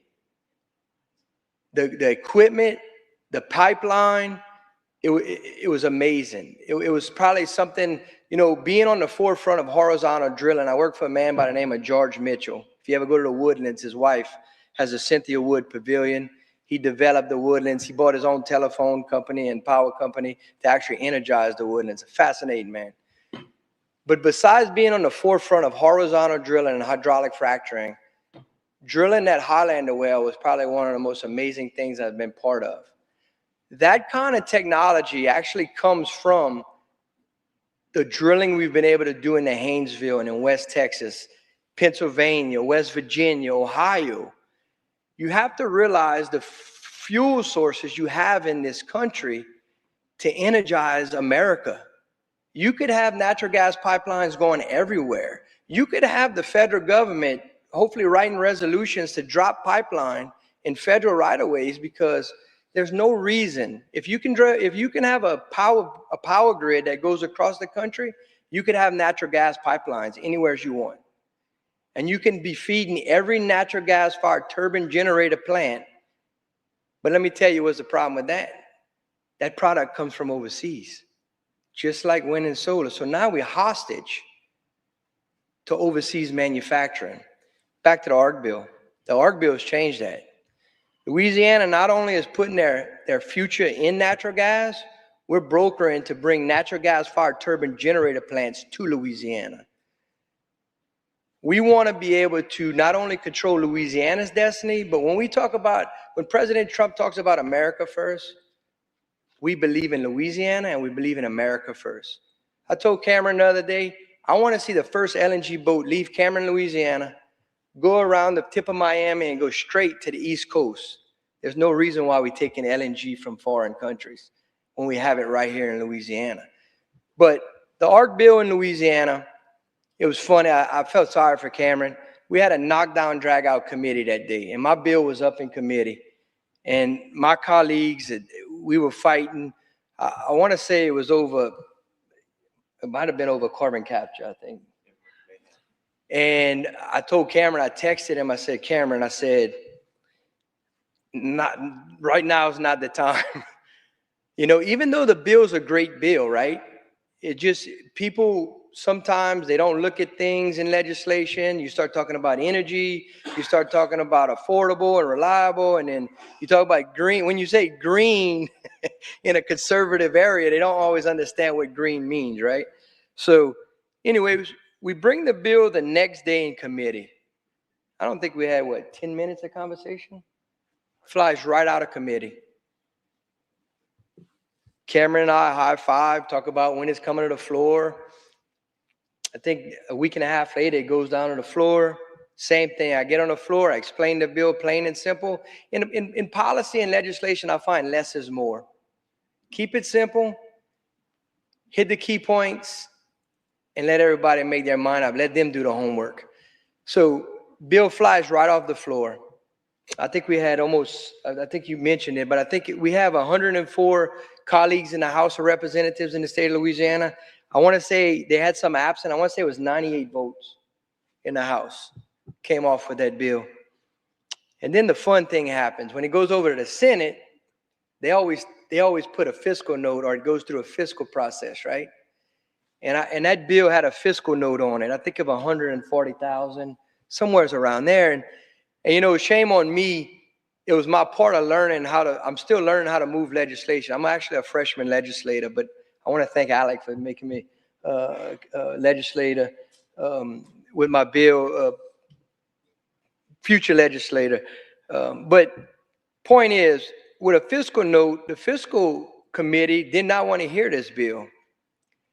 And Cameron was calling me kind of calm, but panicking. And I was like, look, I'm going to make some calls. I'm going to get some things done, because I knew how bad the governor wanted the bill. I knew how bad the speaker wanted the bill. The president of the Senate told me he was fine with the bill, but Senate Finance kept holding the bill. So that fiscal note was put on there by the department. It's called Energy and Conservation now. State of Louisiana, we change our department names pretty regular. So it used to, I'm always call it LDNR, Louisiana Department of Energy and Natural Resources. But now it's called ENC, Energy and Conservation. They thought they were going to have to monitor us being able to say we were dispatching affordable, reliable, clean energy. So they put two actual department heads on the bill because they said they were going to have to monitor it. So anyway, after a long negotiating, Cameron called a few people. I called the governor. I said, Governor, we need to get this bill out of here. Then I ended up calling the department head, and I said, you got to remove that fiscal note. So sure enough, he took the employees off the bill. Went down to the floor on the Senate side. I don't think it was debated at all. I think it was unanimous, 39 votes out of the Senate. It was a success. But once again, it took almost 6 months for my colleagues to realize what we had done. Out of all the talking, the voting, my colleagues did not realize what we had done for Louisiana. But when you think about Meta coming into Louisiana, you think about Hyundai Steel coming in Louisiana, You think about all these big power generating facilities, you cannot energize them other than with natural gas. The ratepayers of Louisiana, take industrial out of Louisiana, and you talk about the common men and women, homeowners and residents of Louisiana, the last thing you want to do is cause them pain because of cost to their household. Natural gas, think about it right now. I hate to see it. It's $2.50, right? Even if it was $5, you would still be cheaper than any other one of those energy fuel sources, should I say, than natural gas. So I'm going to try to wrap it up, but I do want you to realize, I do want to make a point. Cameron talked about Delcom, Louisiana, where my wife's from. I'm from Erath. But when you look at the stock exchange and you look at the market, it's natural gas, right? And it's the Henry Hub. I live on the Henry Hub. So when you go and you look at natural gas on the market and you see the Henry Hub, that's where I live. So you know it's in my blood. It's probably in my water a little bit. No, I'm joking. But you really have to realize, as being in the oil and gas business, I live it firsthand. There's no other fuel source out there that can supersede and bring America to where it's dominance. When you talk about energy dominance, look how we dominating. Think about it like this. We have natural gas storage all over. We're storing natural gas in salt domes all over the country. You got 4 new salt domes that are going to be converted to natural gas storage. That tells me something. That tells me that people are finally starting to realize what natural gas does for America. But if you think about it, now it's liquefied LNG. Liquefied LNG is the reason why America is controlling our fate all over the country. We're dominating. We're cutting our foreign adversaries off because we can ship LNG to places like Europe and the UK. Qatar got cut off. Well, guess what's happening? You had 20 new LNG boats coming into Louisiana in the last 2 weeks to pick up LNG and go to the rest of the world.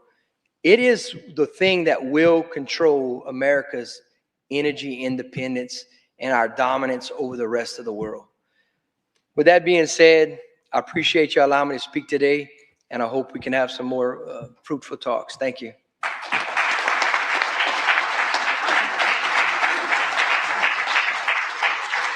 Thank you. Ladies and gentlemen, Rob Bradley. Who is that guy? I think I need to update my picture here. So I'm going to change the subject just a little bit, and I'm going to focus on nuclear power. At an earlier session in this room today, I got asked a very hard question whether basically I was a lobbyist for the fossil fuel industry. How much money did the nonprofit I'm associated with, the Institute for Energy Research, get from fossil fuel companies? And the media person was from The Guardian. And the way I responded to her is that I'm not pro fossil fuels or pro any particular energy or related technology. I'm neutral.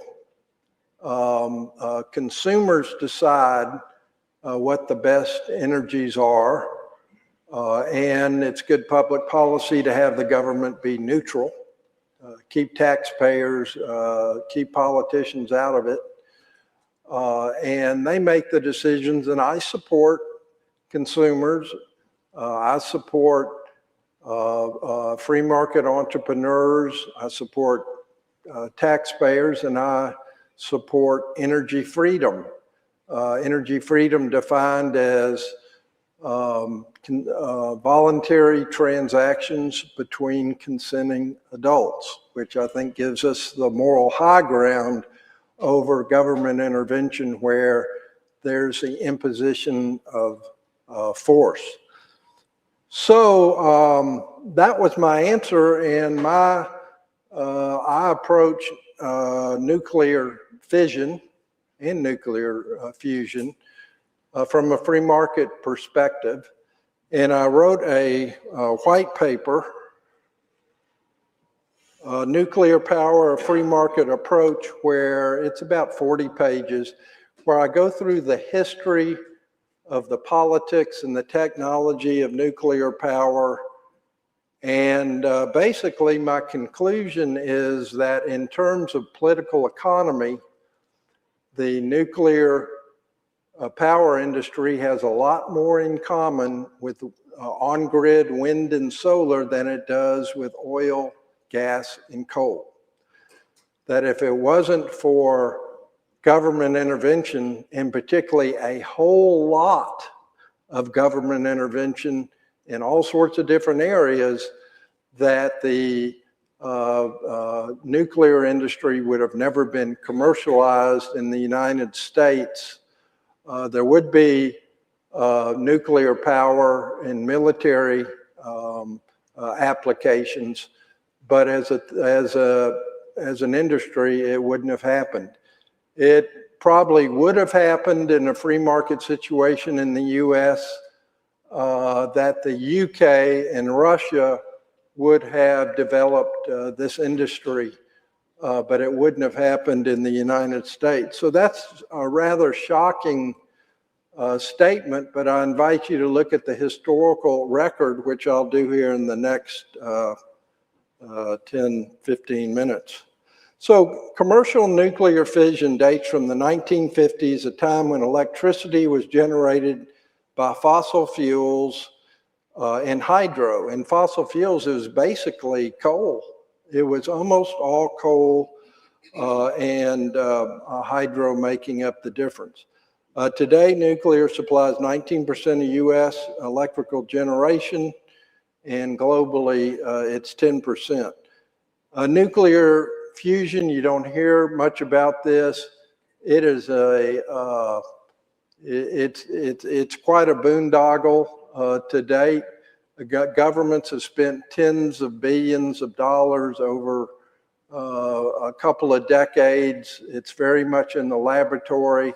There's no private or nonprofit interest in this. It's a government dream. And I would say that nuclear fission, which is a technological success, and it is safe, what it is, it's a backstop technology.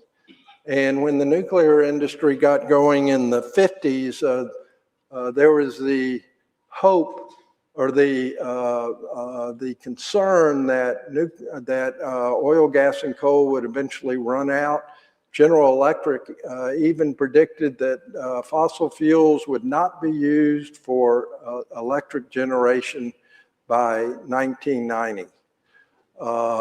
Just all sorts of pie in the sky.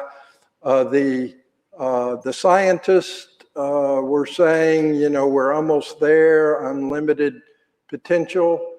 The vendors, GE, Westinghouse, there was a lot of hope that by economies of scale and learning by doing, that they could get the cost down and the rest of it.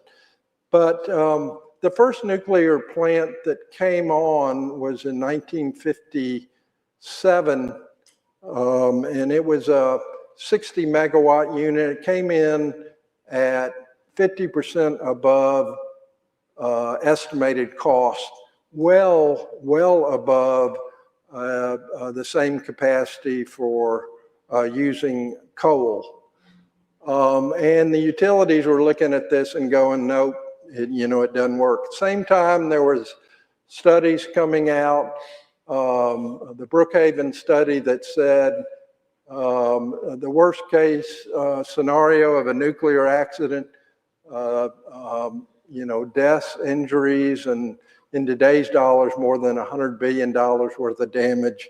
So there was really no interest in the private sector to do this. So, but there was a real push from Eisenhower, from the federal officials at Atoms for Peace. We had done these horrible things with nuclear in wartime. Now we need to look at nuclear as the future of energy.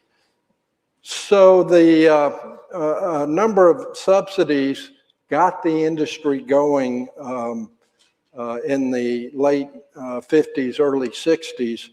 The Price-Anderson Act putting a liability cap of about 1/14 of what the estimated worst case damage could be. That was very big. The government was also offering all the research and development, which in the late 40s, early 50s, in today's dollars was more than $100 billion. Also free enriched uranium for the first 7 years. So the federal officials are working with the industry. They're all in the room going, okay, how do we make this work? What subsidies do you need? And all the rest of it.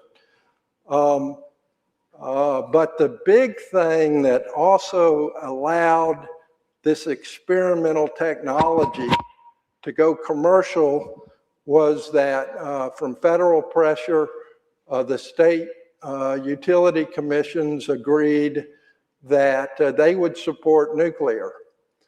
And the utilities are going, okay, if I can add this to my rate base, because all my assets right now are valued at original depreciating cost upon which I can multiply my rate of return, this would be a wonderful thing to get beyond the vanishing rate base and to expand my rate base.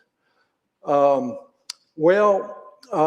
this was happening, and GE and Westinghouse, the two biggest providers, and I think there was one or two other companies, they did something else that caused the nuclear boom.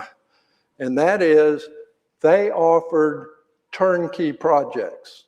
They said they would guarantee that we will complete this project at this cost, at such a date, and then we'll take the risk afterwards.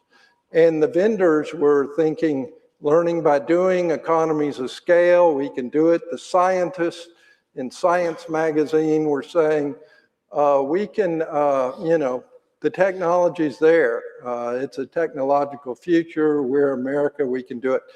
Well, this program from GE and Westinghouse, it lasted less than 3 years because the projects were coming in at 50% above the agreed upon price. So the shareholders of GE and Westinghouse were taking a bath. The company's got in a lot of trouble. They ended the program. It was cost plus from there on. And boy, did the electric utilities like that. Higher the cost, the more the overrun, we can get a regulated rate of return, make more money off this. So the other thing, the federal regulators were saying, they took a decentralized approach. Everyone come up with your own design technology. So the utilities were doing all these things and they weren't talking to each other. And this was a recipe for disaster because you really needed to standardize things. You needed to share best practices. None of this happened, and maybe antitrust law was part of the problem. In France, they had a nuclear program that was more expensive than fossil fuel generation, but in France they used one design and they did it relatively well compared to the rest of the, or at least in the United States. So the Price-Anderson Act, it's been extended 7 times. It's a very old law now. And if nuclear is safe, that begs the question of, why can't the utilities the reactor owners get their own insurance, and we'll get to that in a minute. So the orders for new reactors ended in 1979. You have a lot of federal over-regulation, micro-regulation coming down. But here's the fact. That is, of all the different ways to boil water, to produce steam, to run the turbines, splitting atoms is the most complicated, fraught, expensive alternative. That's just the way it was in the 1950s and 60s, with relatively light regulation. Has certainly been the case today. And here is the proof of the pudding. No company outside of the centrally planned economies, China, other places, where, you know, they'll just build nuclear, doesn't matter really what it costs. But in a relatively free market, there's not one nuclear construction company that will offer a turnkey project that will guarantee the cost, guarantee the date that the project will be delivered. And all these, you know, you hear a lot of contracts being signed for data centers with potential nuclear plants, the small modular reactors. Look at the fine print. They won't let you know what's in the fine print, but there's all sorts of outs in there, and none of them are turnkey. So new capacity is very expensive. We don't know how expensive it is. Now, existing capacity is a whole nother story. And wind and solar have ruined the economics of existing nuclear plants for marginal cost pricing, because wind and solar has virtually no marginal cost, even though the marginal cost of uranium and operations for nuclear plants is very low too. So this is a real problem that I certainly didn't anticipate, how marginal cost pricing can ruin the economics of nuclear, not only existing gas and coal plants. Now, with 3 Mile Island, the industry, this one accident put the whole nuclear power industry in the United States in jeopardy. And by golly, they finally, they being the utility heads, they finally came to their senses and said, okay, we have all got to cooperate. And they formed a group called the Institute for Nuclear Operations. And for the first time, the owners of the different nuclear reactors lent employees to go work with each other. They started benchmarking off each other, and they were doing the things that should have been done and would have been done in a free market at the very beginning. And you haven't heard of any nuclear accidents of note, and it could be that nuclear plants are the safest form of electrical generation. But a free market reform that I'm trying to popularize, and I'm just the researcher, I need the advocacy groups, the C4, to do it, is to make a case before Chris Wright and everyone else that the Nuclear Regulatory Commission should transfer all its regulatory responsibilities to the Institute for Nuclear Operations. In the same way, the Price-Anderson Act should be repealed. The $8 billion or so that have been collected in premiums in case of an accident, these can be distributed back to the owners of the nuclear reactors, and they can get their own insurance, or they can put the capital of their whole utility up, and stockholders will have to decide whether that's too much of a risk. So we're deregulating and we're privatizing regulation. And I think there's a real opportunity here for a free market ending. So hope springs eternal. We've had a nuclear renaissance, one with George W. Bush. That did not end very well. Nuclear renaissance 2 under Biden. That did not end well. You probably heard about Plant Vogt in Georgia. It came in at $38 billion versus the original cost of $17 billion. Couple of came in years late. Westinghouse went bankrupt. These are still experimental technologies, and small modular reactors, we don't have much history on them. You know, who really wants to take that risk? The other thing about nuclear is it takes a long time to build these plants. The number of parts in a nuclear plant might be 10 times more than in a natural gas or coal plant. And if there's some problems in a nuclear plant, there's a lot of situations where it just takes a long time and they have to be very careful to fix it. Whereas the same problem in a natural gas or coal plant, they can do much quicker. Again, splitting atoms is the most complicated, fraught way to boil water to run the turbines. So we have a third nuclear renaissance with the current president. Oh gosh, all the reviewing all the federal subsidies, research and development, Price-Anderson Act. The Export-Import Bank has been subsidizing, you know, under political pressure from the domestic vendors, you know, the GEs and the Westinghouse. They're getting loans, low interest loans to build these plants in other countries. That needs to end.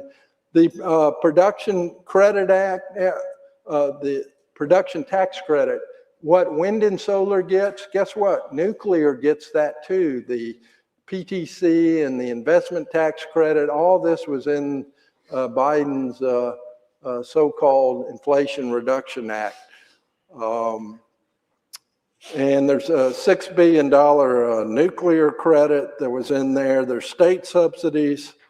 And Trump is going very big on this. And it's one thing to, quote, deregulate the industry, streamline regulation, something very different to give special government subsidies to nuclear. But nuclear needs all of it because that's just where the technology is.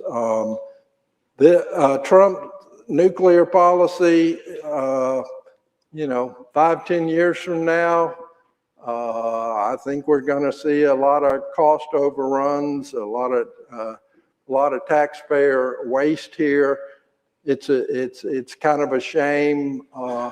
And what's also really killed nuclear is that when the nuclear industry got going, gas turbine technology coming out of the jets from World War II, natural gas combined cycle is just a wonderful technology, and the energy efficiency converting natural gas into electricity on a BTU basis, it's gone up from maybe 45% in the 1980s to 63, 64% today. Radical improvements, and certainly natural gas horizontal drilling and fractionation. The major technological advances in the energy industry are happening within the fossil fuel family, much more than outside, even though you always hear that wind and solar have made all these gains. And certainly natural gas and all fossil fuels are environmental projects like before. So a free market approach, and I have 50, oh, I'm over by 1 minute. Deregulate and privatize, and I'll just leave it at that. Sorry to burst your bubble with the clean alternative of nuclear, but that's where the technology stands. I think we need to be realistic. Thanks.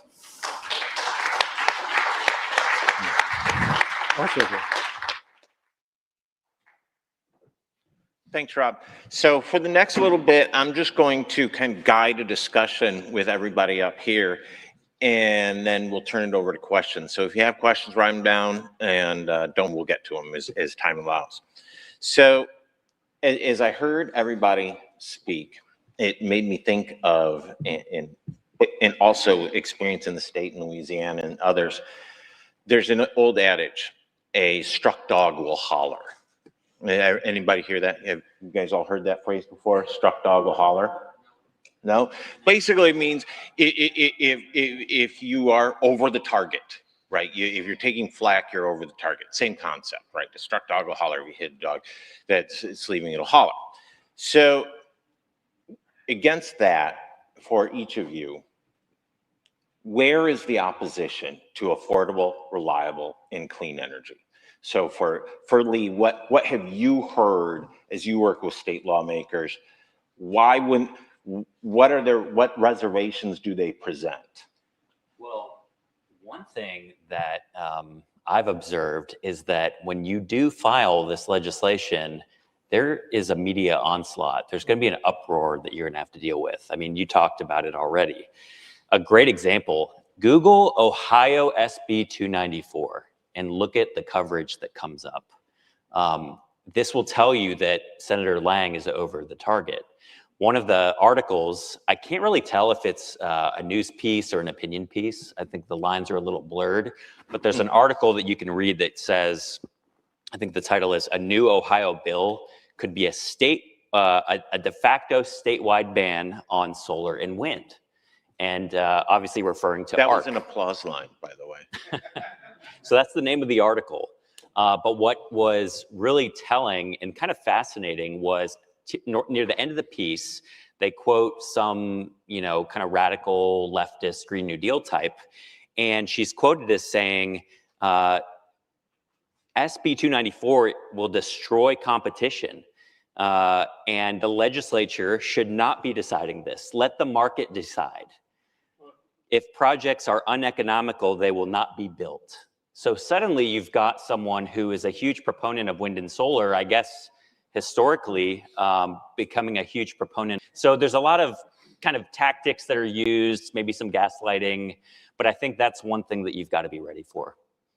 James, in your experience, you've been working in following utilities in the industry.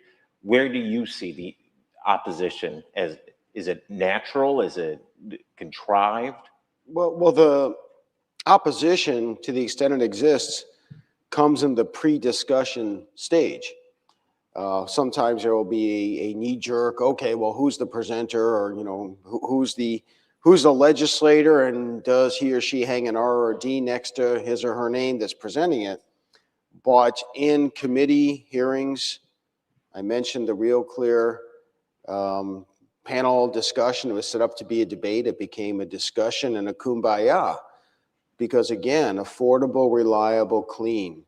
There's no single component that anyone is going to oppose. On the left, typically, historically, there's more of the emphasis on environmental issues. Okay, let's address it honestly. Full spectrum of environmental issues. And let's also look at the affordability, reliability with the actual data. And once those discussions have happened, look, there's going to be some people that are just going to be, Dr. No about this, and depending on who the opposition is. But I think that in today's political environment, it's hard to get a single person across party on either issue. But this is one where I've seen the most traction for doing so. Good. Rob, what do you think? Well, I'm not quite as close as they are. I just will tell you my little joke, and that is, when is an environmentalist not an environmentalist when it comes to solar and wind power? the other side is so entrenched, so anti CO2, fossil fuels, modern living that we have a very big enemy. I think the momentum that is the main theme of this conference is broader than just CO2 and energy. There's a real backlash against the whole neo-Malthusian worldview, of which climate change is just the most recent. I just read the New York Times write-up of this conference. I guess it was in today's paper, kind of making fun of the deniers. But there's something much bigger going on here, and it's an intellectual movement that's occurring in addition to the political movement. And I'm more on the intellectual side, even though I'm not particularly smart. Fair enough. Fair enough. Representative Landry, we worked a lot down in Louisiana. I remember having conversations with several lawmakers. One of the questions that continually came up, is this going to foul the meta deal? That was a big question. That was important. Is this going to somehow foul the meta deal? And the response, the easy answer is no, not at all. So I was thinking maybe you could kind of talk about what were some of the concerns your colleagues brought to you? So when you talk about the meta deal, just so everybody in the room understands this, it couldn't have filed the meta deal. The meta deal has actually 14 natural gas-fired turbine generators set up on the side of it, so it can't file the deal, right? You got the Haynesville that's going to feed it with 0.8 BCF natural gas a day. But a lot of I think the biggest thing is, when you talked about we were turning it into green energy, and that was the most, when Cameron showed me the bill for the first time and it had green energy in it, I was like, this is great. I can't wait. My mom ran a debate club in high school, so I was ready to debate anybody that wanted to debate, right? What you don't realize about when they talk about the negatives of it's not clean, it's a fossil fuel. Well, think about flowing natural gas. You can't get natural gas out of the ground if you don't have some kind of liquid or gas to lift it. 9 out of 10 times it's natural gas that lifts oil out of the ground. If we can't go nowhere with the natural gas, we actually cause methane because we got to burn it, right? But when you use it to create electricity, it's actually clean burning, right? So the other thing was the media just got all over the bill. We were actually gonna cost more to the ratepayer. It was a dirty fuel, and then the other thing is Louisiana's governed when you look at the energy to the consumer, right? We have a consumer-based regulated, and it's called the PSC. But anyway, a lot of the other side at first thought we were trying to take authority away from the PSC. So once we got through a lot of that, a lot of people started realizing it's actually for the benefit of the ratepayer. But that was some of the negatives. So let me just jump on this a little bit too. I presented the data from the study, the peer-reviewed study, the journal Energy. I mean, look, you can't refute it, but if you want to take it another step, and this is something we are putting together, the Affordable, Reliable, Clean Energy Scorecard for the UK. We're putting one together for Poland. We're going to take the particularized situations in the energy markets there to come up with, again, where I'm not looking for a predetermined answer or champion. I'm looking to see where the data takes us. But for those people who say that wind and solar are less expensive, that having the ARC bill is going to raise costs. During our research now for these other ARC studies, there's data, I mean, it's out there, it's objective, it's irrefutable. There are 13 countries in the world that power at least 33% of their electricity on wind and solar. 13 countries, 33% or more. All 13 are in the top 20% of the highest priced electricity in the world. The numbers don't lie, folks.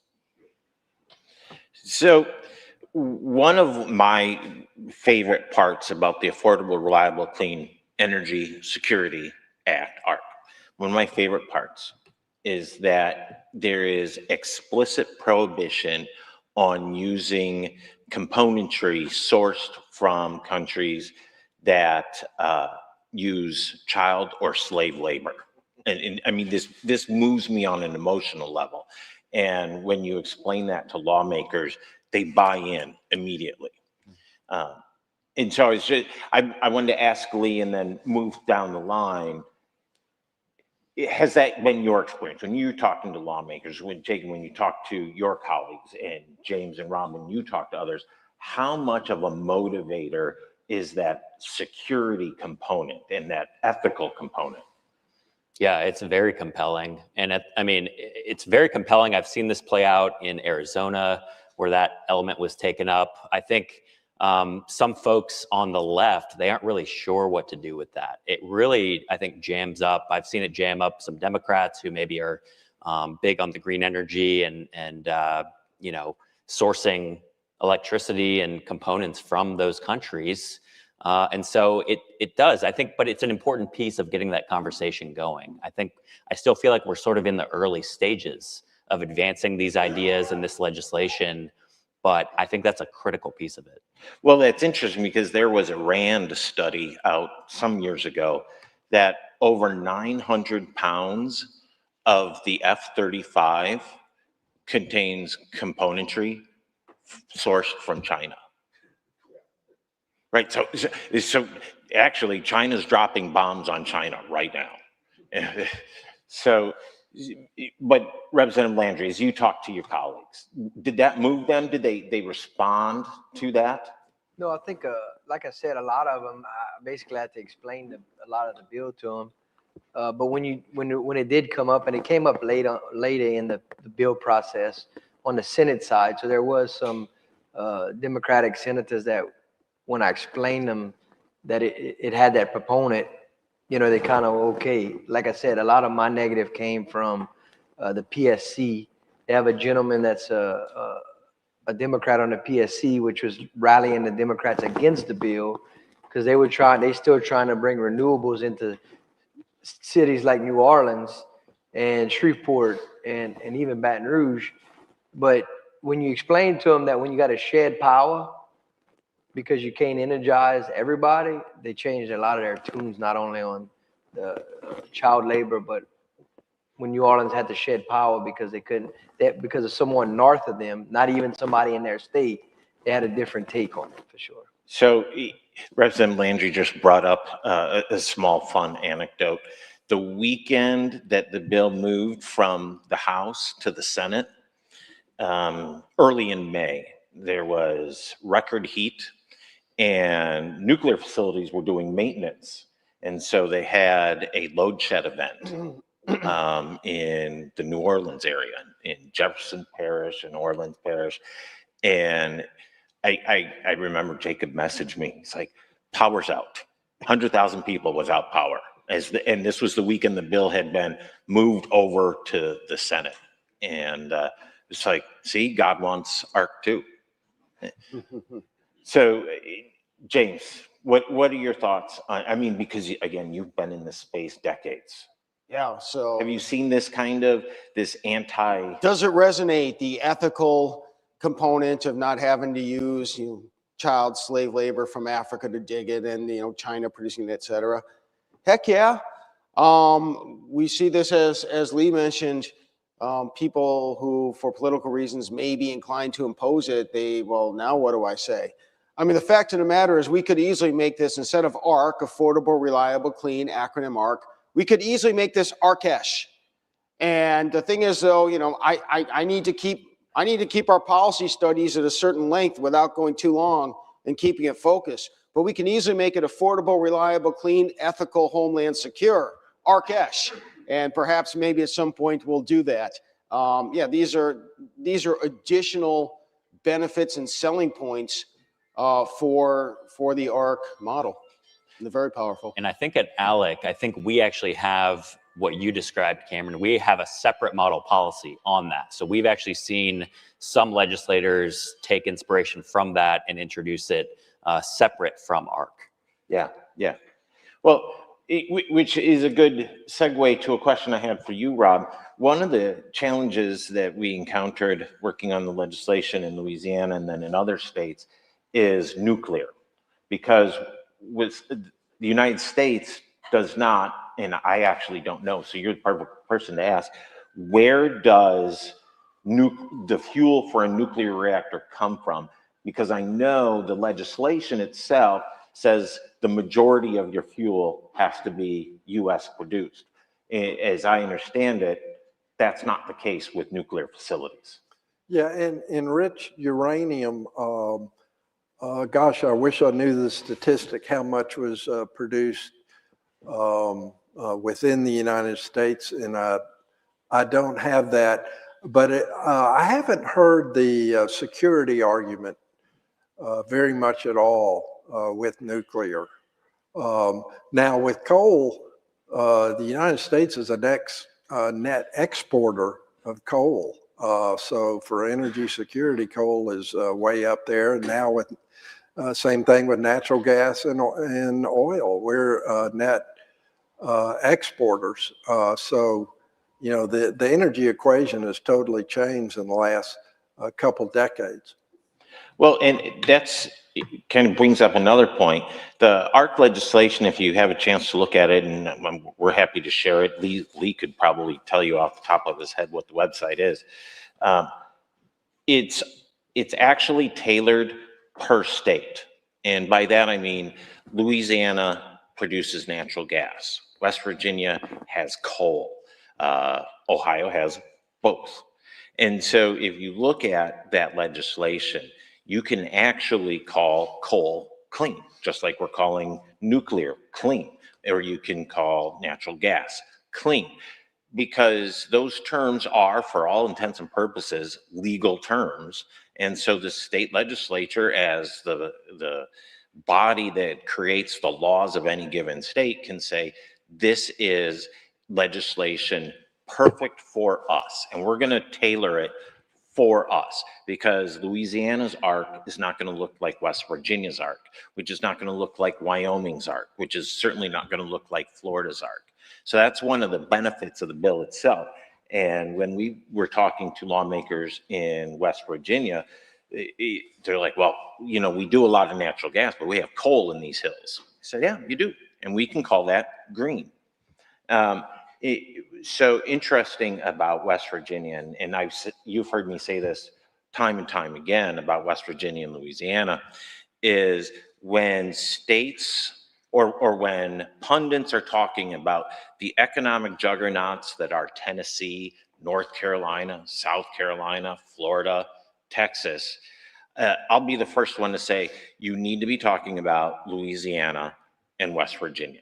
They are absolutely have every ingredient, if not more, than Florida or Texas or North Carolina or South Carolina to be economic juggernauts. And I think that's what makes why Representative Landry has been so effective on this one issue, is he sees the promise of Louisiana in bills like this and in its natural resources and its people. And if you were here last night, you heard Governor Morrisey say the same thing about West Virginia, is that he believes in is in West Virginia. What is in West Virginia is what's going to propel West Virginia.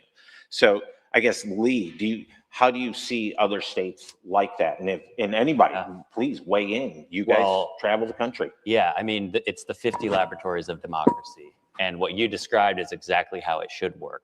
Of course, the model, any model bill or piece of legislation that you have, it should just serve as an idea and a starting point, and you should tailor it to your state.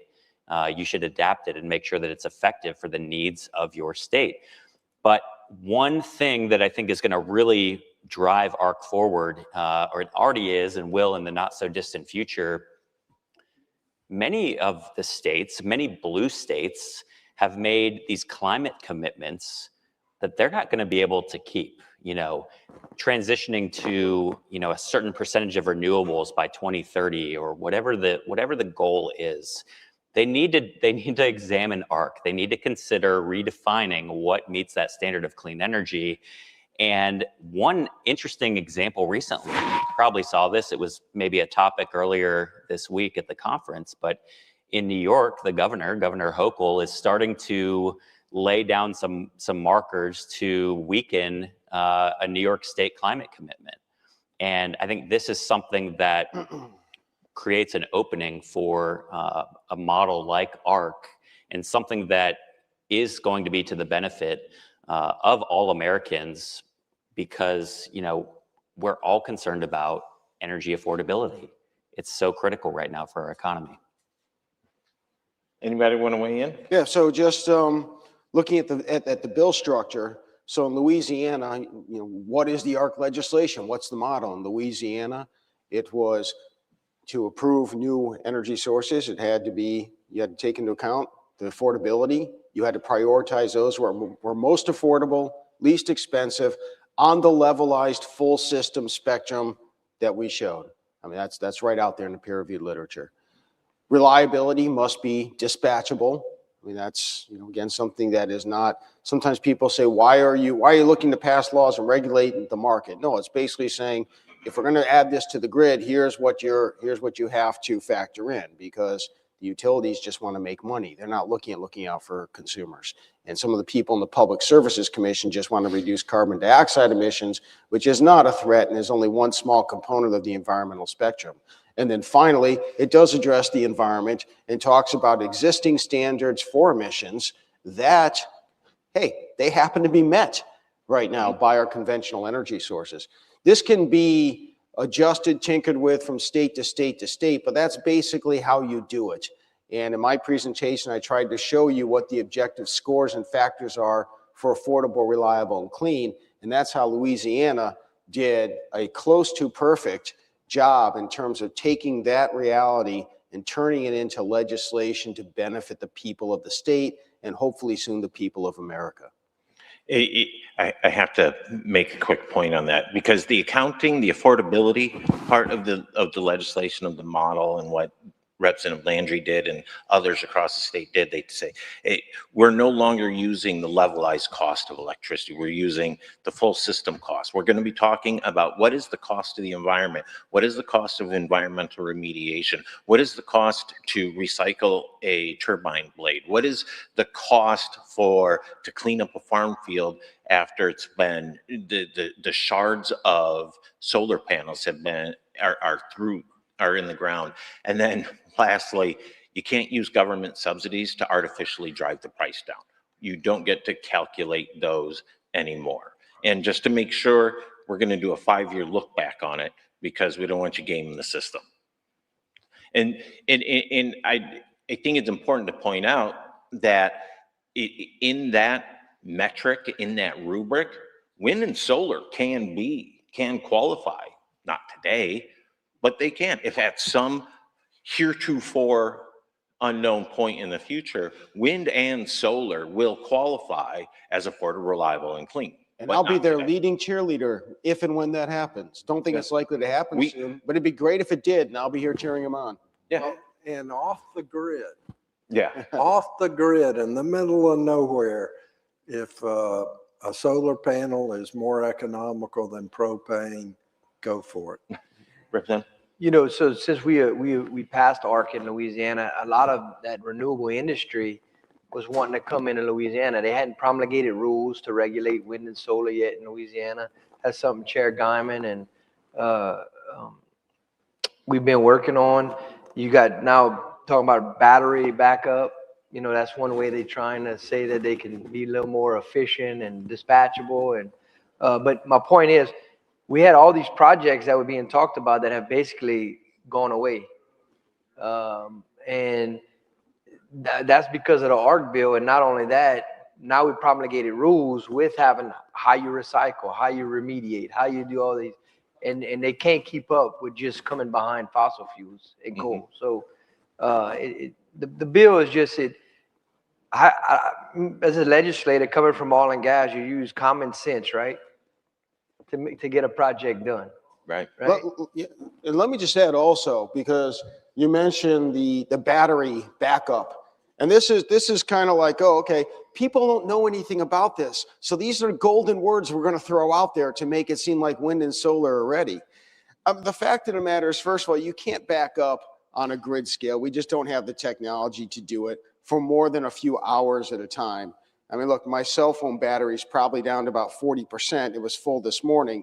You think you're going to power a grid, the technology doesn't exist to back it up. But let's assume for the sake of argument it was. And maybe, hopefully, it'll get there. Those numbers that you saw, the numbers that show the comparative costs of these energy sources, if now you have to build out these massive backup batteries, keep in mind that most of your cell phone is simply a battery. That's what most of this is. Now those numbers go up. Instead of being $271 per megawatt hour and 412, I think 291, 412, I'm pretty close to that. Instead of being 7 and 10 times more expensive than nuclear power, if you have to back it up with solar just to meet reliability issues, oh, but now we're going to be reliable. Yeah, but now it's going to be 15 and 25 times as expensive.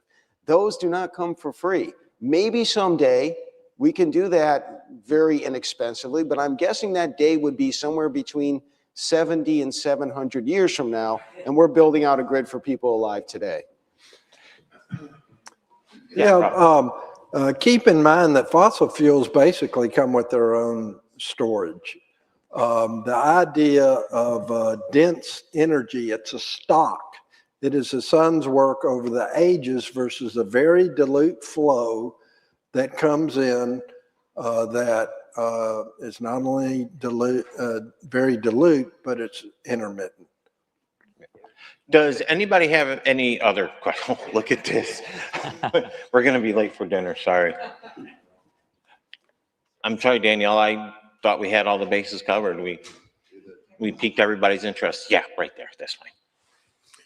Hi, my name's Bob Emlich, and I've got a question for Rob. So I heard what you're talking about nuclear, and I have heard that France is the model for successful total country nuclear power.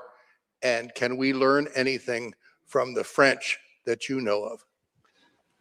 At the time that France embarked on their nuclear program, and it was a centrally planned event. It was, a centrally planned economy, a socialist energy sector. The best thing you can say about it, it was done relatively well. When the nuclear plants were built, was what was the opportunity cost? The opportunity cost was coal plants, fossil fuel fired electricity, and nuclear was more expensive when built by France than existing alternatives. It was over budget. France got into some trouble through its ballooning federal debt, but relatively speaking, it's good. It compared well to the rest of the world. And Vaclav Smil, a real energy expert, he called nuclear the successful failure. Technologically, you're able to do it, but economically, it was a disaster. And keep in mind, of all the technological possibilities, just a few of them are economic, and we've got to focus on the economic.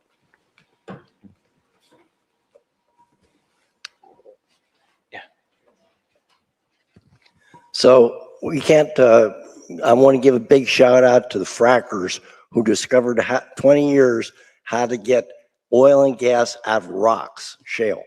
And the reason why I bring it up, because one area of clean, affordable energy that was not mentioned is geothermal. So in places like Iceland and Hawaii, where you have volcanic activity, it's easy to access that. Hawaii, I believe, is mostly geothermal. But the reason I bring it up is because now they're finding that they can actually find pockets of hot steam, and they're using the same equipment that frackers use to drill down and the horizontal drilling to find these pockets of steam. And the technology is already there for steam engines. Oh, has anybody heard of that? Yep. So in 2020, I went around trying to figure out where would fossil fuel be by 2030 and 2050. Interesting fact is geothermal by 2050 takes a good seat at the table on the pie chart. Natural gas and oil being 60% of what energizes the world. It may seem like, oh, you're losing, right? But it's 10 times the amount of where we are in 2030. So, but geothermal does take a place, and my father drilled geothermal. So it's you can do it. It has the energy source.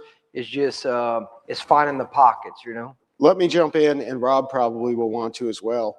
I'm going to say, don't stop believing. I'll quote Journey. Yeah, technologically, we might be able to get there. But the fact of the matter is, geothermal is not available widely.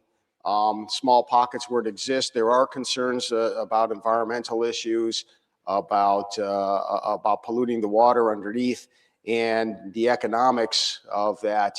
I mean, maybe someday it'll get there. So don't stop believing. Look into it. If it works out, great. But I just don't see it being there in the near future. All right, Rob, the final word on this issue and for the ICC conference panels. Oh my goodness. Be optimistic. Remember that resources come from the mind and not the ground.